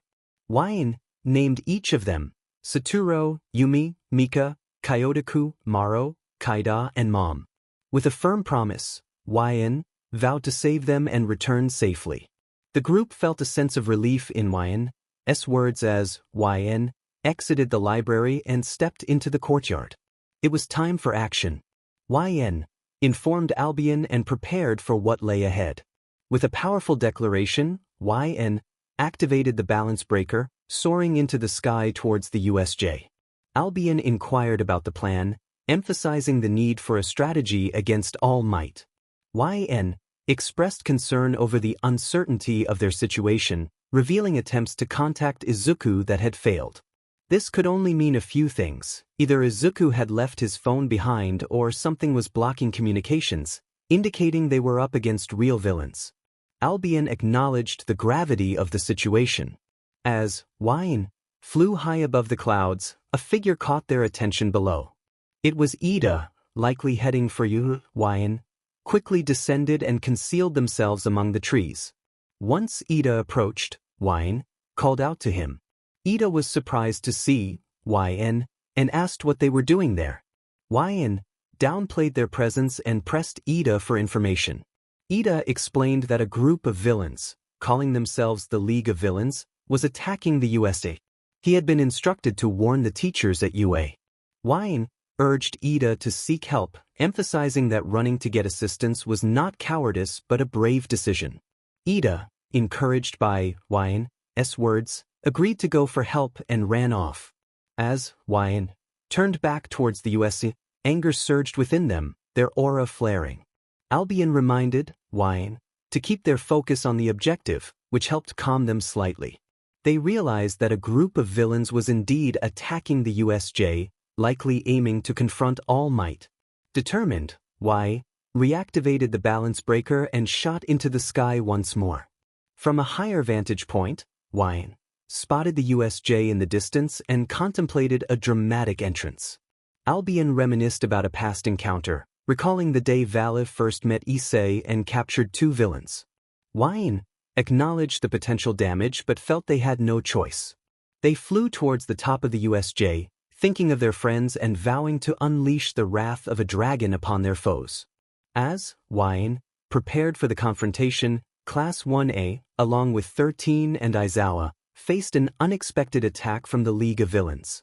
Aizawa plunged into the fray, while 13 and the remaining students attempted to escape, only to be cornered by Kurogiri.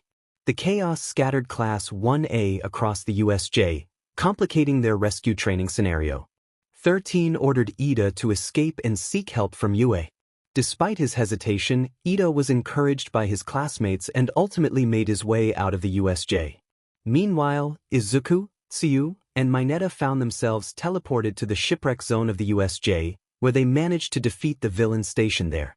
As they approached the shoreline, Mineta shared an awkward comment that made Tsuyu cringe. Izuku reflected on their victory, concerned about the possibility of hidden enemies. Tsuyu urged them to focus on their next move instead of dwelling on the past. Izuku, despite his injuries, suggested they prioritize getting help. He pointed out that following the shore would allow them to avoid the central plaza where Aizawa was engaged in battle. Tsuyu agreed, but Izuku's worry for Aizawa's safety grew as they heard explosions and cries from the plaza. He feared that without backup, Aizawa would overexert himself trying to protect them. Mineta questioned Izuku's intentions, worried they might be putting themselves in danger. Izuku clarified that he didn't mean to jump into the battle but thought they could find a way to assist Aizawa by taking out some of the villains. The three of them watched Aizawa's exhausting fight, feeling a mix of hope and concern as they prepared for their next move. Thinking their powers would help, they would soon realize they were mistaken. In the landslide zone of US, Todoroki easily subdued his group of villains using only the ice from his quirk, freezing them in place. He observed the frozen villains and noted their lack of preparation. They seemed to have no training and were clueless about how to use their quirks. As he walked past the immobilized villains, they trembled at the sight of his power. One of the villains expressed shock at how quickly Todoroki had frozen them upon their arrival. Another villain, filled with fear, declared him a monster while others complained about the cold. Todoroki recalled the beginning of the attack when Shigaraki had questioned All Might's whereabouts and wondered how they planned to eliminate him. He initially thought they had gathered elite criminals to overpower All Might, but it became clear that most of these villains were merely low-level thugs, just pawns in a larger scheme. Suddenly, one villain lunged at Todoroki with a knife, only to be frozen by a mere touch of his foot. Another villain attempted to strike from behind with a metal staff, but Todoroki dodged and froze that villain as well. He realized that only a few of the villains posed a real threat, and he needed more information about their plans. Todoroki addressed the frozen villains, warning them that if they remained frozen, they would suffer from frostbite and hypothermia. He expressed his desire to be a hero and avoid unnecessary cruelty, but he needed them to reveal their plan to kill All Might in order to ensure their survival. In the mountain zone of UA, Kaminari was in a panic, dodging attacks from a villain much larger than himself. He exclaimed how terrifying the situation was, feeling as if his life flashed before his eyes. Meanwhile, Jiro and Momo were engaged in combat, deflecting and attacking villains until Kaminari joined them, still in a state of distress. Jiro, annoyed, suggested that Kaminari calm down, while Momo emphasized the need to escape their adversaries. Kaminari, feeling helpless, insisted that they needed weapons, but Jiro reminded him that he had electrical powers and could use them to help. Kaminari argued that he could only cover himself in electricity without risking hitting his friends, and he lamented the jamming of their communication signals. Jiro, frustrated, remarked on Kaminari's helplessness, wishing for their classmate to use his skills. Momo agreed, suggesting they save that idea for later. As a villain charged at Kaminari, Jiro had a sudden idea and kicked Kaminari toward the attacker, turning him into an unexpected weapon. Kaminari activated his quirk, successfully shocking the villain and surprising himself with his newfound strength. Jiro complained about Kaminari's antics, while a villain attempted to crush him with a wrecking ball made of rock. Jiro used her quirk to create shockwaves, breaking the wrecking ball apart just in time. Another villain tried to attack with knives but was caught in a net thrown by Momo, leading to more chaos. As the battle continued, Jiro sarcastically apologized for not asking before saving them, while Momo amplified her shockwaves to help. Just then, a villain with 2 axes leaped down to attack Jiro, but Momo kicked the villain away and prepared a larger object. Her costume transformed, creating a large blanket that glided down to cover them. Confused, a villain questioned the purpose of the blanket, to which Momo proudly explained that it was a thick sheet of insulation. Kaminari, feeling empowered, activated his quirk again, ensuring his friends were safe as he unleashed a wave of electricity that incapacitated the surrounding villains. As the smoke cleared, Momo expressed concern for the rest of their class, noting her own outfit left much to the imagination. Jiro pointed out that Momo seemed a bit exposed, to which Momo reassured her that she could create new clothes. Internally, she felt relieved that their classmate wasn't present, as it would have been embarrassing for him to see her in this state. Jiro thought Momo looked cool, but quickly covered her as Kaminari walked by, ensuring her modesty. Kaminari was oblivious to the chaos around him, his quirk having overloaded his senses, leaving him acting foolishly with a carefree demeanor. Meanwhile, Izuku, Tsuyu, and Mineta cautiously approached the shoreline, keeping an eye on Aizawa's battle with the villains. Mineta, still trembling with fear, reminded Izuku that they were only there to observe. Izuku reassured him that they would leave at the first sign of danger. In the central plaza, Aizawa was engaged in combat, delivering swift strikes to several villains before launching himself into the air, capturing 2 more with his scarf and slamming them down. He took a moment to catch his breath, only to see Shigaraki rushing toward him. Shigaraki muttered to himself about the time it took Aizawa to react. Aizawa, prepared for the confrontation, threw his scarf at Shigaraki. As they clashed, Shigaraki managed to evade Aizawa's attack, surprising him with his agility. He noted Aizawa's tell, revealing that when his hair fell, it meant he had stopped using his quirk. As Shigaraki activated his power, Aizawa felt the fabric of his shirt begin to decay. Shigaraki taunted him, suggesting that he was pushing himself too hard. Izuku and Tsuyu watched in shock as Aizawa struggled against the effects of Shigaraki's quirk, feeling the pain as his muscles were exposed. Aizawa pushed Shigaraki away, but as he did, more villains closed in on him. Shigaraki questioned Aizawa's decision to fight head-on instead of using stealth, noting that he was better suited for surprise attacks. Aizawa, panting heavily, was clearly exhausted from the relentless battle. Despite the odds, Aizawa continued to fight, using his capture tool to block attacks and countering with his own. Shigaraki observed with a mix of amusement and disdain, commenting on Aizawa's determination. However, the situation took a turn when a monstrous figure, known as Nomu, appeared behind Aizawa, grinning menacingly. Shigaraki revealed that Nomu was not just any opponent but a bioengineered being designed to counter heroes. Nomu launched a brutal assault on Aizawa, who struggled to defend himself. Izuku, Tsuyu, and Mineta watched in horror as Aizawa was overwhelmed, his body taking the brunt of Nomu's attacks. As Aizawa fought to maintain his composure, he realized that even without his quirk, Nomu was incredibly powerful. The situation became dire as Nomu lifted Aizawa by the head, ready to deliver a crushing blow. Izuku felt a wave of fear wash over him, and Mineta wanted nothing more than to flee. Just then, Kurogiri appeared beside Shigaraki, prompting a tense exchange about the status of 13 and the students. Shigaraki expressed frustration over the situation, realizing that they couldn't win against the approaching heroes. He decided it was time to retreat, leaving the trio stunned by the sudden change in plans. Mineta, relieved, celebrated their apparent safety, while Tsuyu remained skeptical, sensing something was off. Izuku shared her concerns, pondering why the villains would retreat now, especially with All Might likely on his way. Just as they were trying to make sense of it all, Shigaraki turned his attention to them, declaring his intent to ensure the symbol of peace was defeated before they left. Time slowed as Shigaraki extended his hand toward Tsuyu, and Izuku recalled the devastating effects of Shigaraki's quirk, imagining a scenario where Tsuyu was completely disintegrated. When Shigaraki's hand made contact with Tsuyu, she braced herself for the worst, but after a moment, nothing happened. Realizing what had occurred, Shigaraki turned slightly. "You really are impressive," Shigaraki remarked, glancing at Aizawa, who had used his quirk to nullify Shigaraki's ability before he could reach Tsuyu. "Erase her head." Nomu was poised to slam Aizawa's head into the ground when a loud, unexpected laughter echoed, confusing everyone. "That guy? Impressive? I wouldn't go that far," a mysterious voice called out, putting Shigaraki on high alert. "Who said that?" Shigaraki demanded, just as the top of the dome cracked like shattering glass and exploded, forcing everyone to take cover.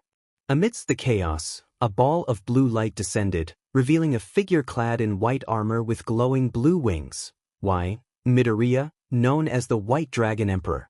Everyone gazed at Yn, unaware of who was beneath the armor. "Whoa! Who is that?" Izuku wondered, intrigued. "Is that a new hero? I've never seen him before." Nearby, the students who had not been sent away were captivated by Yn's entrance. "Look at that guy!" Mina exclaimed in awe. "Is he wearing armor? He must be a pro." Sato speculated, while 13, despite his pain, managed to observe Yn. "Whoever that is. Isn't a hero I recognize," 13 replied, grunting. In the central plaza, Shigaraki and Kurogiri stared at Yn, trying to identify him as any known hero. "Shigaraki, there are no records of any hero that resembles him," Kurogiri stated, causing Shigaraki to grow annoyed. "So, a vigilante then?" Shigaraki pondered, concluding it was the case. "Attack the vigilante!" The remaining villains aimed their attacks at Yn, but instead of taking damage, he stood firm as their quirks struck the protective circles surrounding him, leaving no mark. "What the hell?" one villain shouted in confusion. "It didn't work?" "Now that that's settled," Yn declared, preparing to counterattack. "It's my turn to show off." He shot downward, readying his first strike against a small group of villains, his fist surrounded by a small blue flame. "Flames of Supremacy!" Yn announced as his fist collided with the ground, creating an azure shockwave that either burned the villains or sent them flying backward. As the fire subsided, Yn walked calmly through the flames, unbothered by the villains charging at him. One villain was met with an overhead fist followed by a quick jab to the ribs. Yn slid forward, leaving a trail of ice, delivering a right-handed blow to the villain's ribs before freezing him solid. He then broke the ice with a powerful overhead chop and air kick, sending the villain bouncing to the ground. A quick left kick followed, and he moved his palms forward, grappling the villain and throwing him into a group of incoming foes. 2 more villains charged in, only to meet the same fate of grapples, punches, and kicks. As YN fought with ease, Izuku watched, recognizing the fighting style. That's the same technique YN and Grandmaster taught me, Izuku thought, observing YN execute an ice-sliding attack on a villain, juggling him into the air with a brutal uppercut before grappling him toward a nearby tree. How does he know? Maybe he's a student at Grandmaster's dojo. As Izuku pondered, some of the villains, YN, had thrown began to rise and activate their quirks. Now's the best time, Albion, said, raising his hand into the air. Divide, Albion responded as YN used his quirk to nullify the villain's powers, leaving them powerless. Hey, what happened to my quirk? One villain exclaimed in shock. You're not the only one. Another villain added, feeling drained. Why do I feel like I need to pass out? One by one, several villains fell unconscious, while a few remained standing, barely. One villain looked at YN with fear. What did you do to us? He asked. I divided your power until there was nothing left, YN replied, instilling even more fear in the villains than when they faced Eraserhead. Now, if you don't mind. YN raised his right arm, which began to spark with bright white electricity. The group of villains hesitated, reconsidering their decision to fight. Now, be good villains and stay unconscious, YN instructed, releasing his stored power. White Dragon Lightning. The villains were caught in the lightning attack, leaving them with noticeable electric burns or paralyzed, unable to move or even blink. YN lowered his arm, unimpressed. Is this really the extent of the villain's power? YN questioned, disappointed. If this is what they brought to the fight, I'm sorely let down. I agree, partner, Albion echoed, his voice resonating with everyone. These villains lack training. Quite disappointing. From the entrance, Sato, Siro, Uraraka, Shoji, Mina, and the injured 13 watched YN fight, amazed by his power. However, Mina noticed YN's combat technique. How does that guy know YN's technique? Mina wondered. Meanwhile, Shigaraki was slightly unsettled by the swift incapacitation of his allies. He took them out faster than Eraserhead.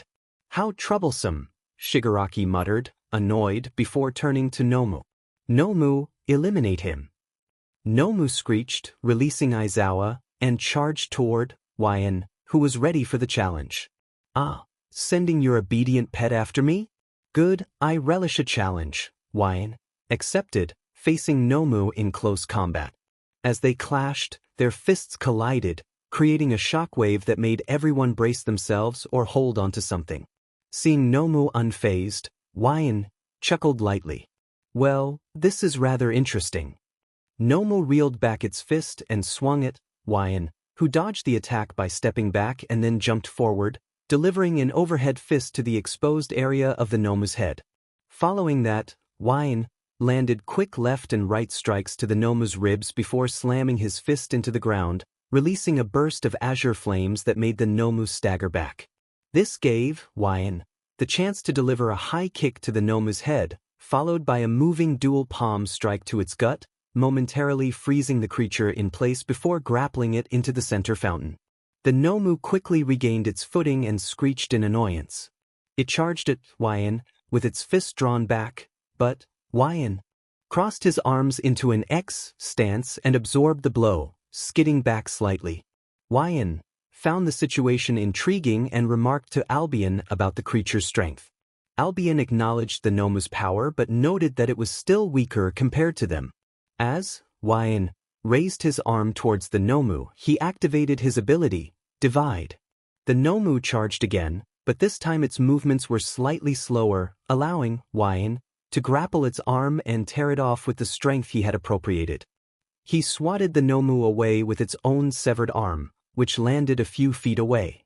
As YN burned the arm to ash. He and Albion were taken aback when they saw the Nomu stand up again, its arm regenerating. Yn expressed his annoyance at this unexpected development.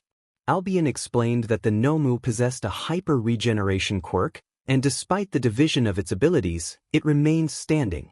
Shigaraki confirmed Albion's theory, revealing that the Nomu had both shock absorption and regeneration. Yn found this situation increasingly frustrating but noted that absorption was not the same as nullification, chuckling at the irony, which only served to irritate Shigaraki further. Shigaraki commanded the Nomu to get up and attack again. As the Nomu charged, Yn used Divine Dividing once more, weakening the creature and making it easier for him to slam it into the ground. The Nomu rose again, only to be frozen by Yn and then thrown toward Shigaraki. The Nomu broke free from its icy prison and stood beside Shigaraki, who expressed his annoyance atYn's interference. Azure flames erupted fromYn's arm as he prepared to unleash flames of supremacy, but a loud crash from the entrance of the USJ diverted everyone's attention. A dust cloud rose, revealing All Might emerging with a fierce expression, devoid of his usual smile. Izuku felt a surge of assurance at All Might's arrival, while Albion noted the delay had been concerning. Why? It agreed, observing All Might's furious demeanor. Shigaraki, however, was excited at the prospect of facing All Might. Yn found Shigaraki's perspective disturbing, pointing out that it was not a game but a serious situation. Albion reminded Yn of the numerous villains involved in their plan. As the villains discussed All Might's presence, Yn raised his arm to target them, but before he could act, All Might swiftly took down several villains and reached Aizawa. Seizing the moment, Yn quickly grabbed Izuku, Tsuyu, and Mineta, pulling them away from Shigaraki and the Nomu. He managed to detach one of Shigaraki's hands from his face as he skidded back next to All Might, who had placed Aizawa on the ground. Yn dropped the students, who were bewildered by the sudden turn of events. All Might instructed the students to return to the entrance, and Yn urged them to take Aizawa with them, emphasizing the urgency of the situation. Mineta and Tsuyu complied, while Izuku hesitated, wanting to know more about Yn. Yn introduced himself as the White Dragon Emperor, insisting there was no time for introductions. Meanwhile, Shigaraki was frustrated by the loss of his hand and muttered about relying on violence. Izuku, carrying Aizawa on his back with Mineta holding his legs, expressed his concern about the formidable villain they had encountered. All Might reassured Izuku, declaring that he would handle the situation. As the students made their way to safety, Yn approached All Might, who thanked him for saving his students. Yn cut him off, reiterating his name and explaining the Nomu's abilities. He detailed that the creature possessed both shock absorption and regeneration, and there was a possibility it had additional quirks that had yet to be discovered. Albion suggested that they work together to defeat the Nomu before reinforcements arrived. All Might inquired aboutYn's quirk, prompting Yn to lean in and whisper the details of Divine Dividing and its capabilities. This information shocked All Might as he looked at the Nomu. He recognized the power of its quirk and decided to allow Yn to assist him, but made it clear that once the battle was over he would expect compliance. Yn assured All Might that he intended to cooperate, but first, they needed to deal with the Nomu. With a nod of agreement, All Might and Yn positioned themselves in front of the Nomu, preparing for battle. After a brief moment, they charged toward Shigaraki, with All Might forming an X with his arms. He initiated his attack, but the Nomu intervened, blocking the strike. All Might concluded his attack with a powerful smash that created a shockwave, yet the Nomu remained unfazed. Realizing the Nomu's shock absorption ability was at play, he decided to change tactics. He delivered a punch to the Nomu's abdomen, followed by 2 punches to its face, but once again, the creature showed no signs of damage. When the Nomu attempted to grab him, All Might evaded by jumping backward. He questioned the effectiveness of his punches, and Yn reminded him of the Nomu's quirk. Yn then prepared to weaken the Nomu further. With a chant, he invoked Albion's power, causing the Nomu to weaken slightly. He launched himself forward, executing a series of strikes. An overhead punch, a downward elbow move, a knee to the Nomu's midsection, and a left uppercut. He repeated this combo several times before transitioning into a rapid-fire jab sequence, encasing the Nomu in ice. With a powerful overhead punch, Wine shattered the ice surrounding the Nomu and followed up with a series of swift kicks, sending the creature crashing to the ground. As Wine jumped back, All Might seized the opportunity to deliver a punch that drove the Nomu deeper into the concrete. However, the Nomu quickly recovered and screeched at them, launching its own attacks. Wine blocked the blows until he executed a downward air kick, followed by a jab to the Nomu's ribs and a hook to its leg, finishing with a kick to its face that sent it airborne. At that moment, All Might delivered an uppercut that kept the Nomu suspended for a brief moment. Wine called upon Albion again, chanting to divide the Nomu's power further. His wings glowed brightly as he raised his arm, preparing a chilling attack. He unleashed a barrage of icicles aimed at Shigaraki, but just before they could reach him, a warp portal opened, blocking the attack. All Might warned Wine of the impending danger, but a defensive circle appeared behind him, absorbing the impact. Wine recognized Kurogiri's presence and expressed his annoyance at the villain's interference. Shigaraki praised Kurogiri for his timely arrival.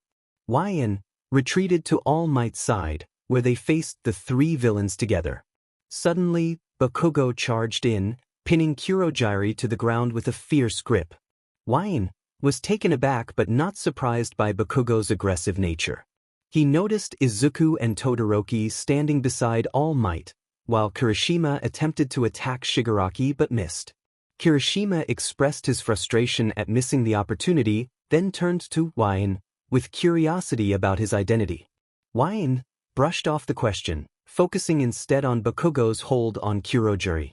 Bakugo taunted the villain, revealing his understanding of Kurogiri's abilities and vulnerabilities.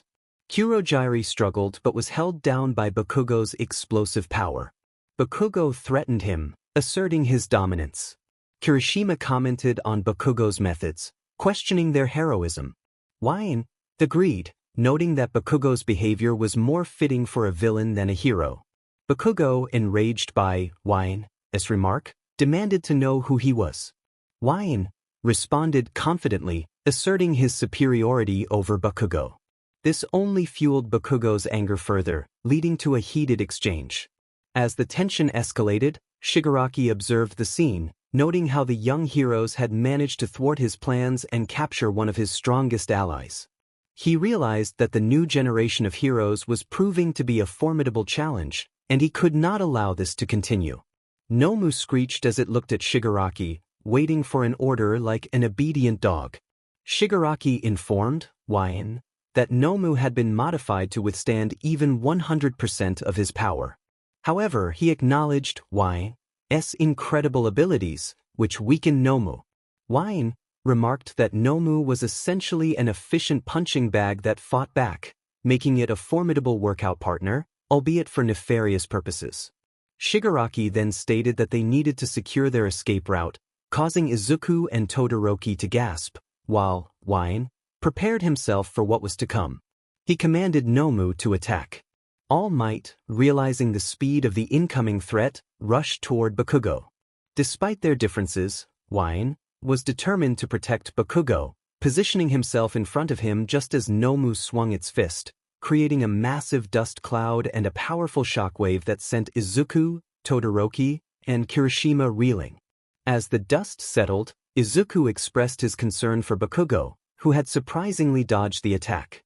Kirishima questioned how Bakugo had managed to get away, and they all stared in shock as Nomu's fist was halted by a familiar magic circle, which Wine was generating. Izuku recalled that the same protective circle had saved him during combat training, realizing the significance of Wine's power.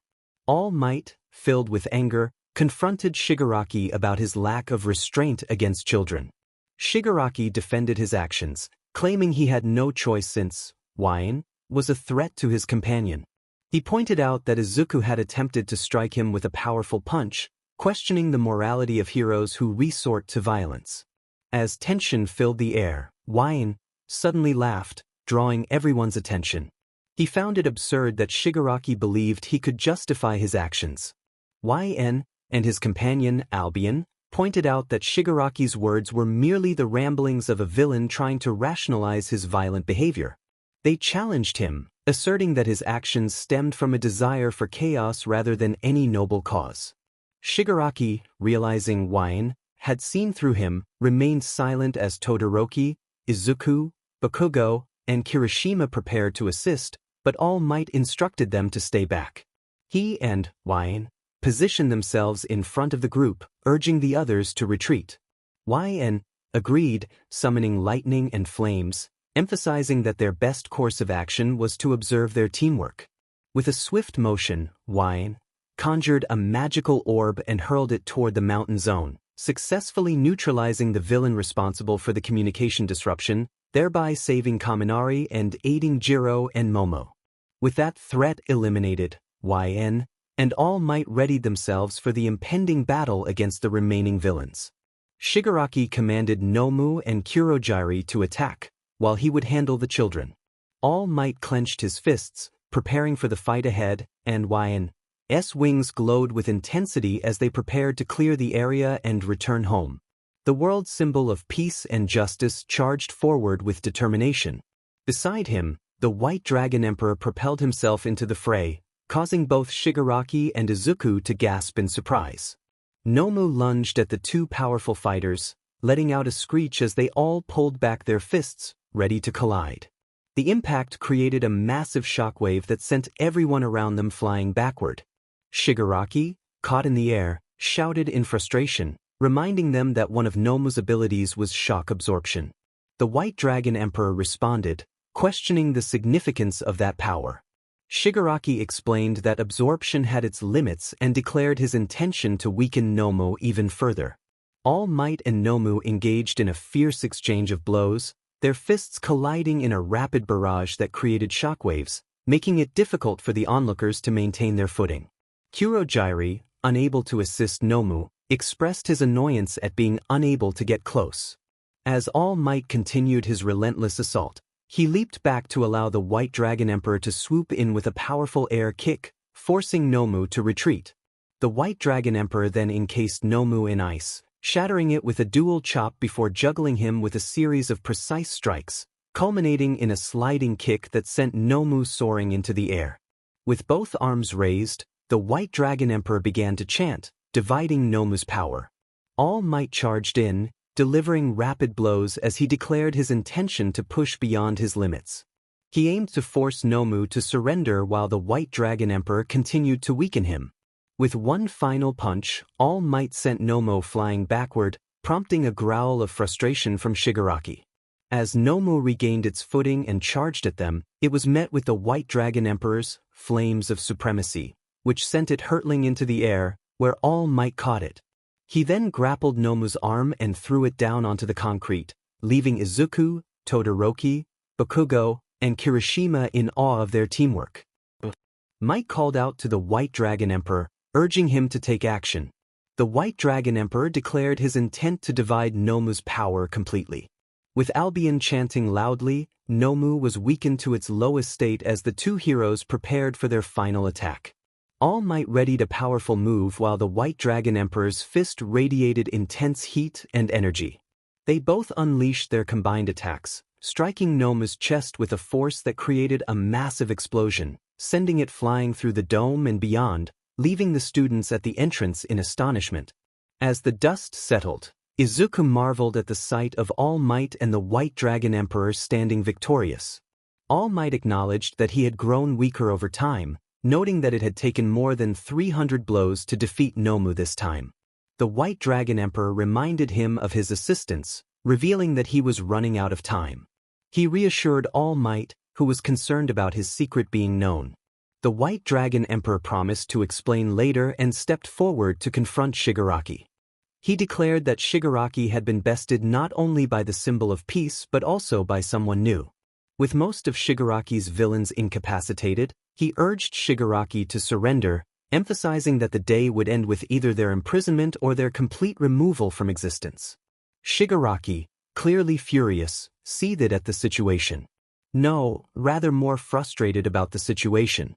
Shigaraki expressed his anger, claiming that All Might was not weaker at all and lamenting the defeat of his Nomu, insisting they had cheated. He ranted about the White Dragon, declaring that his quirk was far too powerful. Why? Questioned Shigaraki, noting his hesitation and calling him out for not attacking. They pointed out that he was not a villain but rather a child throwing a tantrum because he didn't get what he wanted. Wyan found Shigaraki's behavior amusing, highlighting how his plan to eliminate All Might was nothing more than a joke. This speech caused everyone to freeze, and Shigaraki's anger intensified, not only from the loss of his Nomu but also from Mine's words, which struck a blow to his pride. Wine continued, provoking Shigaraki further, which led All Might to observe that the villains were hesitating. He hoped Yn's display of power would continue to stall them. Shigaraki began to breathe heavily in frustration, scratching at his neck in a frantic manner. He lamented the absence of Nomu, claiming that it would have rushed in to defeat them without hesitation. Kurogiri quickly attempted to redirect Shigaraki's focus, assuring him that All Might had weakened and that their attacks had been successful. This momentarily calmed Shigaraki. Kurogiri pointed out that the students appeared frozen in fear and noted that their underlings were recovering. He encouraged Shigaraki to work together to seize the opportunity to defeat All Might. Shigaraki agreed, acknowledging that their main obstacle was Yn, whose quirk posed a significant threat. As the recovering villains advanced toward All Might and Yn, Kirishima expressed confidence in their ability to hold their own against the main adversaries. He and his friends prepared to defend their mentors. Yn addressed Kirishima, acknowledging his commendable efforts but then snapped his fingers. A multitude of magic circles appeared beneath the villains, and blue ethereal chains shot out, quickly ensnaring them. Everyone was taken aback by how swiftly the villains were captured. Kirishima exclaimed in shock at the display of power, while Todoroki observed that the chains seemed indestructible. Bakugo growled in frustration, eager for a fight, while Shigaraki and Kurogiri were left in disbelief at Y's abilities. Kurogiri questioned the nature of this unexpected turn of events, noting that their underlings had just recovered only to be incapacitated again. Albion, Y's partner, praised his newfound power, which further annoyed Shigaraki and Kurogiri.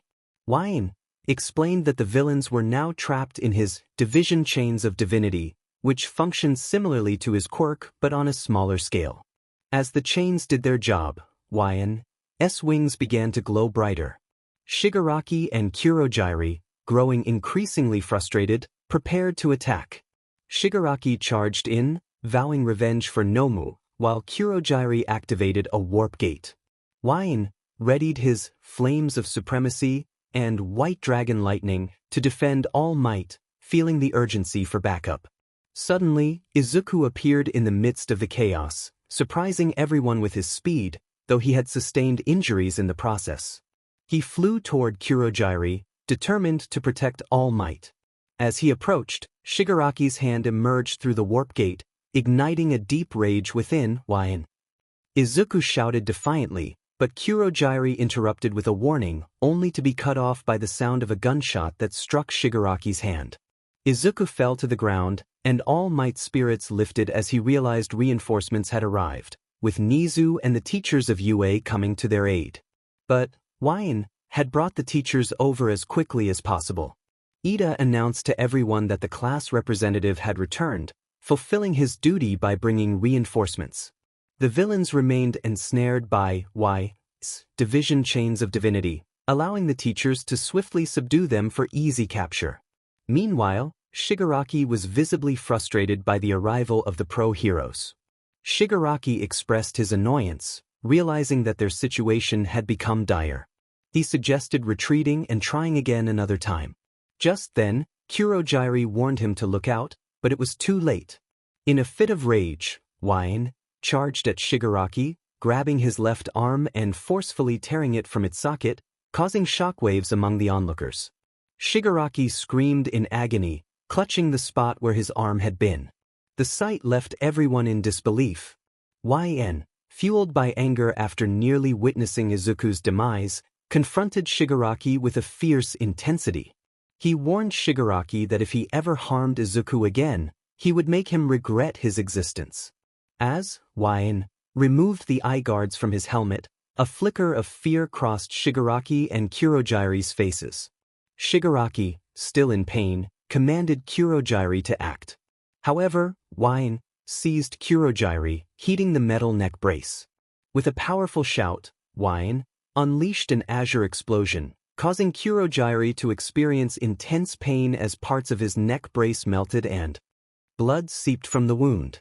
Just as Wine prepared to deliver a final blow, Kurogiri managed to escape, with Shigaraki vowing to return. Shigaraki declared that although he had failed this time, his days were numbered, and he intended to eliminate All Might, the symbol of peace, along with YN. The following day, Wine reflected on the incident at the USJ where the League of Villains had attacked. He had successfully prevented All Might's assassination and fought alongside him against a formidable Nomu.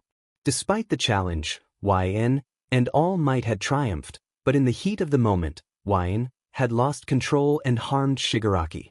Afterward, he had been questioned by Nizu, All Might, and Detective Tsukachi, sharing details about his quirk and Albion's origins. Now, as he read a book, Izuku sat beside him with a bandaged hand, while their mother was in the kitchen. Suddenly, the news broadcast interrupted their quiet moment, reporting on the previous day's events at the rescue training center where students had been attacked by villains. The reporter revealed that the group called themselves the League of Villains, and that they had been plotting to kill All Might. While 72 villains had been apprehended, their leader had escaped. The report also mentioned a new vigilante who had assisted All Might, referred to as the White Dragon Emperor. YN glanced at the screen, sensing his mother's pride in his actions. He returned her grateful look with a nod. He expressed relief that everyone had come out safe, but then turned to Izuku, inquiring about his injuries.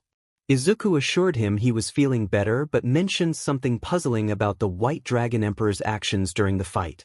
Curious, Wine listened as Izuku speculated about anyone with an armor quirk or a dragon-related quirk training at the Lin K fighting dojo. Wine felt a jolt of anxiety. He didn't want to reveal his identity just yet and quickly fabricated a response about knowing a few people with armor quirks but nothing related to dragons. Izuku accepted this and headed to his room to lift weights. As YN exhaled deeply, Albion emerged, commenting on how close he had come to being discovered. YN expressed his relief at having thought of a quick answer. Just then, their mother hugged him unexpectedly, thanking him for saving not only Izuku but also their friends. She expressed gratitude for his bravery, even if others were unaware of his quirk. YN assured her he would tell their aunt and uncle soon, but he wanted to wait until Bakugo was informed. Just then, his phone buzzed with a message from Principal Nizu. Now, the principal was reaching out regarding their previous discussion. The teachers and Detective Tsukachi were reviewing their findings about the League of Villains, and it was certain that the individual known as the White Dragon Emperor would be a topic of conversation. It was deemed essential for him to make an appearance at this time. The principal suggested he come to UA immediately and promised to send the room number for the meeting. Entering as his balance breaker would surely shock the teachers, except for a few who were already aware. He had the necessary pass to enter, and the principal encouraged him to come right away. Of course, the young man agreed and prepared to leave. As he grabbed his jacket, his mother stopped him. "Honey, where are you going?" she asked. He glanced toward Izuku's room to ensure he wasn't around. "Mom, remember what I told you about yesterday after the USJ incident?" He whispered, and she nodded. "Principal Nizu needs me because I was there. They will discuss the incident, and I need to make my presence known to the UA teachers, except for Aizawa and 13, of course." "Oh, okay, honey," his mother replied as he got ready to leave but paused again. "What should I tell Izuku?" "He'll notice you're gone." "Tell him that Grandmaster needed me at the dojo, and I had to go right away," he suggested, and his mother agreed to the lie. He opened the door but turned back to her once more. "I'll see you after the meeting. Bye." He left the apartment, headed to his truck, and started the engine, driving toward UA for the upcoming meeting. He anticipated that it would be interesting at the very least. Inside the UA conference room, most of the faculty, excluding Aizawa and 13, were gathered with Detective Tsukachi to discuss the USJ incident involving the League of Villains. Present were Principal Nizu, All Might, Snipe, Midnight, Vlad King, and Detective Tsukachi. Our investigators are trying to learn everything they can about this so-called League of Villains, Tsukachi began. We've made some progress, but we can't find anything about this Shigaraki so far. We've searched all our records for individuals in their 20s or 30s with a disintegration quirk, but so far, we've come up empty. The same goes for the Warp Gate villain, Kurogiri. They are either not citizens or are using aliases, making them hard to track down. So what you're really saying is that we don't know anything, Vlad King assumed, a hint of frustration in his voice. We need to track them down, Snipe suggested, equally annoyed. I shot their ringleader, but the White Dragon Emperor tore off his entire left arm. When he heals, he'll likely try something like this again. It's quite the hassle. Everyone in the room nodded in agreement as All Might sighed, catching Nizu's attention. He did seem like the type, All Might added. Something on your mind, All Might? Nizu inquired. The attack on the USJ was too bold. No sane adult would ever attempt it, All Might reflected, recalling Shigaraki's actions. The ringleader kept monologuing about his reasons for being there and bragged about Nomu's many quirks, but he never mentioned his own powers. When things didn't go his way, he was visibly upset, almost like he was going to throw a tantrum. Bragging about Nomu's quirks was clearly a tactic to draw me into a fight. That might be true, but strategically, it was foolish to reveal his quirks instead of keeping them hidden, Nizu agreed, and Detective Tsukachi nodded in concurrence. Shigaraki made wild, immature claims, but he did so with a completely straight face, treating Nomu like a pet. All Might continued. It's as if he had never been told, before, believing everything would go his way. He has the personality of a spoiled child, a man-child. A child with incredible power, though, Vlad King added. It's possible he never received the quirk counseling that students get in elementary school, Midnight suggested.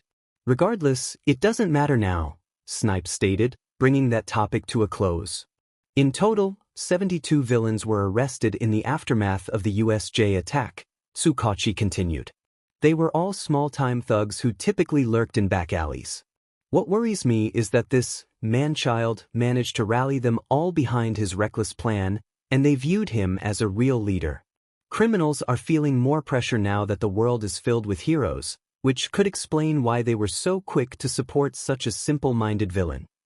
That makes sense, Vlad King agreed, considering the implications. There are plenty of people out there looking for a cause to support, Snipe added. So what can we do to stop them? Midnight asked. Thanks to you heroes, we have the time to devote ourselves to this case, Tsukachi said, expressing gratitude. We'll expand our investigation and continue searching for those responsible for this attack. A man-child, huh? Nizu pondered. But his plan fell apart quicker than anticipated, All Might remarked, capturing everyone's attention. His scheme never accounted for the arrival of the White Dragon Emperor. Just mentioning White Dragon Emperor caused everyone, except Tsukachi, All Might, and Nizu, to reconsider their thoughts about him. While we're on the subject, what do we know about him? Vlad King asked as Tsukachi reviewed his notes. As far as we know, the White Dragon Emperor has no ties to the League of Villains, Tsukachi replied, scanning his notes. He was nearby when the incident occurred and jumped into action. Other than that, he's 17 years old. This revelation shocked Snipe, Vlad King, and Midnight. Wait, only 17 years old? Midnight questioned, and Tsukachi nodded. I had assumed he was at least in his 20s or 30s, but someone so young with a quirk like that. Do we have any information about his quirk? Snipe inquired. I thought it was an armor-type quirk, but I saw him emit flames and lightning, which confused me. Let's not forget about the villains who were captured by those chains, Vlad King mentioned.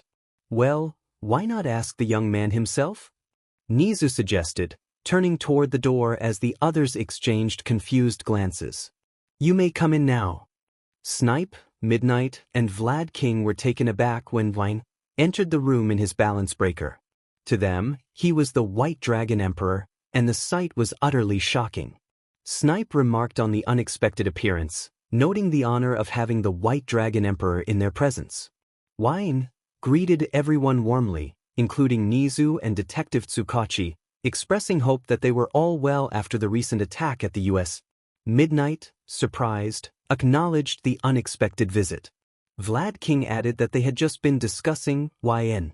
Wine explained that Nizu had contacted him about the meeting and assumed they were curious about his quirk.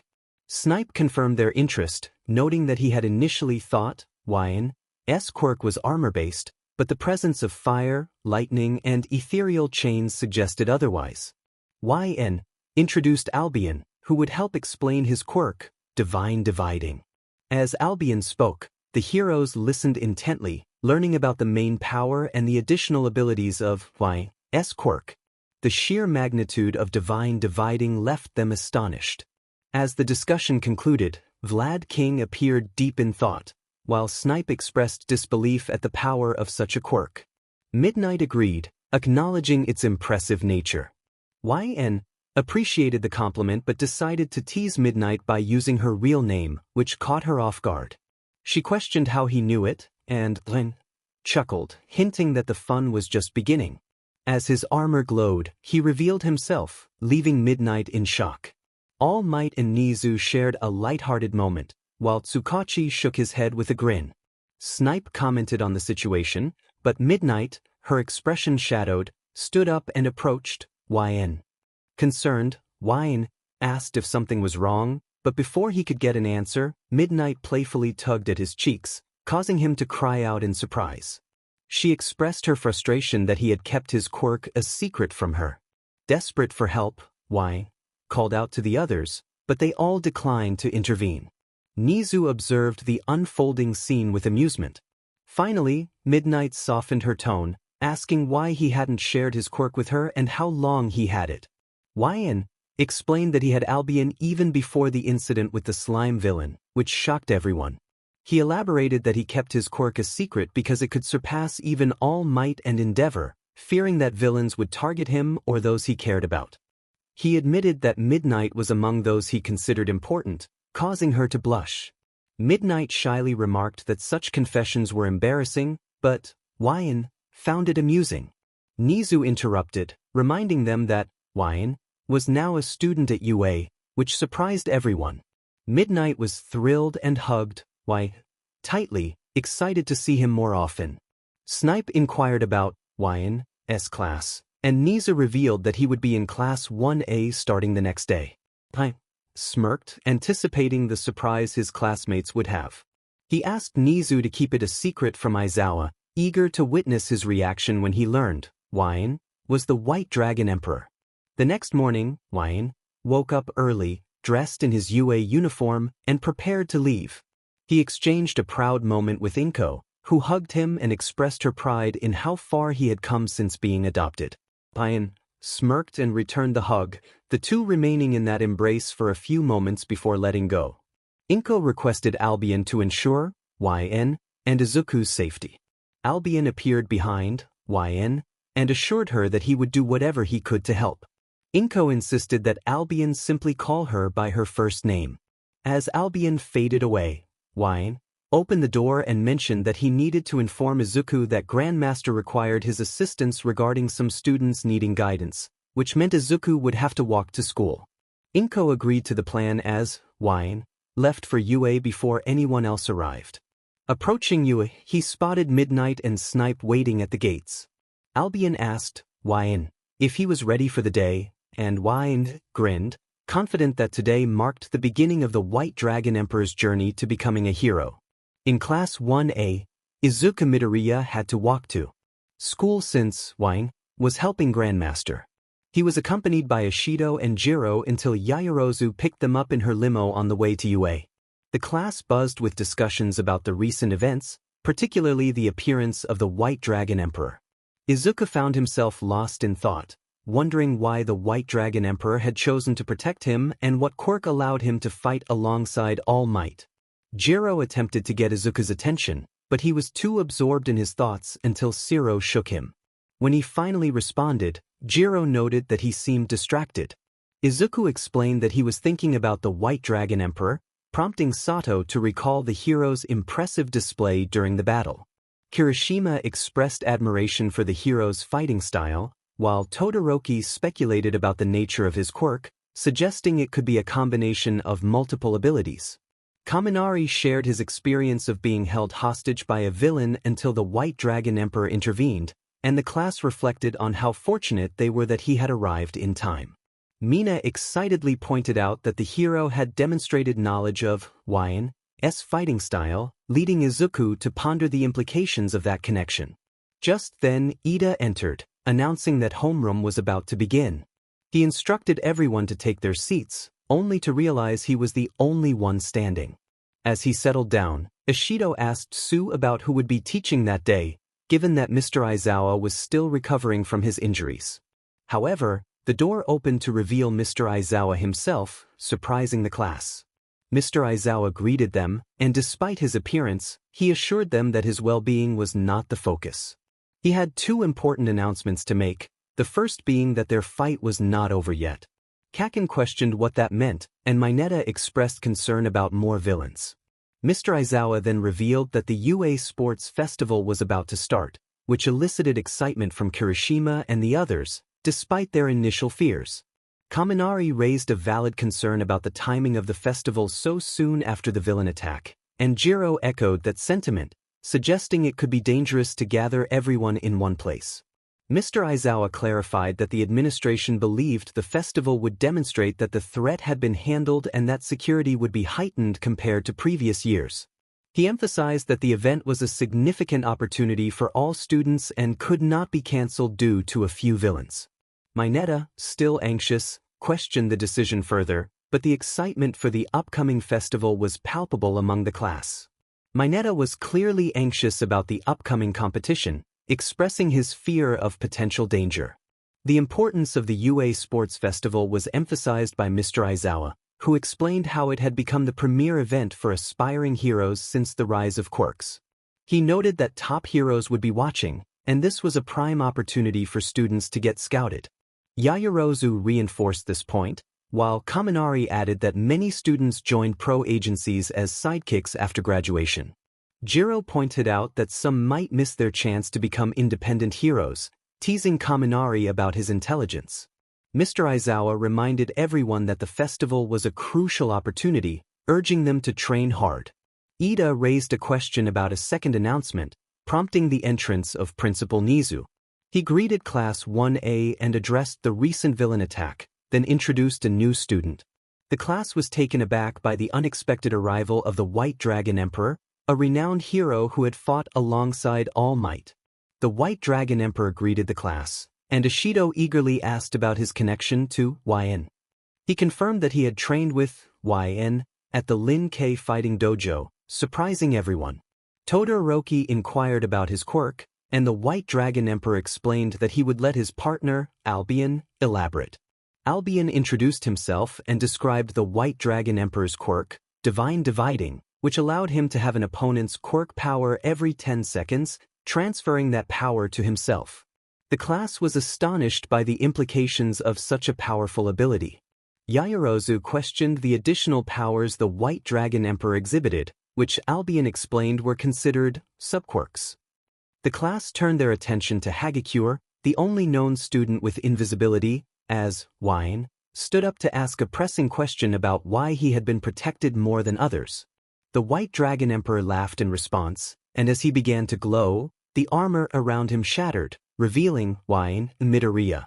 The class was in shock, realizing that their new classmate was the legendary hero. Mr. Aizawa expressed his surprise, and YN introduced himself formally, bowing to the class. The reaction from Class 1A was one of disbelief and excitement, realizing that YN Midoriya was indeed the White Dragon Emperor.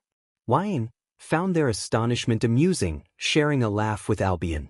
As the class began to regain their composure, YN acknowledged Mr. Aizawa, hinting at the significance of his quirk.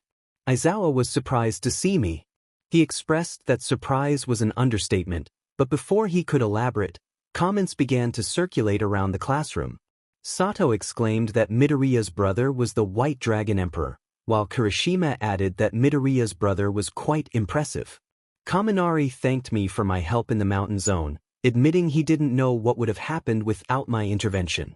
Just as the chatter was about to continue, Ashi interrupted, asking if I had a quirk all this time. I nodded, and she seemed at a loss for words. I suggested saving the rest of the questions until after class, which everyone agreed to. I then asked Aizawa if my desk was behind Yalma's, to which he nodded. As I walked to my new desk, I rubbed Izuku's head and smiled at Yalma, who was still in shock that I was officially at UA. I settled into my seat, allowing the class to continue. At lunchtime, Cementos left the classroom, still processing the fact that I was the White Dragon Emperor. I realized I was a bit behind in lessons compared to everyone else, but that didn't deter me.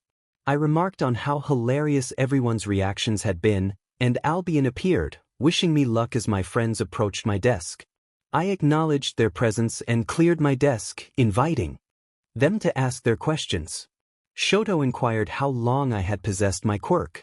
I referenced the slime villain incident, confirming that I had Albion for a couple of months prior. Ida was shocked to learn I had my quirk for almost a year and questioned why I hadn't entered the entrance exam. I explained that I had a premonition to wait and was still getting accustomed to my abilities, as I was considered a late bloomer. Ida accepted my reasoning, and Kyuki asked who else knew about my quirk. I listed those who were aware, starting with Grandmaster, followed by my older siblings, Fuyumi and Natsuo, and then my friends' parents. After the USJ incident, all the UA teachers, except for Aizawa and 13, learned about it, and now my classmates were in the loop. Yalma was surprised that our parents knew before us, and she questioned why I hadn't shared my quirk with them. I reassured her that I trusted them but explained the potential dangers of revealing my powers, especially since my quirk was strong enough to take on both All Might and Endeavor simultaneously. I expressed my concern that villains might target those I cared about, which was why I had kept it a secret. I apologized for not being open sooner. Uraraka was touched to learn that I had kept my secret for their sake. I looked around at my friends and emphasized their importance to me. This made Yalma, Kyuki, and Ashi blush, while Izuku appeared on the verge of tears, and Ida and Shoto smiled knowingly. Izuku then pulled out one of his notebooks, eager to learn more about my quirk. I felt a bead of sweat form, knowing this moment would lead to endless questions. I handed Izuku some papers, anticipating his excitement. He looked at the notes on divine dividing and the subquirks, with awe, clearly impressed by their organization. As he entered fanboy mode, the conversation shifted to the upcoming sports festival, with everyone discussing how they wanted to stand out, especially Hagakure. Albion reappeared, noting the rising excitement in the classroom and acknowledging the festival as a significant opportunity. Ida introduced himself to Albion, who responded politely. Ida expressed the determination of our class to become heroes, which fueled everyone's enthusiasm. Suddenly, Ida began performing what looked like dance moves, prompting Ashi to comment on how they reminded her of the times we had danced together. This caught the attention of Yalma and Kyuki, who were curious about the reference. Albion chimed in, reminding them of the Dance Revolution arcade game that Ashido and I had played together. I groaned at Albion's revelation, but Yalma and Kyuki turned their gaze to me, insisting I join them in dancing next. I hesitated, but they were relentless, and eventually I conceded, much to their delight. What just happened? Ashido found the situation amusing and addressed Albion, asking him to call her Ashido instead of lady, which made her feel old. She was excited about seeing Wyan every day. Albion agreed to her request, and Ashido jumped onto the desk in celebration. She cheered, expressing her happiness about seeing Wyan regularly. Wyan felt a bit confused, noting that they saw each other every day. Yalma clarified that Ashido meant seeing Wyan all the time. Wyan agreed and expressed gladness at seeing everyone too. The mood was light until Ida brought up the upcoming festival, asking if Wyan was excited. Of course, Wyan was thrilled, seeing it as an opportunity to showcase their abilities, unlike during the USJ incident. Izuku chimed in, sharing his excitement but also his nervousness. Albion reassured him that it was normal to feel that way and emphasized the importance of doing their best while having fun. He wished everyone in the class good luck, which brought smiles all around. Suddenly, Uraraka called out to the group, revealing a fierce side of her personality. She encouraged everyone to do their best in the sports festival, radiating an energetic aura. Wyan was taken aback by this transformation, questioning what had happened to her usual demeanor. Izuku expressed concern, and Albion noted that he had assumed Uraraka was the most laid-back girl in Class 1A. Ashido confirmed that this was indeed a new side of Uraraka. Uraraka stomped her foot and raised her fist, declaring her determination. Everyone joined in, raising their fists in agreement. Wyan joked about it resembling a scene from an action anime, which made Kyuki chuckle. Uraraka then turned to Sato, Shiro, Kirishima, and Tokoyami, repeating her declaration with the same intensity. Kirishima, confused, asked if she was okay, while Albion humorously noted that Uraraka had lost her mind. Wyan found the moment hilarious, enjoying the unexpected turn of events. During lunch, Wyan sat alone until Yaoma, Kyuki, and Ashido joined. Yaoma asked how Wyan was finding UA, to which Wyan responded that it was great, especially with friends like them, Izuku, Ida, Zero-G, and Shoto. Ashido realized that Zero-G referred to Uraraka, and Wyan mentioned they were still thinking of a nickname for Ida. Kyuki inquired about Todoroki's siblings. Wyan described Fuyumi as kind and caring, a teacher at an elementary school, and Natsuo as a college student who visited occasionally. They all seemed like wonderful people, and Wyan felt grateful for their presence. Just then Ida and Uraraka approached, but Izuku was missing. Ida explained that Midoriya was having lunch with All Might, and they asked to join. Wyan welcomed them, and Uraraka shared a funny story about All Might's blue bento box, likening him to a maiden for a moment. Wyan explained that Zero-G was just a nickname for her, which she liked. Curious, Uraraka asked about training under Sub-Zero, expressing a bit of jealousy. Ida echoed her curiosity, noting the honor of being personally trained by him. Wyan noticed the eager expressions on their faces and leaned back, preparing to share their experience. Training under Grandmaster had been an incredible journey. Wyan felt thankful that Grandmaster had seen potential in them and took them under his wing. The training was challenging, but Wyan persevered with heart and determination. Grandmaster Kuai Liang had not only been a mentor but had also filled a father figure role in Wyan's life, offering guidance during troubled times. With their biological father absent, Grandmaster had stepped in, providing support and wisdom that Wyan cherished deeply. The protagonist felt immense gratitude for their Grandmaster, who was not only a mentor but also a father figure. The girls around them appeared emotional, while Ida seemed moved by the Grandmaster's influence on their life. Ida expressed his respect for the Grandmaster, acknowledging his dual role as a retired pro-hero and a perfect father figure. The protagonist appreciated Ida's words and took another bite of their meal. Kyuki then called out, asking if it would be possible for the protagonist to teach them some moves. The protagonist inquired about the reason behind the request. Yamo explained that during a recent encounter with villains, they had struggled to fend them off and were hoping to learn some techniques to improve their skills. Yama held the protagonist's hands tightly, causing a slight blush to appear on their face. She reiterated her request for help, and Ashi quickly agreed, expressing that learning new techniques would be beneficial. After considering their request, the protagonist agreed to teach them a few things and was pulled into a hug by Yama, which made their face even redder. They noticed Ashi and Kyuki looking a bit envious until Yamo released them. The protagonist promised to discuss the idea with the Grandmaster, believing it would be well received. The news excited the girls, and the protagonist turned to Ida and Zero-G, asking if they would also be interested in joining the lessons if permission was granted. Zero-G enthusiastically agreed, mentioning her admiration for Sub-Zero, while Ida suggested they consult Sub-Zero first before proceeding. The protagonist assured Ida that they intended to speak with him before taking any action. At that moment, Their phone slipped out, revealing a small ghost charm attached to it. Ashi pointed it out, prompting the protagonist to hold it up for everyone to see. Zeroji admired the charm, calling it cute, while Yaoma asked where it came from.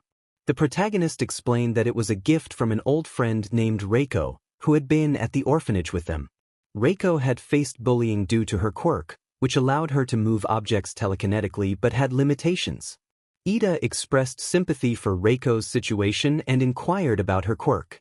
The protagonist shared that Reiko had been called names like Ghost and Freak by other orphans, but they had stood up for her. They reminisced about their friendship and how Reiko had given them the charm as a keepsake when she was adopted, leaving them with a picture to remember her by. The protagonist often wondered how she was doing. Ashi asked if the protagonist missed Reiko, to which they admitted they did and hoped to reunite one day, perhaps as pro-heroes. The table fell silent as the protagonist gazed at the charm, and Yaoma reassured them that they might cross paths again at UA. The protagonist appreciated her words and decided to step away to grab something, walking towards the nearby machines while lost in thoughts of Reiko. Meanwhile, Reiko was at her own lunch table, surrounded by friends but thinking about her best friend who had never judged her for her quirk. She pulled out the picture of them together from their time at the orphanage, feeling a pang of sadness at their separation. Reiko recalled the bullying she had endured due to her quirk, poltergeist, and how she had been cornered by other children. Just when she felt hopeless, a brown-haired boy had stepped in to defend her, despite being quirkless. He had bravely confronted the bullies, asserting that a person's worth was not defined by their quirk. His words had touched her heart, and she had felt a glimmer of hope. As the confrontation escalated, the boy had fought back against the bullies, ultimately standing victorious. He approached Reiko, ensuring she was unharmed and offering his hand to help her up. Their bond had formed in that moment, and she had never forgotten his kindness. Thank you. The boy named YN introduced himself with a smile that made Reiko smile a little. He asked her for her name. Reiko Nagase, she replied, feeling grateful once more. No problem, YN said. He then inquired about her quirk and why others bullied her. Promise not to judge, she asked hesitantly. I promise. WL. My quirk is poltergeist. I can make objects float around me, but I have a weight limit to whatever I can float in the air. She waited for his reaction, bracing herself for judgment, but instead, why? Exclaimed, that's so cool. Reiko was taken aback that someone found her quirk impressive. I wish I had a quirk like that, but I'm quirkless. That won't stop me from protecting people, though. Lesser quirk or no quirk. Her heart warmed at YN's words. So, do you want to go play? He asked. Yes, she replied eagerly, following him to play. The next few weeks were the happiest of her life, and she and YN became best friends, bonding over spooky stories. However, all good things must come to an end. The day arrived when she was adopted by a kind couple. While she was thrilled to have a new family, it also meant leaving her first best friend, which filled her with sadness. With her belongings packed, she spotted YN watching the other children play. She approached him to share the news. Hey, YN. Hey, Ray, he greeted her, noticing her somber expression. Are you okay? Are you being bullied again? No, I'm not. It's just, she began, struggling to find the right words. YN. I got adopted. That's great, he cheered, wrapping her in a hug, but then he realized the implications. That means, you're leaving? She nodded, tears welling in her eyes. She didn't want to part from her only best friend. Reiko hugged YN tightly, and he embraced her back.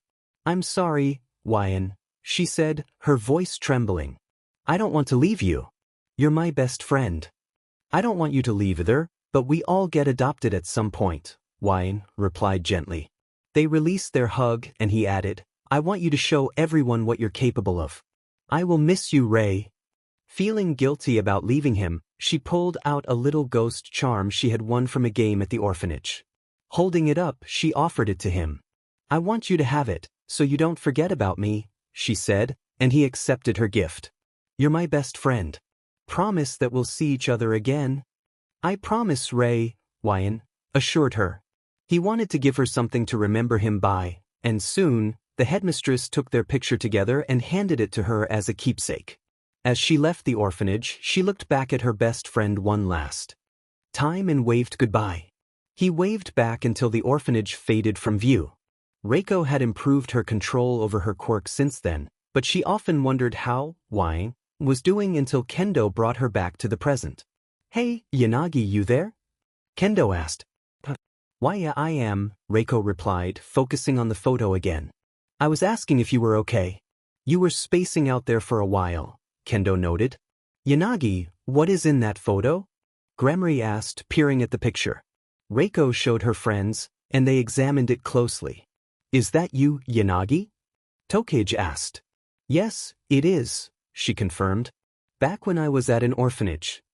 Oh, right, you mentioned you were an orphan before, Cavalry recalled, glancing at Tyne in the picture. Who's that boy? That's Ryan, my first best friend at the orphanage, Reiko explained, holding the picture close. How long has it been? Kendo inquired. 10 years since I left the orphanage, she replied, her tone tinged with sadness. I miss him. What was he like? Tokage asked. Well, he always protected those with lesser quirks, villain quirks, and even those who were quirkless, despite being quirkless himself, Reiko shared, her friends listening intently. I was bullied because of my quirk, called names like Ghost, Freak, and sometimes Ghost Freak. That was until Ryan stepped in to defend me. When I told him about my quirk, I expected him to react like the others, but he was different. He thought my quirk was cool, and we became best friends. Until you got adopted and he didn't? Cavalry guessed. Reiko sighed in response. 10 years since I saw my best friend, she said, gazing at the photo again. I miss him so much. I wonder if he got adopted when I left or if he still remembers me. I'm sure he does, Kendo reassured her. I'm certain you'll see each other again. Plus, from the way it sounds, he's your knight in shining armor, Yanagi, Cavalry teased, causing Reiko to blush slightly. Cavalry, please, she stammered, trying to hide her embarrassment. Cavalry, you're wrong, Tokage chimed in, grinning. More like a spectral knight in shining armor. Reiko stood up from the table, clutching her picture. She knew they were just teasing, but it still affected her. As she looked at the photo again, she whispered, YN. Lost in her thoughts, she accidentally bumped into someone and fell to the floor. Oh no, I'm sorry. Are you okay? The person asked, their voice sounding familiar. Hey, are you okay? Reiko was about to respond when she realized the photo was no longer in her hand. She began searching for it, spotting it next to the stranger's foot as he picked it up. Hey, huh, she said, trying to retrieve the picture. As she looked closer at the boy's face, something clicked. No, it can't be, she thought, her eyes widening in shock. The moment I saw her, I recognized that she was a girl by the soft groan she let out. There was something oddly familiar about her, but I couldn't quite place it. Deciding to help, I reached out my hand to assist her. I expressed my concern, wondering if she was okay. She seemed lost in thought, and a wave of déjà vu washed over me. I couldn't shake the feeling that I had experienced this moment before. As she searched around, I noticed a photo on the ground and picked it up. When I looked at the picture, I was taken aback. It was a snapshot of me and my best friend, Ray, from our days at the orphanage before she was adopted. A smile crept onto my face as I recalled the memories we shared. I remarked that I remembered that day, but as I glanced between the girl and the photo, realization struck me. I recalled my best friend, Ray, as a young girl at the orphanage. Looking at her again, I saw her wide eyes staring back at me. I hesitated for a moment before asking if she was Ray. She nodded, and my heart soared with joy at the sight of my long-lost friend. Ray quickly got to her feet and embraced me tightly. I returned the hug, feeling the warmth of our reunion after so many years apart. I noticed her sniffles and gently wiped away her tears, assuring her that there was no need to cry. I was simply thrilled to see her again after all this time.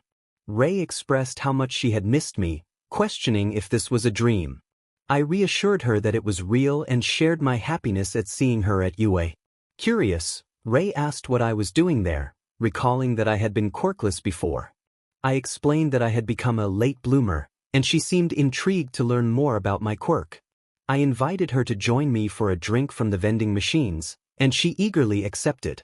We walked together, catching up on everything that had happened since we were adopted, sharing stories about our families and our lives. It felt wonderful to reconnect after 10 long years. As our time together drew to a close, I suggested we meet outside of school. She agreed and shared her number with me, mentioning that her classmates were probably wondering where she had gone. I realized mine were likely doing the same. I asked which class she was in, and she told me she was in Class 1B while I was in Class 1A. Though we were in different classes, I was determined to support her and see her surpass me with her quirk. She accepted the challenge with a smile, and we exchanged one last hug before she returned to her table. As I walked back to my friends, I felt a sense of contentment. Albion, one of my friends, commented on how nice it must have been to see her again, and I agreed, noting how cute she had become over the years. Albion warned me to be careful, as some of the girls in our class might get jealous. I brushed it off with a playful remark as I settled back at the table. Zero G moved aside to make room for me, and I noticed my friends staring at me curiously. Ashi, with a hint of jealousy in her voice, asked who the girl was that had hugged me.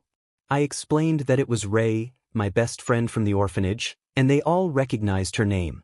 Zero G was surprised to learn that she was my best friend, and I shared my happiness at seeing her again. Yaoma spoke for everyone, expressing gladness that I had reconnected with her. We continued our meal, engaging in light conversation until it was time for class. After school, as we prepared to leave, I was met with an unexpected sight. The door was blocked by a crowd of other UA students, and I felt annoyance bubbling up inside me. Zero G voiced his confusion about why everyone was gathered there, while Ida, our class representative, inquired about their intentions. Mineta, ever dramatic, worried about being taken hostage. As the commotion continued, I sighed, and Shoto, standing beside me, shared my thoughts on the situation. I got up, bag slung over my shoulder, and noted that they were scouting us.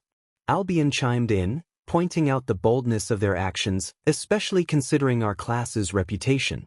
I glanced at the door and recognized the source of the disturbance, Baku Beach, instigating trouble as usual. I groaned, bracing myself for the chaos that was sure to follow. A guy with purple hair emerged from the crowd, making a comment about our class. Ida, Zuku, Mineta, and Zero G tried to intervene, but Baku Beach was ready to explode. The guy continued to taunt us, and I could sense the tension rising in the air. The desire to be in the hero course was strong, but like many others, I had to choose a different path. Life can be unpredictable. I didn't make the cut the first time, but I had another chance. This part of a classmate's speech caught my attention. He mentioned that if any of us performed well in the sports festival, the teachers might consider transferring us into the hero course, which would mean others would have to leave to make room. The tension in the room was palpable, and I felt it was time to step in.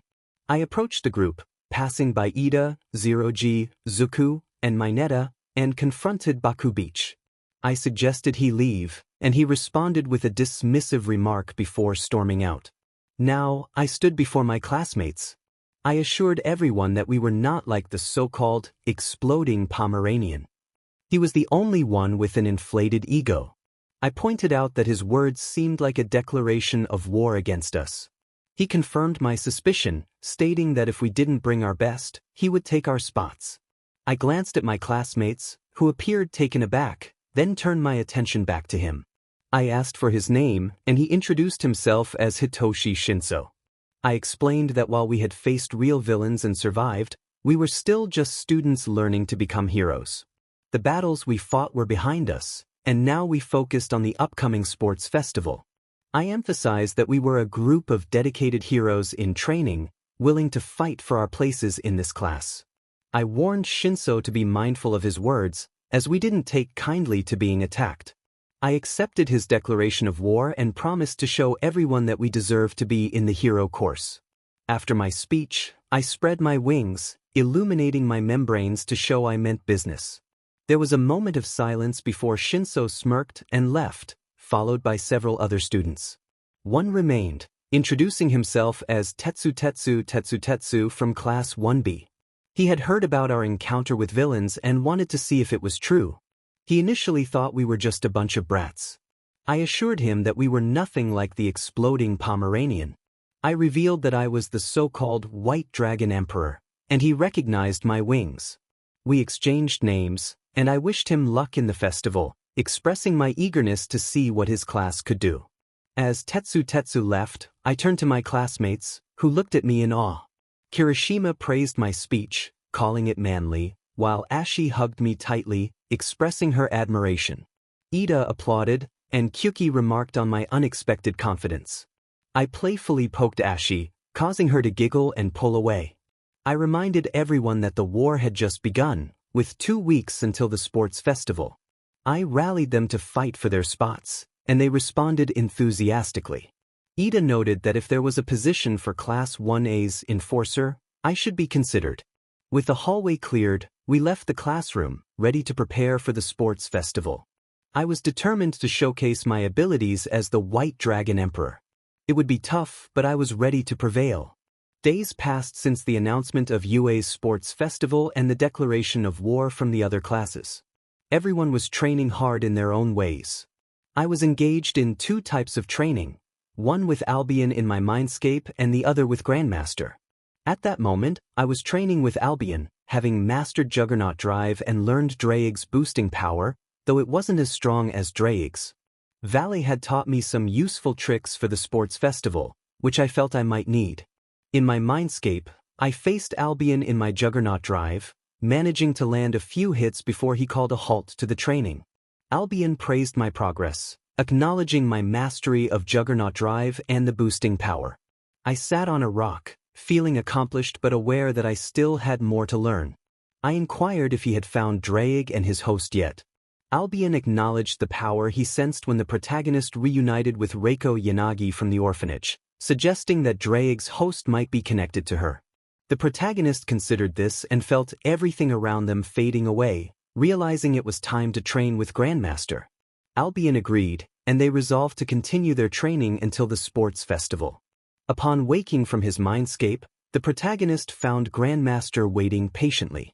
As they both stood, they prepared for their sparring session. They engaged in a flurry of jabs, punches, elbow strikes, and kicks, incorporating techniques like Flames of Supremacy, Glacial Devastation, and White Dragon Lightning into their movements. The protagonist utilized a bit of boosting power, even though he could only enhance himself and not transfer it like Draig and his host could. Their sparring continued until they separated, catching their breath. Grandmaster praised the protagonist for his progress, and they moved to a pot where Grandmaster poured tea for them both. After taking a sip, Grandmaster inquired about the protagonist's experience at UA. The protagonist described it as interesting, noting that while most classes followed a standard high school curriculum, the heroics class stood out. He mentioned getting along well with most classmates, particularly those he had grown close to. When Grandmaster asked about any difficulties, the protagonist nodded, indicating that Bakugo was one of the challenges.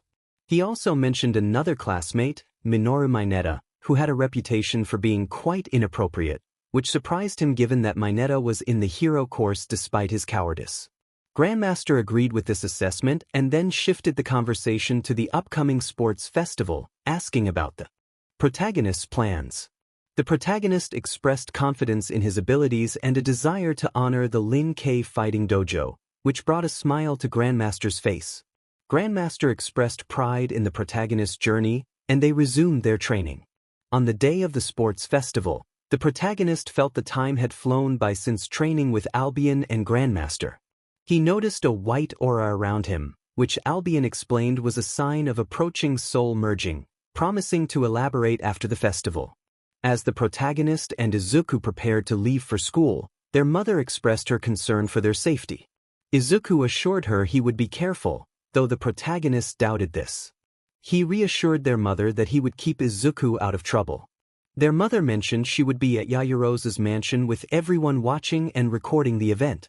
After gathering their things, the protagonist and Izuku set off for UA, picking up Ashi, Kyuki, and Yaoma along the way. Upon arriving, the protagonist took a deep breath, knowing this was his chance to showcase his abilities. In the Class 1A waiting room, he meditated to calm his nerves, while Albion encouraged him, expressing confidence in his chances of winning. Ashi voiced her disappointment about not being able to wear her costume, which the protagonist had anticipated. Ojiro pointed out that everyone would be in uniforms, ensuring fairness. The protagonist explained that he had submitted his costume request after the USJ incident, and it would arrive after the festival. Ashi expressed excitement about seeing his costume.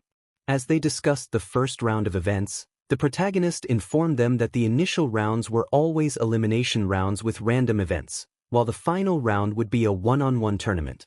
Tokoyami agreed on the importance of perseverance. Just then Ida entered, urging everyone to get ready as they would be entering the arena soon. The protagonist finished his meditation and approached Yaoma, who appeared nervous. He offered her a reassuring smile, which seemed to help. Their moment was interrupted when Shoto approached Izuku, creating a palpable tension between them. As the two spoke, everyone looked at them. Shoto expressed his belief that he was stronger than Izuku, and Izuku silently agreed. However, Shoto pointed out two important factors. First, Izuku had All Might supporting him. This revelation surprised both me and Izuku. Shoto continued, stating that he intended to defeat Izuku, which caused Izuku to gasp. I watched as Shoto declared a challenge to Izuku, but then Bakugo scoffed at Shoto's words. Bakugo remarked that if Shoto was targeting Izuku, he would first have to deal with him. Kaminari questioned the recent surge of declarations of war among their classmates, while Kirishima approached Shoto. Shoto then stated that everyone knew who the strongest among them truly was, directing his gaze toward me. The others followed his gaze, and I suddenly found myself in the spotlight. Shoto acknowledged that I was far stronger than any of them and could easily eliminate them if I chose to. I maintained my gaze on Shoto until Kirishima interrupted, asking why Shoto was picking a fight right before the competition began. I interjected, explaining that this was no longer a team effort. Once we entered the arena, it would be a true battle royale. Everyone considered my words as Shoto broke free from Kirishima's grasp and began to walk away. Izuku then called out to Shoto, prompting him to stop. Izuku expressed his confusion about Shoto's need to declare his intention to defeat him, acknowledging that both Shoto and I had more potential than anyone else in the hero course. Kirishima tried to reassure Izuku, but he brushed it off, insisting that all the other courses were coming for them with everything they had. I stood beside Izuku, crossing my arms as I echoed his sentiment about needing to fight to maintain our positions in the hero course and stand out. Shoto turned back to us, declaring that he would also aim for the top. I smirked as the room fell silent once more. The intercom announced that Class 1A should make their way to the arena, and we left the room. As we walked, my mind raced with anticipation for what was to come. In the stands of the first-year stadium, Ryukyu sat among other pro heroes, scouting for first-year talent. An open seat beside her was soon filled by Grandmaster Kuai Liang, the former pro hero Sub-Zero. Ryukyu greeted her friend, asking how the dojo had been. Kuai Liang replied that it was doing well and mentioned he was there to watch his apprentice, which surprised Ryukyu. Before she could inquire further, Present Mike began the introductions, energizing the crowd and media. He hyped up the festival, promising some of the most exciting performances in its history and asked the audience if they were ready for the show. Meanwhile, at the Yaoyorozu mansion, Inko, along with Yaoyorozu, Ishido, and Jiro, watched the festival alongside Bakugo's parents, Mitsuki and Masaru. Inko expressed her growing anxiety for her son and me. Yumi reassured her that both boys would do their best. Mitsuki questioned whether I was present, as I had not mentioned anything about my quirk, Albion. Kyotoku hinted that it was best to wait and see, and everyone returned their focus to the screen. Back at the first-year stadium, Class 1A stepped into the spotlight. They were known for their resilience against a villain attack, showcasing their impressive skills. As my title, the White Dragon Emperor, was announced, I revealed my divine dividing wings for all to see. In the Yayarosa mansion, Mitsuki and Masaru were taken aback by the sight of my wings. Mitsuki exclaimed in shock, realizing I had a quirk. Inko confirmed this with pride, explaining that I had been a late bloomer. Satoru provided an explanation of my quirk, divine dividing, leaving everyone amazed by its power. Mitsuki expressed her hope that I would help keep Bakugo's ego in check, recounting his past behavior and the challenges they faced in trying to correct him. They all agreed that I had been instrumental in addressing Bakugo's attitude.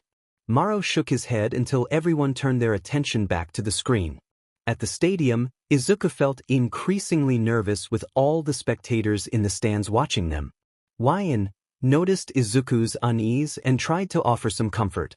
YN encouraged Izuku to focus on his plan for the upcoming rounds instead of the crowd. Izuku acknowledged the advice, admitting he hadn't expected so many people to be present. Ida chimed in, expressing his hope that they could still perform at their best despite the watchful eyes. Kirishima, feeling the pressure, turned to Bakugo to gauge his feelings about the situation. Bakugo, however, was unfazed and stated that the competition only fueled his desire to win. As Class 1A made their way to the designated area, President Mike introduced the other classes. He enthusiastically announced the arrival of Class 1B, highlighting their talent and introducing Ruse Gremory, known as the Red Dragon Empress. This revelation surprised both YN and Albion. YN pondered the significance of Drake's host being female and wondered about Rias's connection to Drake. Albion, speaking privately in YN's mind, noted that Rias resembled someone he had known in his universe. YN agreed that they needed to gather more information before proceeding. As President Mike continued with the introductions, he called out the general studies and support classes, followed by the business classes. The atmosphere was mixed, with many students feeling overshadowed by the hero course. Some general studies students expressed their feelings of being mere background players in the festival, while Shinso remained determined to prove his worth.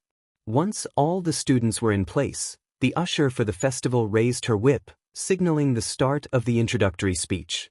Midnight began her speech, capturing the attention of the audience. Many were captivated by her presence, and YN felt a surge of annoyance at the comments being made about her. He activated his dragon glare, effectively stopping the unwanted attention. Kirishima voiced concern about Midnight's outfit, and Kaminari agreed, noting that YN had likely put an end to the stares. Midnight acknowledged the crowd, giving a wink to YN, who noticed a few girls reacting with jealousy. She then announced Katsuki Bakugo as the student representative, leaving Class 1A in shock. As Bakugo approached the microphone, Izuku expressed his disbelief, while Shiro pointed out Bakugo's impressive performance in the entrance tests. I groaned, drawing the attention of his friends Reiko, Kendo, Rias, and Tetsu. Reiko asked if something was wrong, and YN explained his concerns about Bakugo's suitability for the pledge. Kendo and Rias were curious about Bakugo's reputation, and Tetsu sought clarification on how he had made it to UA. YN shared his thoughts on Bakugo's past behavior, which had left Tetsu frustrated. Reiko introduced her friends to YN, and Rias introduced herself as the Red Dragon Empress. As they all watched Bakugo take the stage, the stadium fell silent. Bakugo's declaration of intent to win prompted a loud reaction from Class 1A, who were already familiar with his attitude. Midnight face-bombed at his bluntness, while YN groaned in exasperation. Rias leaned over to YN, questioning if Bakugo was indeed as arrogant as Tetsu had suggested. YN confirmed this but noted that Bakugo seemed more serious than usual, indicating a shift in his demeanor. Tetsu was determined to take down his opponent. He clenched his fist, eager to show his strength. YN caught his attention and pointed out that there were a few people capable of knocking their opponent down a peg, including themselves, Todoroki, and Gremory. Rias was surprised by this and questioned how YN knew. Instead of answering aloud, YN leaned in and whispered something to her, causing her eyes to widen in shock. After they exchanged serious looks, Rias mentioned they would have a talk later, to which YN nodded in agreement. They turned their focus back to Midnight, who was preparing to announce the first round. Midnight excitedly declared that the first round would be revealed at random, raising her whip as a slot machine spun with a catchy tune. When it stopped on obstacle course, the crowd gasped in surprise. Izuku noted the challenge ahead, and, Wyan, expressed his anticipation, receiving nods of agreement from his classmates. Midnight explained that all 11 classes would participate in this challenging contest, emphasizing that as long as they stayed on the course, they could do as they pleased. The crowd cheered as the students readied themselves for the race. As the contestants took their places at the starting gate, the atmosphere grew tense. Wyan focused on his breathing, feeling the silence envelop him as the timer counted down. When it hit 0, the race began, and all the students rushed into the tunnel. The scene was chaotic as students jostled for position at the doorway, struggling to get through. Yn and Rias observed the mess, noting the challenge they faced. Yn expressed his disbelief at the situation, while Rias agreed, hinting that he must have a plan.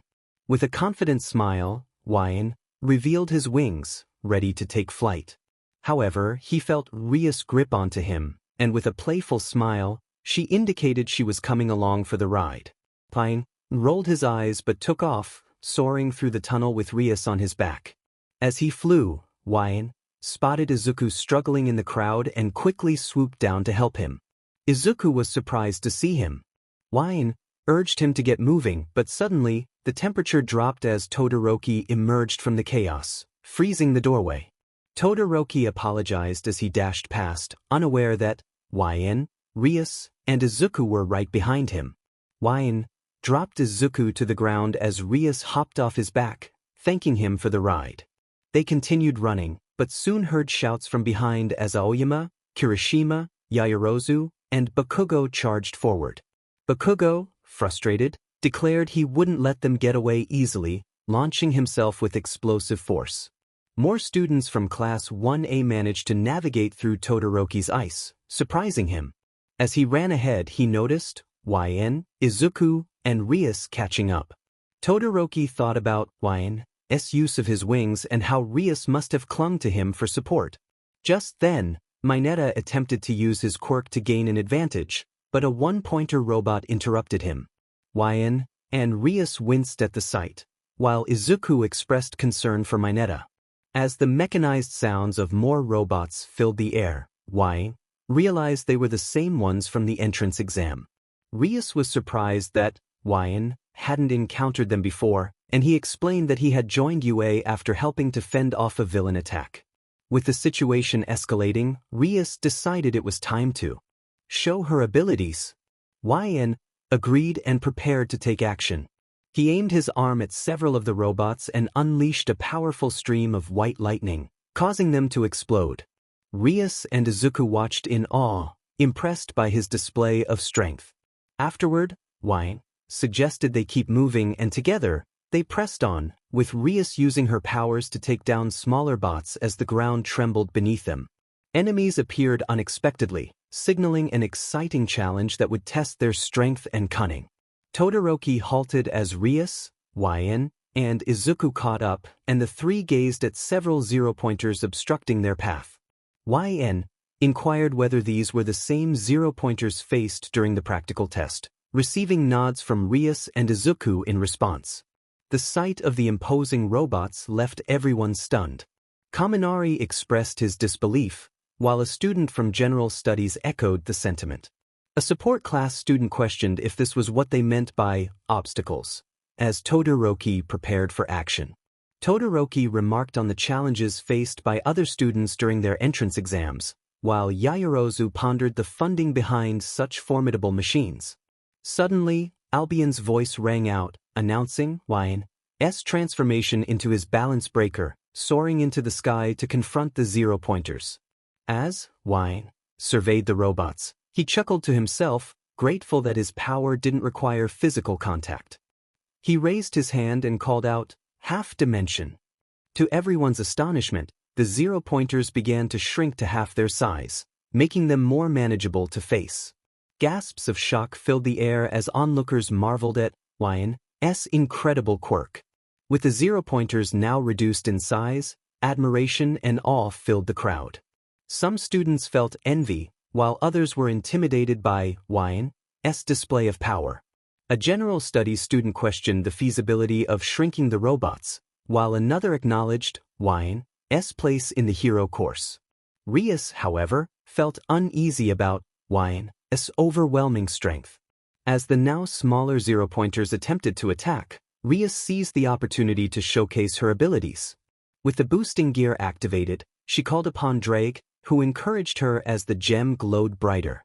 Ruse conjured an orb of red energy and unleashed the Welsh Dragon Scattershot, which effortlessly dismantled the zero-pointers in her path. Proud of her attack, she dashed through the remnants as Todoroki prepared his own move. Todoroki acknowledged the effort put into the robots but wished for a more formidable challenge, especially with his father watching. He activated his quirk, summoning ice that encased 3 zero-pointers. However, Yin was ready to escalate the situation. He raised his left arm, azure flames erupting forth as he declared, "Flames of Supremacy," sending a torrent of fire that reduced the zero-pointers to ash. With some of the robots taken care of, Yin landed and exited his balance breaker, racing ahead with Todoroki, while the frozen robots crumbled behind them. Present Mike, observing from the announcer box, expressed excitement about the trio's performance, noting their impressive teamwork and skills. As they continued, smaller 1, 2, and 3-pointers approached the other students, but Yin, Ruse, and Todoroki pressed on. Ruse commented on the overwhelming scene, while Yin chuckled, acknowledging Todoroki's prowess. Suddenly, the sound of rumbling drew their attention, and Kirishima emerged from the wreckage of a fallen robot, exclaiming his survival. Kirishima, thrilled to be alive, expressed disbelief at Todoroki's actions, while Tetsu from Class 1B also emerged, vowing to confront Todoroki. Both students shared a moment of camaraderie, lamenting their near miss with danger. As they climbed the broken robot, Kaminari remarked on their luck, while another student rallied everyone to work together. Just then, an explosion caught their attention as Bakugo soared through the air, determined not to be outdone by his classmates. His competitive spirit ignited as he targeted a small zero-pointer, ready to make his mark in the challenge ahead. The zero-pointer attempted to attack Bakugo, but he skillfully dodged the strike. Class 1A's Bakugo soared over the obstacles with remarkable agility. He landed on the zero-pointer's head and noticed Siro approaching with his quirk, Tape. Siro expressed his admiration for Bakugo's approach, noting how impressive it was that they were able to navigate the course thanks to shrinking the robots. Tokoyami joined them in the air, using his quirk, Dark Shadow, to glide alongside Siro. They all agreed to land together, and with Dark Shadow's assistance, they passed the zero-pointer effortlessly. The crowd erupted in cheers as most of Class 1A, along with 2 students from Class 1B, cleared the first obstacle. The teachers observed the unfolding events closely. Snipe remarked that the leaders of the pack were all from Class 1A, at least for the moment, while All Might noted that Yin, Midoriya, Ruse Gremory, and Shoto Todoroki were in the lead. He acknowledged that the other students were not performing poorly, it was simply that Class 1A had learned not to hesitate. Back on the course, Ida charged forward, kicking a 1-pointer to the ground as he raced toward the leading trio. Jiro used her earphone jacks on 2 1-pointers, allowing her heartbeat to dismantle the robots as she confidently ran through them. Kaminari dodged an attack from a 1-pointer and countered with his quirk, disabling the attacking arm. They had all experienced the harsh realities of the world and understood the fear that came with facing villains. Kirishima pressed on while Uraraka unleashed her quirk, taking down several 1-pointers in the process. Ojiro leaped around, using his tail to destroy any nearby robots. Despite their fears, they fought on, determined to overcome the challenges ahead. They had all grown stronger, and they knew they had to act quickly to survive. Izuku navigated through the chaos, contemplating his strategy. He realized he couldn't rely on One for All so early in the competition. As he dodged another attack from a 1-pointer, he spotted a slightly burned piece of a robot on the ground. Recognizing it as a remnant of Yin's earlier work, he picked it up and continued running, still pursued by the one-pointer. The relentless robot seemed to have locked onto him, moving swiftly in its pursuit. Izuku noted that it couldn't stop quickly or evade an attack. When the one-pointer lunged again, it was deflected by a protective magic circle, giving Izuku the opportunity to slice through the robot with ease. He picked up speed even with the added weight of the robot piece. He resolved to keep it as a shield if necessary, feeling a surge of determination. Explosions echoed around him, and he turned to see Momo, her shirt slightly disheveled, standing beside a cannon that had just fired. She confidently declared her success before dashing off, leaving Izuku in awe of her capabilities.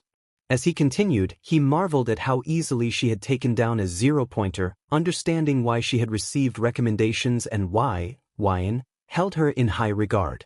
In the teacher's box, the instructors observed the zero-pointers crashing to the ground. Snipe commented on the importance of dodging the larger robots, noting that while they were slow and cumbersome, they could be taken down with a well-placed shot. All Might focused intently on Izuku, reflecting on the pressure he had placed on him. He hoped Izuku would simply make it to the next round. For those who thought the first obstacle was easy, the second one would prove to be a true test. As the competitors approached the second obstacle, they gazed down into a canyon filled with rocky pillars and rope lines. A misstep could mean elimination, and they would need to think creatively to succeed. The contenders stared at the daunting canyon, their expressions a mix of shock and concern. Yn and Ruse exchanged impressed glances, acknowledging the challenge ahead. Uraraka wondered how such a complex obstacle had been constructed in such a short time, while Albion suggested it had been built as soon as the course was designed. As Yn prepared to take flight, he noticed Tsu kneeling down. When she leaped onto the rope and began to scale it, Yn praised her ingenuity. He extended his wings and launched himself into the air, feeling confident about the challenge ahead. However, he soon heard laughter behind him. Turning around, he saw Mei Hatsum from the support class, decked out in an array of gadgets. She excitedly announced her intention to showcase her inventions, claiming they would outshine the aspiring heroes. Rias inquired about Mei's impressive gear, and Drake confirmed her affiliation with the support class. Mina questioned why Mei was allowed to bring so many gadgets, to which Mei responded with a cheeky grin, explaining that students in the hero course focused on combat training for their quirks. In order to keep things fair and give everyone a fighting chance, participants were allowed to bring any gadgets and costumes they developed themselves into the games. Drake noted that this ensured fairness in competitions among all classes and courses at UA, each of which had its own unique characteristics. Mei, excited about the opportunity, launched a wire arrow that latched onto a rock pillar. She explained that for those in the support course, this was the perfect chance to showcase their innovative ideas and creations to potential employers. With her hovering saws activated, she took flight into the canyon, hoping that employers were watching. As she swung across the pillar, Mei expressed her confidence in her creations, scaling the side of the pillar and soaring through the canyon with glee. This motivated many other students to rush ahead, but Mina felt frustrated by the situation and ran forward, exclaiming her annoyance. In a world of heroes, it could be challenging to gain popularity without a flashy quirk. Yn found humor in the situation, commenting on Mei's spirited nature, which he found interesting. Albion, however, questioned whether her behavior was merely arrogance. Yn suggested that she was simply trying to impress support companies. As they continued, Yn spotted Izuku making his way to the second obstacle, where Ida was also present. Ida was determined to impress his older brother, vowing not to look foolish as he skated away, albeit in a somewhat clumsy manner. Yn decided to help Izuku by flying him overhead, prompting a surprised reaction from Izuku.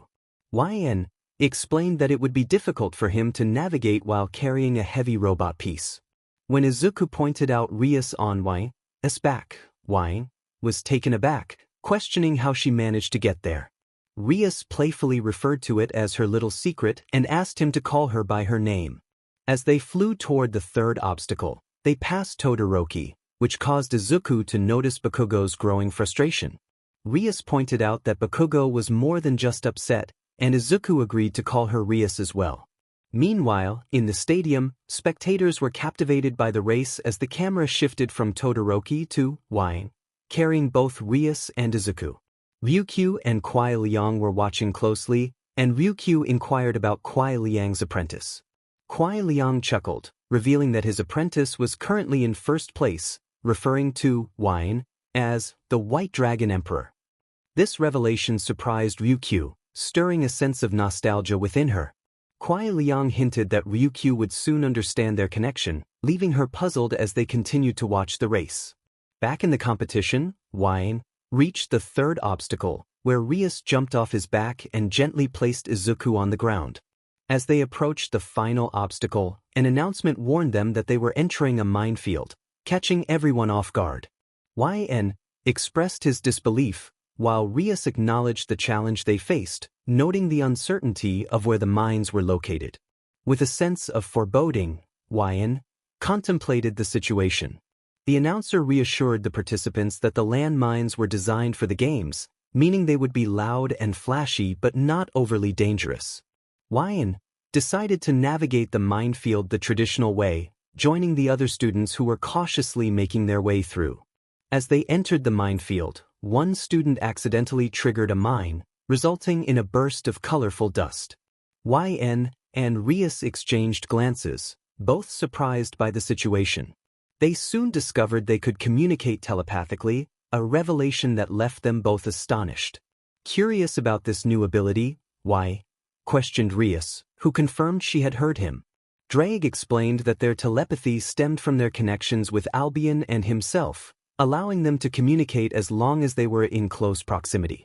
YN began to understand the implications of this newfound connection as they continued to navigate the minefield, observing their fellow competitors setting off more mines around them. It seemed that whoever was in the lead was actually at a disadvantage. Ruse agreed, noting that regardless of whether they could see the mines or not, they were still at a disadvantage. As they carefully navigated the obstacle, Todoroki caught up to them. Suddenly, an explosion erupted behind them, revealing Bakugo using his explosions to close the gap. Bakugo declared triumphantly that it was over, propelling himself forward with another explosion. In response, Wine formed a small ice ball and threw it onto a mine in front of Bakugo. The mine detonated, sending Bakugo stumbling backward.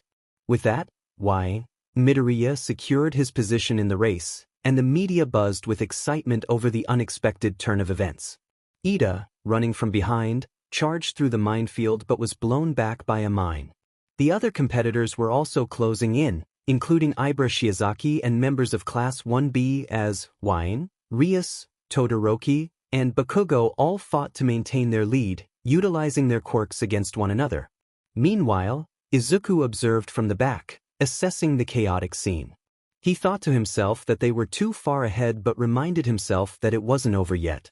With determination, he slammed his robotic part into the ground and began digging, preparing for his next move. Thanks to the idea he had, Izuku charged toward the mine pile and leaped into the air, calling out to his friend. Up front, Ruse, Todoroki, and Bakugo were about to launch another attack when a massive explosion caught them off guard. They turned to see a powerful pink explosion behind them, leaving them stunned. The sheer force of the explosion was unexpected.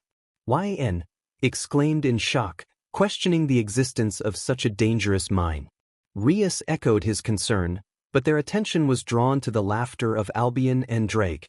Drake commented on YN's brother, leaving YN confused. Albion urged them to look above, and they were astonished to see Izuku flying through the pink explosion. Ruse expressed her shock, impressed by Izuku's audacity. YN laughed, marveling at his brother's bold move. Izuku had suddenly entered the fray, now in hot pursuit of first place. He soared over the four leaders, who were momentarily captivated by his actions. Izuku realized he had flown higher than planned, feeling the loss of speed. Just then, Bakugo shouted at him, demanding to know what he was doing. Todoroki created an ice path that would assist the others, but he was focused on the race. Ruse acknowledged Izuku's impressive move but warned him that his lack of planning could cost him the lead. The race intensified as Izuku, Bakugo, Ruse, and Todoroki all surged ahead. The three competitors had momentarily united against Izuku, but Wine was still in the mix. All Might watched intently, on the edge of his seat, knowing that anything could happen. Izuku felt his speed diminishing as he glanced back at the three closing in on him. Time seemed to slow as he prepared to land, with Bakugo, Todoroki, and Ruse moving past him. Just then, Wine called out, revealing his wings had expanded dramatically, surprising everyone. Izuku was taken aback by the sight of Wine's glowing hands forming orbs. Wine declared he was giving Izuku the lead and soared into the air, readying his attack. He dove toward the ground, unleashing a powerful move that caused an explosion, stunning Todoroki, Bakugo, and Ruse as the mines detonated beneath them. In a remarkable display, Wine sacrificed his position in the race, preventing Bakugo, Todoroki, and Ruse from gaining the lead. Thanks to his brother, Izuku cleared the minefield in an instant, showcasing the strength of their bond. Izuku glanced back, seeing Bakugo, Todoroki, and Ruse recovering from the blast and pursuing him. Suddenly, Albion's voice rang out, urging a boost, surprising both Ruse and Drake. As the smoke cleared, Wine surged past the three competitors like a bullet. The five racers continued toward the finish line, the excitement palpable as they approached the end of the race. As all five competitors pushed their hardest to secure first place, the atmosphere was charged with excitement. The unexpected twists of the race had everyone on the edge of their seats. In the tunnel, a chaotic mix of explosions, ice, and boosts created a thrilling spectacle as the light grew brighter, blinding the five until the moment of truth arrived. The first to burst back into the stadium claimed victory. The sound of footsteps echoed as the champion emerged. Izuku Midoriya was the first to cross the finish line. The audience erupted in cheers, confetti raining down as two more competitors followed closely behind. Next came Midoriya in second place, followed by Ruse in third. And Ruse ran through and stopped beside Izuku, the two brothers exchanging a triumphant handshake. At the Yaoyorozu mansion, the adults watched the race with palpable tension. Inko was overwhelmed with emotion, tears streaming down her face as she celebrated her son's achievements. Mitsuki laughed at her excitement while Mika, Kaida, and Yumi comforted Inko, trying to calm her down. Satoru, Maro, Masaru, and Kyotoku clapped joyfully, cheering for the two boys. Outside the first-year stadium, Death Arms, Kamui Woods, and Mount Lady turned to see the applause. Death Arms expressed surprise at the sight of the brothers, recalling Izuku's previous encounter with the sludge monster. Mount Lady reminisced about the intense glare from Wine that had left a lasting impression on her. The two pro-heroes shivered at the memory, while inside the stadium, Izuku and Wine celebrated their victory. Wine pulled Ruse in for her own moment of triumph, and the three raised their fists in solidarity, prompting the crowd to cheer even louder. Izuku noticed All Might clapping for him, Ruse saw Vlad King cheering for her, and Wine was pleasantly surprised to see Kwai Liang and Ryukyu applauding him, filling him with pride. Standing beside Izuku and Ruse, Wine felt immense pride for his brother's accomplishment. He noticed Izuku was getting a bit emotional and patted him on the back, encouraging him to calm down. Ruse congratulated Izuku on his win, expressing her admiration for his clever use of strategy during the race. Izuku thanked her, but Ruse then turned her serious gaze toward Yn, questioning how he had utilized her power. Curious, Izuku asked Yn what Ruse was referring to. But N leaned closer to Izuku, promising to explain everything after the sports festival, emphasizing the importance of keeping it a secret, much like One for All. Izuku's expression shifted from shock to understanding as he nodded in agreement. Ruse awaited an answer, and Yn assured her that he would explain everything during their upcoming conversation. Ruse accepted the deal, shakingYn's hand and expecting a thorough explanation. As they watched the other competitors enter the stadium, Yn overheard a group from the business course discussing Izuku and his quirk. He turned to Ruse, commenting on how the business course students seemed to have plenty of free time. Rius explained that they didn't have to participate in the festival, often engaging in selling or marketing simulations instead. When Mine inquired about Rius's brother, she revealed that he was a pro-hero known as the Satan King, Surzex Lucifer. Both Wyan and Izuku were taken aback by the revelation, expressing their astonishment. Rius nodded, feeling a bit nervous as Izuku excitedly praised her brother's quirk, Power of Destruction, highlighting how it was used for good despite its villainous reputation. Why? Agreed, believing that a person's character defined their quirk, not the other way around. Rius felt encouraged by their respect for her brother. Rius promised to share their compliments with her brother when she next saw him. Just then, Ashi jumped onto Wyan's back, teasing him about the attention he received from girls. Wyan clarified that Ashi had jumped on his back for a ride, and they exchanged pleasantries. Ashi congratulated Izuku on his first-place finish and then turned to Wyan, praising him for his second-place achievement. Rius introduced herself, and Ashi was delighted to meet her, recognizing her as the Red Dragon Empress. Curious about their quirks, Ashi asked if they were related since Wyan was known as the White Dragon Emperor. Wyan explained that their quirks were rivals in a way, leaving Ashi intrigued but confused. As the contestants continued to pour into the stadium, the crowd applauded their efforts, preparing for the results. Wyan caught sight of Shoto, who walked away, and the excitement of the event lingered in the air. The atmosphere was charged with excitement as I shook my head, knowing that his behavior was influenced by Endeavor's watchful eyes. Suddenly, I heard footsteps approaching and saw Zero-G rushing toward us. Zero-G, looking a bit fatigued, exclaimed how amazing our performance was, while Ida stood in the background, appearing somewhat downcast. Zuko turned to Uraraka, expressing disbelief that she had secured first place while Wyan came in second, and Zero-G admitted to feeling jealous. Zuko, embarrassed, hid his face, which did not go unnoticed by me, Rius, and Ashi. Rius commented on how adorable the two looked together, prompting a deeper blush from both Zuko and Zero-G as they turned away from each other. This made Ashi and me chuckle softly. I communicated telepathically with Rius, agreeing that they were indeed cute together and suggesting she could help bring them closer in the future. Rius eagerly accepted the idea. Our moment of camaraderie was interrupted by the sound of heavy panting. We turned to see Yao Ma, looking distressed. Confused, I soon noticed Mineta using his quirk on Yao Ma's back, which infuriated me. Rius and Ashi shared my anger. Mineta boasted about his actions, claiming to be a genius, but my frustration reached a boiling point. I activated my balance breaker, my aura flaring around me as I confronted Mineta.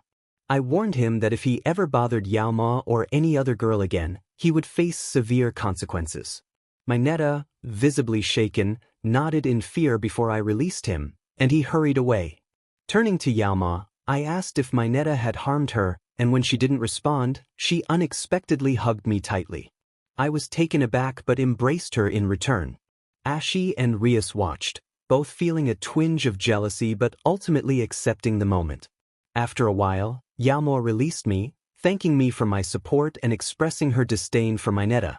I stuttered my response, feeling flustered, and pointed out that her shirt was open.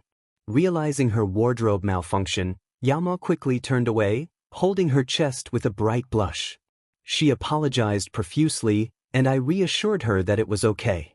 Just then, Kyuki approached, curious about what had transpired. Still flustered, I recalled the hug, while Yao Ma remained embarrassed.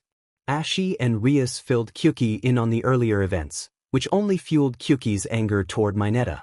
As midnight gathered us back on stage, I stood beside Yao Ma and Rius, while Ashi, Kyuki, Zero-G, and Zuko were in front of me.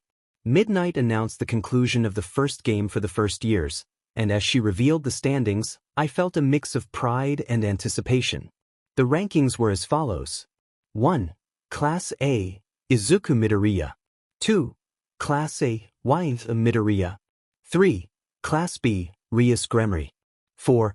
Class A, Shoto Todoroki. 5. Class A, Katsuki Bakugo. 6. Class B, Ibara Shiozaki. 7. Class B, Juzo Hananuki. 8. Class A, Tenya Ida. 9. Class A, Fumikage Tokoyami. 10. Class A, Ijiro Kirishima. 11. Class A, Hantasiro. 12. Class B, Tetsu Tetsu Tetsu Tetsu. 13. Class A, Mashireo Ojiro. 14. Class B, Yosetsu Oways. 15. Class A, Tsuyu Ajui. 16. Class A, Rikido Sato. 17. Class A, Mizo Shoji. 18. Class A, Achiko Uraraka. 19. Class A, Momo Yayorozu. 20. Class A, Minoru Mineta. 21. Class A, Mina Ishido. 22. Class A, Koji Koda. 23. Class A, Kyokajiro. 24. Class B, Senkaibara. 25. Class B, Kozai Tsuburaba. 26. Class A, Denki Kaminari. 27. Class B, Kojiro Bando. 28. Class B, Reiko Yanagi. 29. Class C, Hitoshi Shinso. 30. Class B, Itsuka Kendo. 31. Class B, Jiruta Shishida. 32. Class B, Shirhai Kuwaro. 33. Class B, Yui Kodai. Midnight informed us that only the top 42 would advance to the next round, and some who fell below that threshold groaned in disappointment. However, she reassured everyone that other opportunities awaited. I noticed Midnight's playful gesture, which made me shake my head in disbelief. She then declared that the real fun was about to begin, urging us to prepare for what was next.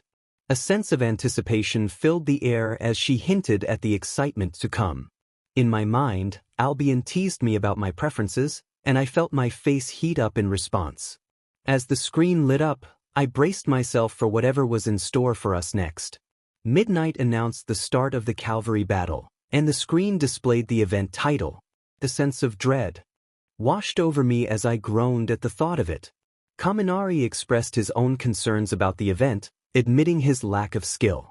Tsu clarified that it wasn't an individual competition, and as Mineta attempted to speak, I shot him a glare that quickly silenced him. My frustration over his earlier actions toward Yaoma lingered. Midnight continued, explaining how participants would form teams of 2 to 4. She emphasized that it was similar to a playground game but with one significant difference.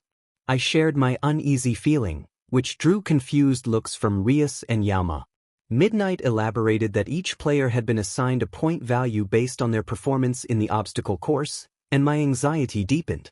I recalled the entrance exam and voiced my concerns to Yaoma, despite her not being part of it.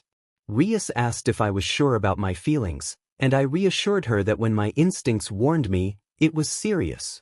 Zero G chimed in, explaining that each team would have different point values based on its members, and Ashi eagerly agreed, which only seemed to irritate Midnight. Midnight snapped at them to let her explain, detailing the point assignments that increased in increments of 5. She revealed that the first-place contestant would be worth 10 million points, and my unease intensified. The shock of that revelation felt like glass shattering around me. Izuku, visibly sweating, questioned the point value, and I felt the collective gaze of the others shift toward him, igniting my anger. I flared my aura, causing everyone to step back, even Midnight, who seemed intimidated. I stood protectively beside Izuku, my eyes glowing ominously as I declared that I would be on his team. I warned anyone who dared to target him that they would have to face me, and I was ready for a fight. My fierce declaration left everyone stunned, but Albion's laughter broke the tension as he appeared behind me, cautioning everyone to avoid provoking a dragon. Midnight agreed with Albion, reminding everyone that it was a survival of the fittest, especially with the Midoriya brothers united. I glanced around at the frightened faces, offering a wink to the girls to reassure them. Rias encouraged them, suggesting it was all part of the show, but my protectiveness flared again at the thought of anyone targeting Izuku. I gestured challengingly, and they accepted the unspoken challenge. Now, the question loomed: who else would join Izuku and me in this competition? The festival had finally begun, and the first round, an obstacle course, was a breeze for Albion and me. I had to hold back my power to avoid drawing too much attention while assisting Izuku. By the end, Izuku claimed first place, with me in second and Ruse Gremory, the Red Dragon Empress, in third.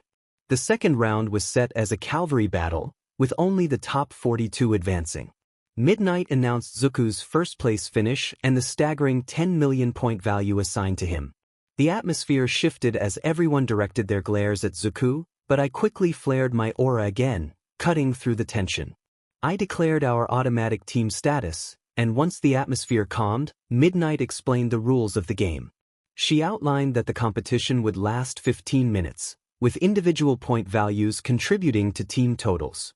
Each contestant would wear headbands indicating their worth, and the objective was to swipe as many headbands as possible. Stolen headbands had to be worn visibly, making it increasingly challenging to manage them. Midnight warned that even if a headband was lost or a team fell, they could continue playing until time expired. Yaomo remarked that it was anyone's game, and Sato added that with 42 contestants, there would be numerous teams on the field. Aoyama expressed his concern about the difficulty, while Ashi suggested that losing a headband early could allow for strategic planning. Tsu advised caution in forming strategies until the teams were finalized, noting that the Midoriya brothers would be a tough obstacle. Midnight concluded her explanation, warning that any attempts to intentionally make a team fall would result in disqualification. She cautioned that anyone who messed with us would face serious consequences. With the rules set, the screen displayed a countdown of 15 minutes to assemble teams, and I was already aware of how this round would unfold. The recommendation to get started was met with immediate retreat from everyone around. The team had already amassed over 10 million points, and it was clear that no one would join them, as they would be targeted right away. Izuku had not revealed his quirk during the obstacle course, which only added to their isolation. With a sigh, the protagonist reflected on the situation, noticing Izuku's intent to approach others. However, they quickly intervened, advising him that searching for allies was futile. The reasons were twofold: they would be marked as targets from the start, and Izuku's lack of a displayed quirk during the preliminaries made them less appealing to potential teammates. Izuku acknowledged the truth in this and looked downcast. The protagonist offered a reassuring pat on his shoulder, trying to instill some hope that someone would eventually join their team.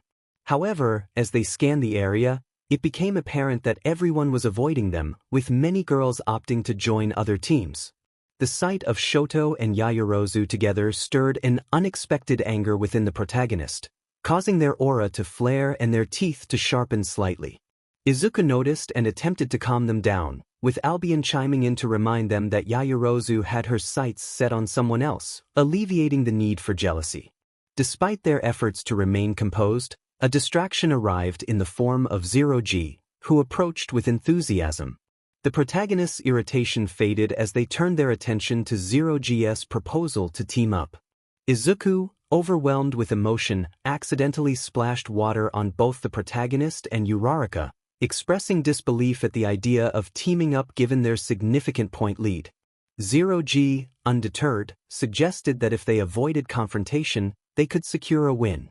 The protagonist chuckled at Izuku's reaction, noting that teamwork was essential for success. Zero G's optimism began to lift Izuku's spirits, and the protagonist reminded her of the need for physical contact to activate their quirk, which she had momentarily forgotten. They reassured her that an alternative plan was in place for the upcoming round. As Izuku regained his composure, he expressed gratitude for Zero G's support and acknowledged the importance of forming alliances with those they communicated well with. The protagonist encouraged this notion, and Izuku began to formulate a plan involving Ida, who was standing with Shoto, Yaoyorozu, and Kaminari. When Izuku approached Ida, the group formed a huddle. Izuku outlined a strategy where the protagonist, Ida, and Uraraka would serve as the horses, with Izuku as the rider. The combination of their quirks would allow for agility and evasion, especially with the protagonist's area denial abilities. Zero G enthusiastically endorsed the plan, but the protagonist pointed out a flaw. When they turned to Ida for clarification, he explained that while the strategy was sound, he had to decline the offer. Ida expressed his desire to grow stronger and not be overshadowed by Izuku, who had already faced challenges from Bakugo and Todoroki. With a determined look, Ida declared his intent to compete against Izuku, prompting the protagonist to issue a warning to Shoto and Yaoyorozu about maintaining boundaries. Shoto acknowledged the warning, while the protagonist turned to Yaoyorozu, challenging her to show her capabilities. As the protagonists surveyed the scene, they noted the shifting dynamics among friends turned rivals. A familiar voice interrupted their thoughts, and they felt an added weight on their back. The girl from the support course, Mei Hatsum, approached with enthusiasm, eager to team up with the protagonist, who was currently in the spotlight. The protagonist felt the intensity of jealous glares from those around them, including Yaoyorozu, Kyuki, Ashi, and even Midnight. Despite the unsettling atmosphere, they engaged with Mei, who introduced herself with a playful demeanor and an intriguing appearance. Zero G recognized Mei from the obstacle course and recalled their brief encounter during the preliminaries. Mei expressed her desire to leverage Zero G's current fame for her own benefit. She was straightforward about her intentions, stating that teaming up with Zero G would put her in the spotlight, allowing her innovative gadgets to be noticed by influential company CEOs watching the sports festival. She believed this was the best way for her and her creations to get recruited. Zero kindly asked Mei to slow down, confused about her mention of babies. Mei ignored her question and excitedly opened a trunk filled with an impressive array of gadgets. She explained that the support course specialized in creating equipment to help heroes manage their quirks and enhance their skills. With a mischievous laugh, she mentioned that she had packed many powerful items, eager for Zero G and the others to explore her collection. As Zero G and Izuku examined the trunk, they were both amazed by the sheer volume of gadgets. Mei pointed out a particular jetpack that caught Izuku's attention, revealing that it was inspired by a well-known hero's design. Izuku expressed his admiration for the hero, and the two engaged in an enthusiastic discussion about him. Zero G watched them, feeling a twinge of jealousy. Zero G commented on how well Mei and Izuku got along, and Zero G received a comforting pat on the head from Zero G. To lighten the mood, Zero G teased her about Izuku's affections, which made her blush.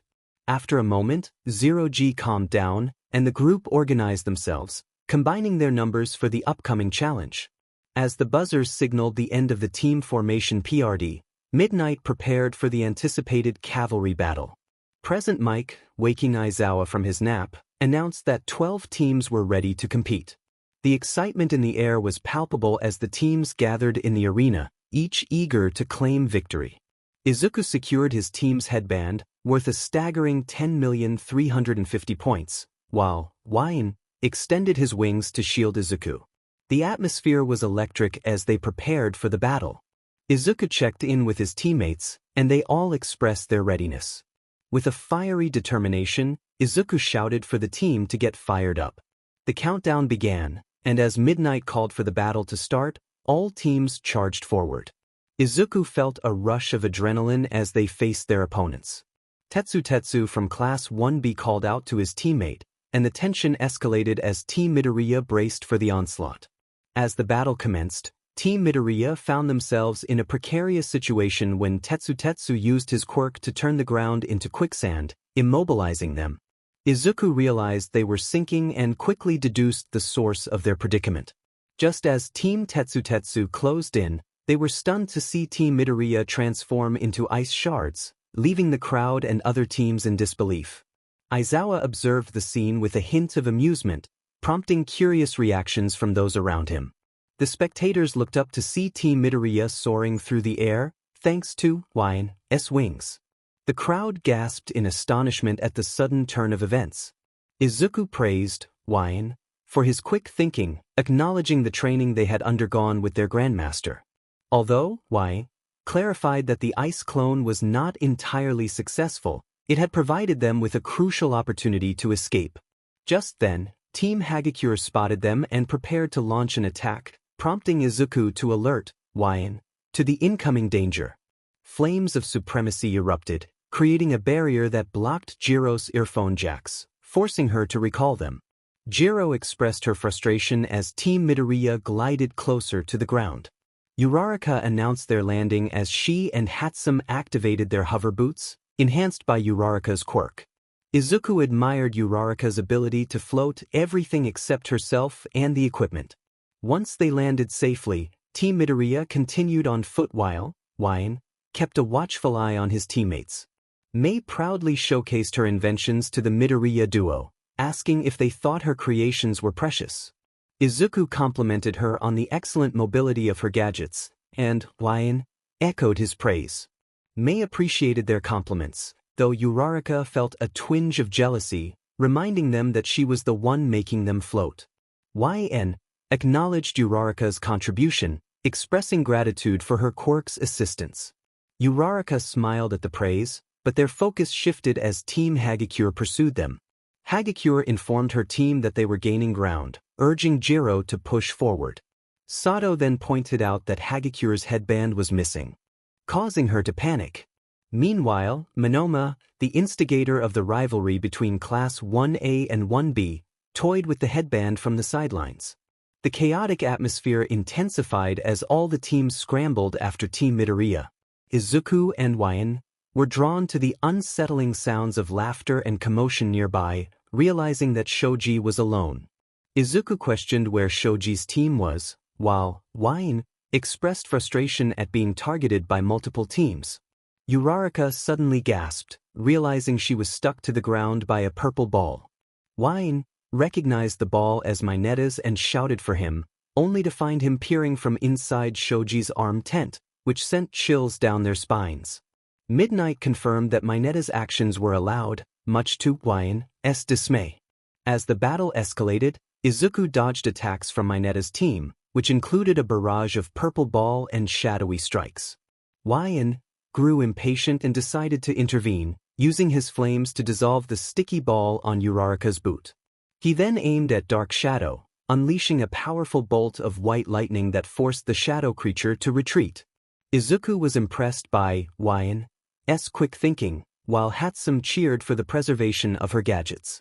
Just then, Bakugo soared up to their level, threatening to snatch their headband. Wine quickly redirected himself to face Bakugo, unleashing a dragon aura blast that sent Bakugo tumbling back down, much to the crowd's excitement.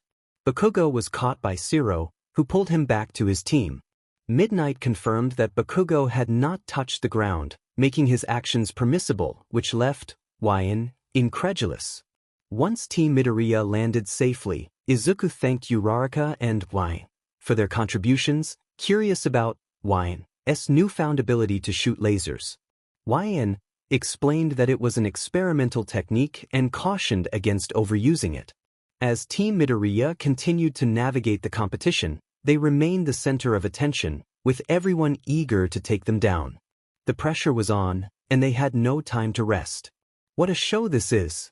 In the media stands, cameras flashed wildly, most of them focused on Wine, as the crowd grew more excited by the second, discussing Class 1A and the White Dragon Emperor alongside the Red Dragon Empress. After 7 minutes, the rankings were displayed on the screen, and the arena fell silent. Confusion spread as more than half the teams showed 0 points. This was an unexpected turn of events. YN and Rias exchanged puzzled glances at the screen. Rias communicated telepathically, expressing her thoughts on the situation. She suspected Monoma was behind it. YN inquired about Monoma, learning that he was stirring up trouble for Class 1. Rias found him quite annoying. Class 1A was struggling, and even Bakugo's team was not faring well. Meanwhile, Bakugo watched in frustration as Team Monoma stole his headband. Monoma taunted Bakugo, suggesting that his class needed to think bigger. Bakugo, furious, demanded Monoma return. Monoma explained his strategy, revealing that they had planned to observe their rivals' quirks while staying in the middle ranks. He believed it was foolish to focus solely on winning the preliminary rounds. Bakugo questioned this approach, but Monoma claimed it was working well, even if not everyone agreed with the plan. Suddenly, Wine intervened, unleashing a wall of azure flames that separated Bakugo's team from the advancing Class 1B. Wine urged Bakugo not to let Monoma manipulate him while another team was preparing to ambush. They presented Bakugo with 2 choices: Pursue them for the 10 million points or go after Monoma to reclaim his points and those of his teammates. As Team Midoriya fled from Team Bakugo, they realized Class 1B had a long-term strategy that involved sacrificing the qualifier for a greater impact. Wyan noted that they might not even attempt to take their headband. For now, they felt safe. However, Team Midoriya soon found themselves face-to-face with Team Todoroki. Izuku took a deep breath, while Twang cracked his neck, feeling the tension rise. Izuku expressed his disappointment at their situation, but Wyan reminded him that it was only a matter of time before they faced challenges. As the second half of the cavalry battle began, Team Todoroki stood before Team Midoriya, with Kaminari smirking. Wyan warned Kaminari to wipe the smirk off his face, startling both Ida and Uraraka. Izuku reassured Wyan, explaining that his competitive nature could lead to intense verbal confrontations. Todoroki declared his intention to take the headband from Izuku, prompting Wyan to assert that it would not happen easily. As other teams closed in, the pressure mounted. Todoroki commanded Ida to move forward, while he instructed Momo to prepare for protection. Momo activated her quirk, creating several glowing spots on her skin. Kaminari readied himself for an attack, but Izuku reminded everyone to watch their surroundings as multiple teams were targeting them. Team Midoriya found themselves cornered, unable to escape as electricity crackled around Kaminari. He urged Momo to create something strong, and she complied, preparing for the impending confrontation. 1.3 million volts surged through the air, stunning the other teams, except for Team Todoroki and Team Kendo, who were shielded by ruse. Jiro shouted at Kaminari, expressing her frustration. Kaminari had just unleashed a powerful electric shock, but Todoroki was taken aback by the sight of a massive dome of ice and snow forming nearby. He asked what was happening, while Wyan from Team Midoriya smirked and revealed the source of the phenomenon. "Say hello to glacial protection, snow globe," Wyan announced as Todoroki prepared to use his ice quirk. With less than 6 minutes remaining, he declared it was time to act, freezing a pole and leaving a trail of ice behind. The other teams were momentarily halted, caught off guard by the sudden change. Kaminari had immobilized several students with his electricity, but some had skillfully evaded his attack, forcing him to rethink his strategy. Ruse then called out her own powerful move, melting the ice around her team. Kendo praised her, eager to seize the 10 million points at stake. Ruse, with Drake's support, boosted her team's power and skillfully dodged Todoroki's attempts to capture their headbands. As Team Midoriya regrouped, the snow globe effect began to fade, revealing teams Todoroki and Kendo closing in on them. Wyan realized it was time to defend, feeling the pressure of the situation. He began to hack, causing concern among his teammates. Izuku and Ida expressed their worries for Wyan, who unexpectedly expelled a pool ball-shaped orb onto the ground, leaving everyone confused. Momo was particularly anxious, questioning how it had gotten there. Wyan coughed up 2 more orbs, breathing heavily, while the others looked on in concern. After a loud belch, Wyan groaned, comparing his experience to Tsu's regurgitation. As he took deep breaths, his aura flared and was absorbed into the orbs, which quickly grew to the size of soccer ball, each radiating a different elemental energy. The orbs formed a protective barrier around Team Midoriya, creating a shocking defense against the opposing teams. "This power only works when I cultivate special orbs inside me and combine them with my quirk," Wyan explained, revealing the name of his technique, Triforce Supremacy. He noted that this would be the only time he would use it, as it left him quite hungry. As Team Midoriya advanced, they realized they were nearing the boundary. Wyan cursed under his breath as teams Todoroki and Kendo cornered them. He suggested using the jetpack to escape, but it malfunctioned, causing Hatsum to panic. With only 1 minute left, the situation grew tense as the two teams closed in on Team Midoriya. Despite the pressure, they had managed to evade capture for the last half of the game. Todoroki assessed the situation, realizing that if he attempted to freeze them, he might inadvertently hit Ida. The Triforce Supremacy was providing an effective defense, complicating his strategy. Kaminari, determined not to give up, tried to maintain his focus. Ida, ready to make a significant move, announced that he would do something that could leave him vulnerable but was worth the risk. As Ida prepared his technique, Wine sensed the impending action and expressed his doubts about their chances of winning. Ida accelerated toward Team Midoriya, and time seemed to slow as he unleashed his powerful move. Just as it appeared that Team Todoroki would seize the headband, Wine snapped his fingers, summoning several magic circles that enveloped the battleground. Ethereal chains shot out, immobilizing all the teams, including Team Todoroki, just before they could make their move. The sudden appearance of the chains left everyone in shock, and Rias attempted to counter with her flames, but it was futile. Team Midoriya took the opportunity to distance themselves from the immobilized opponents, leaving the battlefield in a state of confusion. "When did you place them?" Izuku inquired of his brother. YN explained that he had begun placing the chains during the second half of the match, noting that he sensed something was amiss when Ida prepared himself. He admitted that if he had been a second slower, they might have lost the round. He commended Ida for his impressive performance. Todoroki, without realizing it, activated his left side to try to burn through the chains. He was jolted back to reality when another chain wrapped around his arm, extinguishing the flames.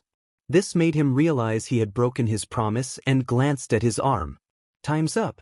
The announcement declared the second round officially over. Throughout the entire round, Team Midoriya had held their headband the entire time, which was incredible. The crowd erupted in cheers as many of the trapped teams recognized that the last few seconds had been meant to immobilize them from obtaining the 10 million points. The screen displayed the top 4 teams. In first place, still holding the 10 million points, was Team Midoriya. The team cheered as Uraraka unknowingly hugged Izuku, only to break apart instantly, both blushing furiously. YN and Mei exchanged high fives before Mei got to work on fixing the jetpack. In second place was Team Todoroki. YN then released everyone from their chains. He apologized for almost forgetting and sent away the chains and orbs, causing everyone to collapse onto the floor from stiffness. He expressed his regret once more. In third place was Team Bakugo. Mina held her hands after overusing her quirk and waved them around, complaining about their missed chance at first place. She mused that if YN hadn't used those chains, they could have secured second place. Zero agreed, acknowledging the cleverness of the move, but noted that they were moving on, so it was all good. Kirishima, however, pointed out that their leader would not share the same sentiment, glancing at an irate Bakugo, who was sitting cross-legged on the ground, seething in frustration. In fourth place was Team Ken. Wait, what? It was Team Shinso. The unexpected return surprised everyone. Aoyama shivered from the lack of his usual fourth wall break, while Ojiro looked around in confusion. Class 1B's Nairenjiki Shota shared the same bewilderment, while Shinso had no issues using his teammates as pawns. He thanked them, though Ojiro glared at him. These 4 valiant teams would advance to the final round. Meanwhile, Todoroki glanced over at YN and then back at his arm, reflecting on how he had broken his promise not to attack. He clenched his fist, realizing that at this rate, YN would win, and he would become exactly who YN wanted him to be. "Now, let's take an hour lunch break before the afternoon festivities begin. See you soon." Eraserhead suggested they grab some food, but he was met with a response that he was taking a nap. YN looked around at the screen showing Izuku and himself, aided by Hatsum and Zeroji, still in first place. He recalled helping Bakugo and even calling him by his name, something he rarely did. Competitiveness had pushed him to act differently than usual. Albion congratulated him, acknowledging the hard-fought battle they had won. YN complained about his stomach after executing a challenging move and asked Albion to remind him not to use it again. Just then he noticed Yaoma, Kyuki, Ashi, Rei, Rias, and Kendo approaching him. Feeling nervous, not out of romantic feelings but due to the earlier immobilization, he braced himself for potential backlash. Rias congratulated YN, surprising him, and the others agreed, expressing their admiration for his arena-wide immobilization. Kendo noted her surprise and approval, while Yaoma smirked, admitting they had underestimated him. YN chuckled and patted Yaoma's head, causing her to blush. He acknowledged that he had underestimated Ida, who had pulled off a clever trick. After stopping his affectionate gesture, Wine complimented the group on their performance, which made them happy. He mentioned he should apologize to Kaminari later for a competitive outburst he had during the second round, which led to Kyuki realizing he had indeed gotten very competitive. Before they could continue, someone jumped onto Wine's back, prompting him to look around. He recognized the floating gym uniform of Hagakure. She explained her actions, but Yaoma, feeling jealous, pulled Hagakure off him. I thanked Yaoma, who then jumped onto his back, causing him to blush. The sight of the other girl's jealous expressions only added to the moment, while Hagakure and Kendo laughed. Kendo suggested they head for lunch, and agreed, his stomach rumbling loudly. He mentioned he would never perform that move again. Ray asked how he had managed it, expressing that it had been a bit frightening even for her. Wine explained that it took time for the orbs to develop, but he decided not to elaborate further to avoid ruining their appetites. Just as they were about to leave, Rias grabbed Wine's shoulder, signaling she had something to say. Wine and Rias had something important to discuss. With the chaos of the cavalry battle, Wine had almost forgotten about it until Rias brought it up. He glanced back at the girls and suggested they go ahead, assuring them they would catch up. Ashi joked about setting up a buffet, prompting a sarcastic laugh from Wine, who gave a hopeful expression as they left. Rias gestured for him to follow her, leading him to one of the waiting rooms, where she locked the door behind them. Curious, Wine asked what she wanted to talk about. Rias explained that during the obstacle course, at the minefield section, Albion had started chanting "Boost," like Drake. She wanted to know how Wine had obtained her power. He explained that during the battle between Albion and Drake, some of Drake's scales had been scattered, and Albion absorbed them, allowing his host to use the boosting power. He reassured Rias that she was no different. Rias was surprised when Drake and Albion appeared. Drake clarified that Rias could use divine dividing just as Albion could. He recounted how his previous host, Issei Hayu, had been bold enough to steal Vala's power, which had granted him divine dividing but at a cost. Rias would need training before she could harness Albion's power effectively. As Rias contemplated this, Wine thought of an idea. He asked Albion if it was possible to link their mindscapes together to help Rias train. Albion confirmed that while he and Drake could communicate telepathically, connecting mindscapes was uncharted territory for them. Drake agreed it could be done, though it would take time. Rias was excited about the idea and hugged Wine tightly. He returned the embrace, but their moment was interrupted by a loud growl from his stomach. He suggested they head to the cafeteria, and Rias agreed. As they entered, they noticed that Yaoma, Ashi, Kyuki, and Ray were missing, which struck them as odd. Wine suggested they eat together since their friends were nowhere to be found. They grabbed their lunches, with Wine taking a larger portion, and sat with Rias, Kendo, and two other girls he had come to know, Yui Kodai and Setsuna Tokichi. They enjoyed a pleasant conversation until it was time to return to the stadium. As they walked back with their class, they heard President Mike announcing exciting news for those who didn't make the finals. He mentioned fun side games and cheerleaders from America to energize the crowd. Suddenly, Wine was taken aback by the sight of his friends in cheerleading outfits, which made Albion laugh at his reaction. President Mick's voice echoed as he introduced the cheerleaders, and Wine felt his mind momentarily shut down. Yaoma, Ashi, Kyuki, and Ray were all dressed up, and Albion teased Wine about his fantasy coming to life. Yaoma snapped Wine out of his daze, furious at the boys who had tricked them into wearing those outfits. Wine approached Kaminari and Mineta, who were nervously laughing, and he glared at them, causing them to tremble in fear. He reminded them of the earlier threat and told them to run, which they did, sprinting away in panic. Albion reminded Wine that the spectacle was still unfolding behind him. Turning around, he saw the girls, particularly Yaoma, Kyuki, Ashi, and Ray, tapping their pom-poms together, looking both embarrassed and nervous. To lighten the mood, Wine assured them he would deal with the boys later and complimented them on how great they looked in their outfits. Their faces flushed with surprise and embarrassment, and Wyan felt a wave of heat rise in his own cheeks as they fainted from the compliment. He quickly walked away, leaving the girls to be helped by their friends.